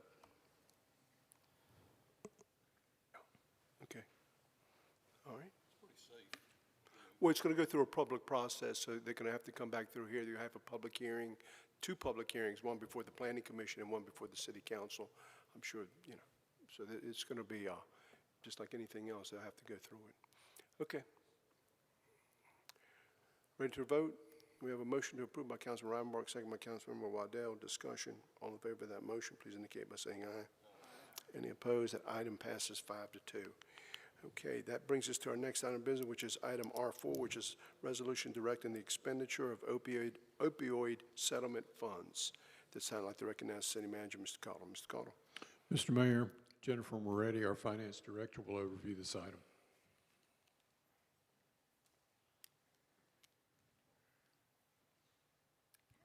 Good evening again. The item before you is a resolution authorizing the spending of the opioid settlement funds on specific uses that are listed in the item. The funding was appropriated with the annual budget ordinance approved this evening.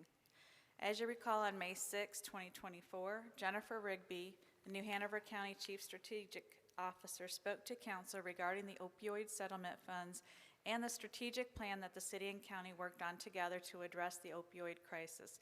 She spoke on each of these programs in detail. The item before you is the required mechanism to authorize these funds before they can be expended. The city and county created a joint staff committee and a joint elected committee to review the recommended programs to be funded with the opioid settlement funds awarded to both the city and the county. Collaborating on these programs is beneficial for the community. To date, the city has been awarded a total of $1,391,666, and the county has been awarded $33,741,491 to be paid over a period of 18 years. The city will transfer the settlement funding we received to the county to be combined with the county settlement funding for the approved programs. The city will hold back funding for our police department's naloxone replacement needs. Councilman Waddell represents the city on the elected committee, and the staff committee consists of the managers, attorneys, budget directors, and finance directors from both entities. As these programs are funded, they will be evaluated periodically and reported back to the elected boards. Each year, we will include the annual funding for the fiscal year with the recommended annual budget. Any changes or additions to the use of these funds will be presented as an authorizing resolution like the one we are requesting approval for tonight. And with that, we'll answer any questions you may have. Mr. Joyner? Thank you. I'm in favor of the resolution. I just have a quick question on the structure of the committees, and I think you answered it already. It sounds to me like it's elected officials and staff only, no providers are on that committee? That is correct. Okay. Just a general comment, it might be worthwhile for us to consider having somebody with lived experience who is in recovery for opioid use disorder in a future iteration of that. The creation of, when we first were notified that we were going to receive these settlement funds, the county did a huge outreach and invited multiple entities, agencies, people that had experienced opioid use and recovered, and so there was many, it went on for months, many meetings, and so they got their input. They looked at what worked and what didn't work and what the needs were and what was missing in the community. So that's how they came together to put these programs together. And every year they seek for others that have new programs, new ideas, so they put that out, so it is open. And at our meetings, they are public, and so we do have several of the organizations that are present to listen in, and Mr. Waddell can speak to some of the information that is shared with them throughout the process. Thank you. I'm glad to hear that. Yes, sir. Okay. Anybody else? Okay. What are the wishes of council in respect to the resolution? We have a motion to approve by Councilmember Waddell, second by Councilmember Rivenbark. Discussion. All in favor of that motion, please indicate by saying aye. Aye. Any opposed? Item passes unanimously. That brings us to our next item, which is item R5, which is a resolution authorizing city manager to enter into a contract with the Young Men's Christian Association of Southeastern North Carolina Incorporated for management of the William E. Murphy and Robert Ship pools for the fiscal years 2025 through 2027. At this time, I'd like to recognize our manager, Mr. Cottle. Mr. Cottle. Thank you, Mr. Mayor. Amy Beatty, our Parks and Recreation Director, will overview this item for us. Good evening, Mayor, Mayor Pro Tem, and City Council. The city's contract with the YMCA of Southeastern North Carolina to manage the pool at Robert Strange Park and at Legion Sports Complex expires this June. And this resolution would ask council to consider re-entering into that agreement through fiscal year 2027. The Y operates both pools 7 days a week for general public swim, adult lap swim, adult water aerobics, and youth enrichment programs such as the Aquatics Youth Leadership Program and junior lifeguards program.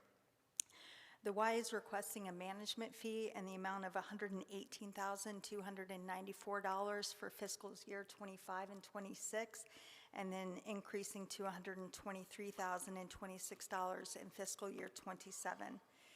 50% of all revenues collected are returned to the city, including the compensation to the city after expenses for each year. The only real significant change in the agreement from previous years is that we are requesting to transfer the utilities from the city into the YMCA's name, and then we would transfer the cost of those utilities into the management fee. And the city's using this as a tool in many of our management agreements now in order to encourage managers to operate our facilities more energy efficiently. I'd be happy to answer any questions that you have. Amy, the pool, I believe Dr. Philip Brown and his organization is doing the one there on Best Street. off of North Best. side, that agreement was extended last year through 26. Okay, and that one has the heated, it has the. That's year-round, and they did, they actually were able to switch from the old canvas dome to a metal facility this year with a tarp on it, and it's really good looking, and the city just reinstalled, moved from the chain link fence with the old barbed wire that I know Councilmember Barnett was happy to see eliminated to an aluminum curved top fence, really good looking. I just got the pictures today. I'll be happy to share that with council. And we do have that in the CIP to install those new fences at Legion and Robert Strange in the coming year. Okay, thank you. Councilmember Spears has a question. I've been waiting for this. First and foremost, I've had an experience with the Y managing the pool at Robert Strange, and to me, I've seen the YMCA put precedence over on their members over the citizens of Wilmington as it relates to access to the pools. So during the summer, the hours of operation, I've seen them operate from 9 until 12 for their members who are swimming laps or whatever, and then from 12 until 5 or whatever, the general public is allowed to attend a city-owned pool. I can get you reports on that. So traditionally, even back before when the city was operating the pools, the mornings were generally from 9 until 12, reserved for group swim, whether it be for swim lessons, for daycares, or other sort of programmed block times. And so that's not uncommon with how the city was doing it. Certainly, I don't believe that it is blocked for YMCA members, but I can get you a report on that. I can also get you a report on the number of general participants. Hold on, Amy. I wasn't asking you. I was telling you what I saw with my own eyes. There was a grand total of 3 people in the pool. How did I find out? I was going for a swim. We know I work out, and so the total body workout is a swim. So it was around 9. I went to the pool, and the lady who worked for the Y told me, first of all, it took a person an extremely long time to even acknowledge me. And then when she did acknowledge me, you know, she told me that that timing was for members of the Y. There was a grand total of 3 people in the pool. So it's the summer. It's the weekend. We constantly talk about things to do for the youth in our community, and you can't get into the water until 12. That would be inconsistent with the contract if they were limiting use to YMCA members only in the morning.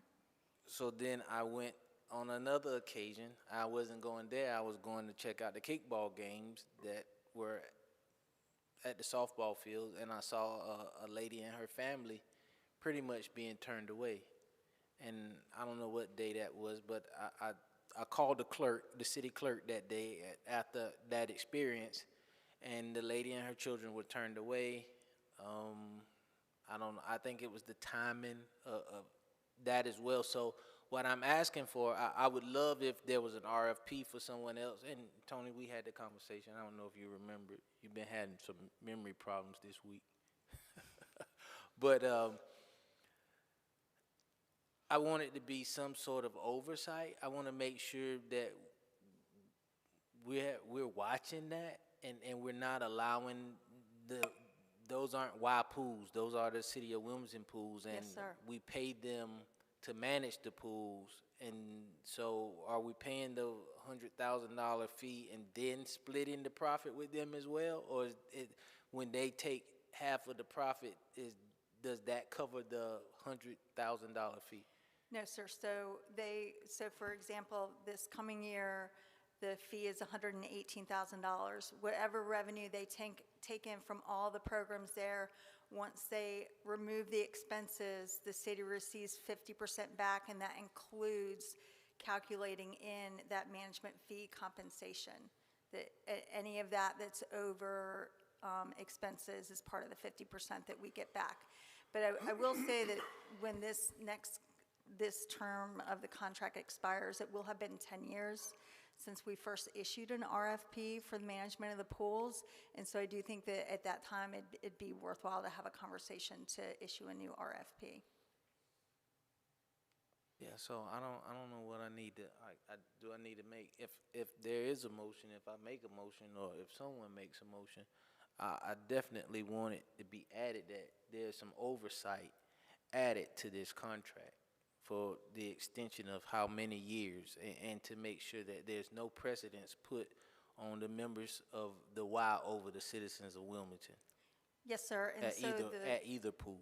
Yes, sir. And so the report that I mentioned earlier is a requirement. There are performance measures in the contract, and that report should include, it does include who the participants are, and if we need to delve in further, the time of day or what's going on there, that can be a part of the reporting mechanism that we bring to council, which either can be in the form of a memo, I've got the information already, or if you want to invite the YMCA to come before you in person and deliver a report, we can do that as well. Yeah, I remember what happened. The lady told me that when the family was turned away, that the main pool at the YMCA was under construction. So she told me that they were renting the Robert Strange pool from the city, and we found that to not be true. I remember that story as well, and when staff became aware of that, we contacted the YMCA and said that they cannot be doing that per their contract. It is a public swimming pool that they're managing. Yeah. I do remember that. Yeah. So whomever that makes this motion, please add that mechanism for that to happen, because it's unfair. And I tell Tony this all the time, if I find it and it happens to me, then it's happening to other people as well. Yes, sir. Councilmember Andrews? I just wanted to add that maybe we should have some signage up there saying this is a City of Wilmington public pool and everyone's welcome to swim. We can certainly do that. I mean, I don't want anybody thinking that they have exclusive rights over a public pool. Yes, ma'am. Okay. Ready to vote?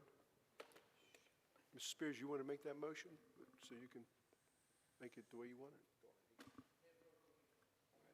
I'll go ahead and make that motion with the requirements that he asked, that we definitely monitor what's going on and begin a report on how they're using it.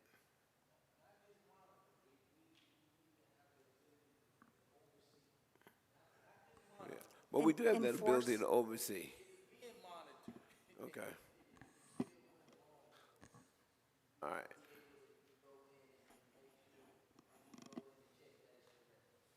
And Mr. Mayor Pro Tem, would you accept a friendly amendment to include Yes. the signage that this is a public pool? Absolutely, and include the signage that this is a public pool. So that is my motion, adopting this. Okay. So we have a motion by Mayor Pro Tem Barnett, second by Councilmember Spears. Discussion.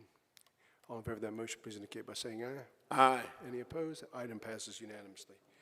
This brings us to our next item, which is reports, item RP1, Council's Appointments, Committees for Boards and Commission. Councilmember Charlie Reinbark, who's the chairman of that committee, will be recognized at this time. Mr. Reinbark. Can you turn on your mic, sir, please? Thank you. Thank you. While we're talking about microphones, Meredith needs an extension on hers to come all the way back. It's a Okay, little far up. that's all right.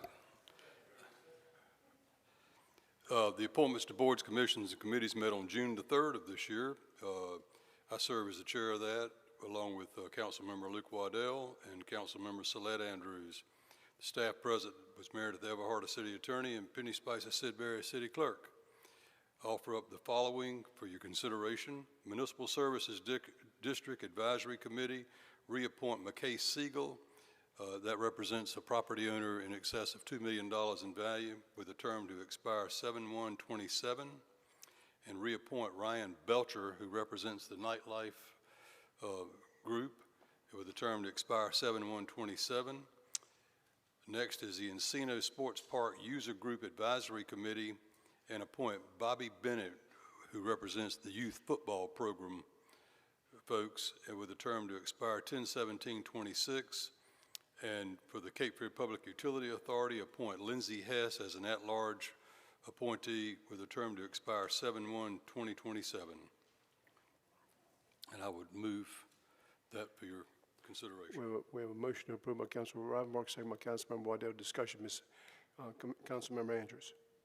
Mr. Mayor and members of the council, so I was a dissenting vote on the Cape Fear Public Utility Authority appointment because the member who was voted by the other two members of the committee, I believe she has a conflict of interest as she is essentially the landlord for the Cape Fear Public Utility Authority administration building, and she is able to recuse herself when discussing it, but essentially you have somebody who's the lessee and the lessor, sitting on the board, and we had other qualified people, and I sent you all the resumes of this person and the person that I recommended, who has very good qualifications and doesn't have that conflict of interest. So I would just, I would be interested in having somebody else who doesn't have a conflict of interest on that committee. But the other appointments I have no objection to. Mr. Waddell? Yep. I do have, and I think council was all sent a letter signed by multiple CFPUA board members who've held multiple extensive executive committee positions on the CFPUA in support of appointing Ms. Lindsay Hess to the CFPUA board. I believe the lease has been long executed, and I don't even believe that it ever came before the board on the execution of the lease. I think that was at the directive of the executive director. I may be incorrect on that, but certainly she would be required to recuse herself if that was the case. But I'd like the opportunity to read that letter for the record, just for the edification of council. To City Council from Wesley Corder, Bill Norris, Deans Hackney, CFPUA board nomination. Dear members of Wilmington City Council, we as current CFPUA board members would like to formally support through this memo the nomination of Lindsay Hess to the CFPUA board. We believe Lindsay has the background, abilities, and commitment to the community that are essential for the board now and in the future. Her education and background in finance make her the logical choice to replace outgoing board member Mr. Bill Norris. Understanding fiscal responsibility and how policy choices affect ratepayers are crucial. Ms. Hess is an ideal candidate in this regard. Lindsay has also demonstrated her commitment to the community through active involvement and service with UNCW, as well as the Finance Committee of the Chamber of Commerce, among others. The ratepayers we serve need board members who understand the community and are dedicated to its well-being. CFPUA has the best staff and leaders in the water and wastewater industry. Our staff is forward-thinking, innovative, and hardworking. They also face many daily challenges, including expanding our service lines to the last of the developable areas, managing volatile labor and material cost environments, implementing robust capital improvements, making investments in aging infrastructure, and all the while maintaining rates as low as possible for the ratepayers. It is essential that we have board members with the background and knowledge to make tough decisions, set goals, and support staff through these critical times. Lindsay Hess will be an asset to this board, and we extend our support for her nomination. And I'll just add that Wesley Corder is currently serving as the treasurer. He's it was previously the vice chairman and the chairman of this board. And vice chairman currently is Dean's Hackney, and then Mr. Bill Norris, who is rolling off, and she would be filling that seat, was formerly the treasurer as well. And then we'll also add, this is, I mean, any of these appointments that we make to any of these boards, these are volunteers, and it's they're giving up a lot of their time. They're not politicians, and I think she would do a phenomenal job. That's why I brought her forward last year. We had a discussion about that, and certainly respect that discussion, and have a great working relationship with Dr. Cannon. I think she brings a lot of valuable information to the board, and maybe I was wrong on that one. And I just believe that Lindsay has expressed a desire to serve, put her name back in the hat again this year, and I think she will do a phenomenal job. So I'm happy to hope to see her on that board. Question? Yes, sir. Yeah. Mr. Barnett. That letter that you read, that was signed by 3 people. How many people on that? Three on the executive committee. So there's 4 on the executive committee, I believe. And I don't know to what extent they talk to one another or anything like that, but they submitted that to all of us. On executive committee. That's correct. Okay. Okay, Ms. Spears? So 3 or 4 on the executive committee, and she would go on the executive committee. No, she would not go on the executive? She would just be a board member like me and Charlie and Rob Zappel and Commissioner, all the other board members. The executive committee is the chairman, the vice chairman, the treasurer, and the secretary.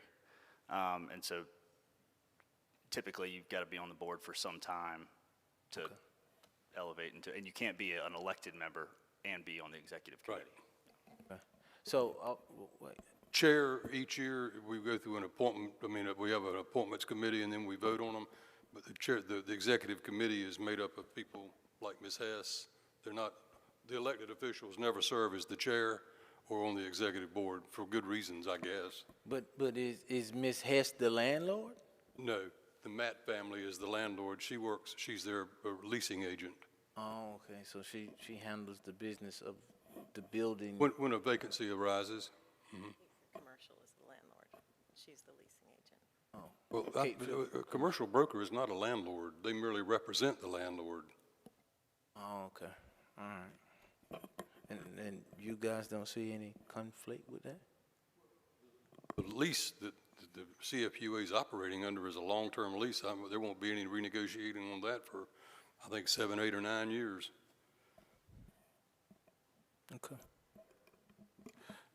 Question, so since you opposed this lady, was there any other reasons why you felt that your candidate was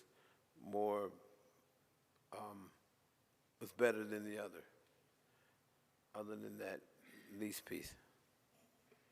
Yes, just because the other 2 members of the appointments committee told me that this person needed to have financial experience, even though at the time I believed that. I don't think that's true, but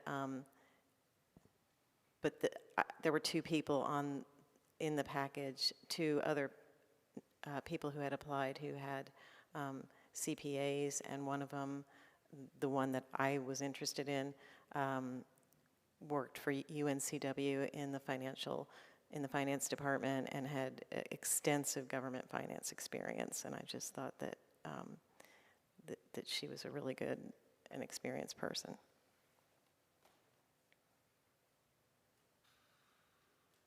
Anybody else? All right, we have a motion on the floor by Councilman Reinberg, second by Councilman Waddell. All in favor of that motion, please indicate by saying aye. Wait a minute. With that motion, okay, the motion is to accept the slate as presented. Okay, all right. And we're not going to handle that one by itself. That's what the motion is saying. All right. Okay, all in favor of that motion, please indicate by saying aye. All right. It fails 3-4.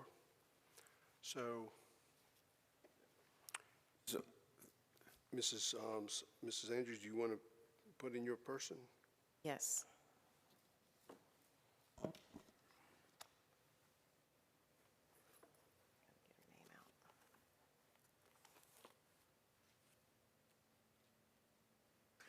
And that will include the rest of the Do you know her slate. name? You don't know her name? Yeah, Okay. it's Leslie.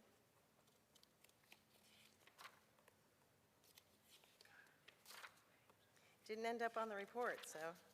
But I have my council packet here. Leslie Hudson. So I move to appoint the slate with the exception of appointing Ms. Leslie Hudson to the CFPUA board. Would you mind telling us which one she is out of your picks? Which one she is? You said you had multiple. Oh, there were two. There were two that had CPAs, but Okay, she was, which one is this? she's the one with the government finance experience. I sent her application to all the other council members. Okay, we have a motion to adopt as amended. We have a motion by Councilmember Andrews, second by Councilmember Spears. Mr. Waddell. I just got to say, this is disappointing. I think we are sending a horrible message to anybody who is interested in serving, that if somebody puts them forward, that their name is subject to be thrown all about. And if she's watching, I'm sorry. This is not how things should be conducted, and I'm terribly ashamed of how this is playing out. Fine. The appointments committee is really a nomination committee, correct? Yes. And so everything that comes before us, we have the right to either agree or disagree. That's correct. Right, okay, but I was listening to Councilman Waddell as if to say that those other people who also put their names out, they, everybody that puts their name in the hat don't always get selected. All right, so. Yeah, but and the All in favor of that motion, please indicate by saying aye. Aye. Okay, that passes 4-2. Okay. 5-2, okay. All right, this concludes the regular agenda. Are there any items to be brought forward by our city attorney? Yes, sir, we have I apologize, but we do have a closed session, and you have that motion. Do it. Okay. Mr. Manager, Madam Clerk. Mr. Joyner, No, thank you. Mr. Waddell. Tomorrow's a national holiday, Juneteenth. It's the day that all the folks in the United States realized that they were free. So it's a national holiday, and I hope that we remember that. Okay. Thank you. Ms. Rombar. Okay, Ms. Andrews. Ms. Spears. Oh, just tomorrow is Juneteenth. Just to add a little bit to what Mayor Pro Tem said, it was 2 years after the Emancipation Proclamation when the slaves in Texas realized that they were free. And there are a group of African Americans in this society who feel like their freedom is conditional. And at times I tend to agree with them. Also want to say this. Luke's been shooting for that 12:30 meeting. Looks like we're going to get it tonight, baby. Thank you, Mr. Mayor. Thank you. Okay, is there a motion to enter into a closed session pursuant to the provisions of North Carolina General Statute 143-318.11, A and 3, and A and 4, in order for the City Council to, 1, to preserve the attorney-client privilege and provide the city attorney with direction regarding several matters, including City of Wilmington versus Amerisource Bergen Drug Corporation, ETL file number 718-CV-00081-FL, and 2, to discuss matters relating to the location or expansion of industries or other businesses, including potential economic development initiatives. So we have a motion by Councilmember Joyner, second by Mayor Pro Tem Barnett. Discussion, all in favor of that motion, please indicate by saying aye. Aye. Any opposed? Okay, that item passes unanimously. We are going to be going into closed session. I guess will give us some time to shut her down. Okay. We will now go into closed session.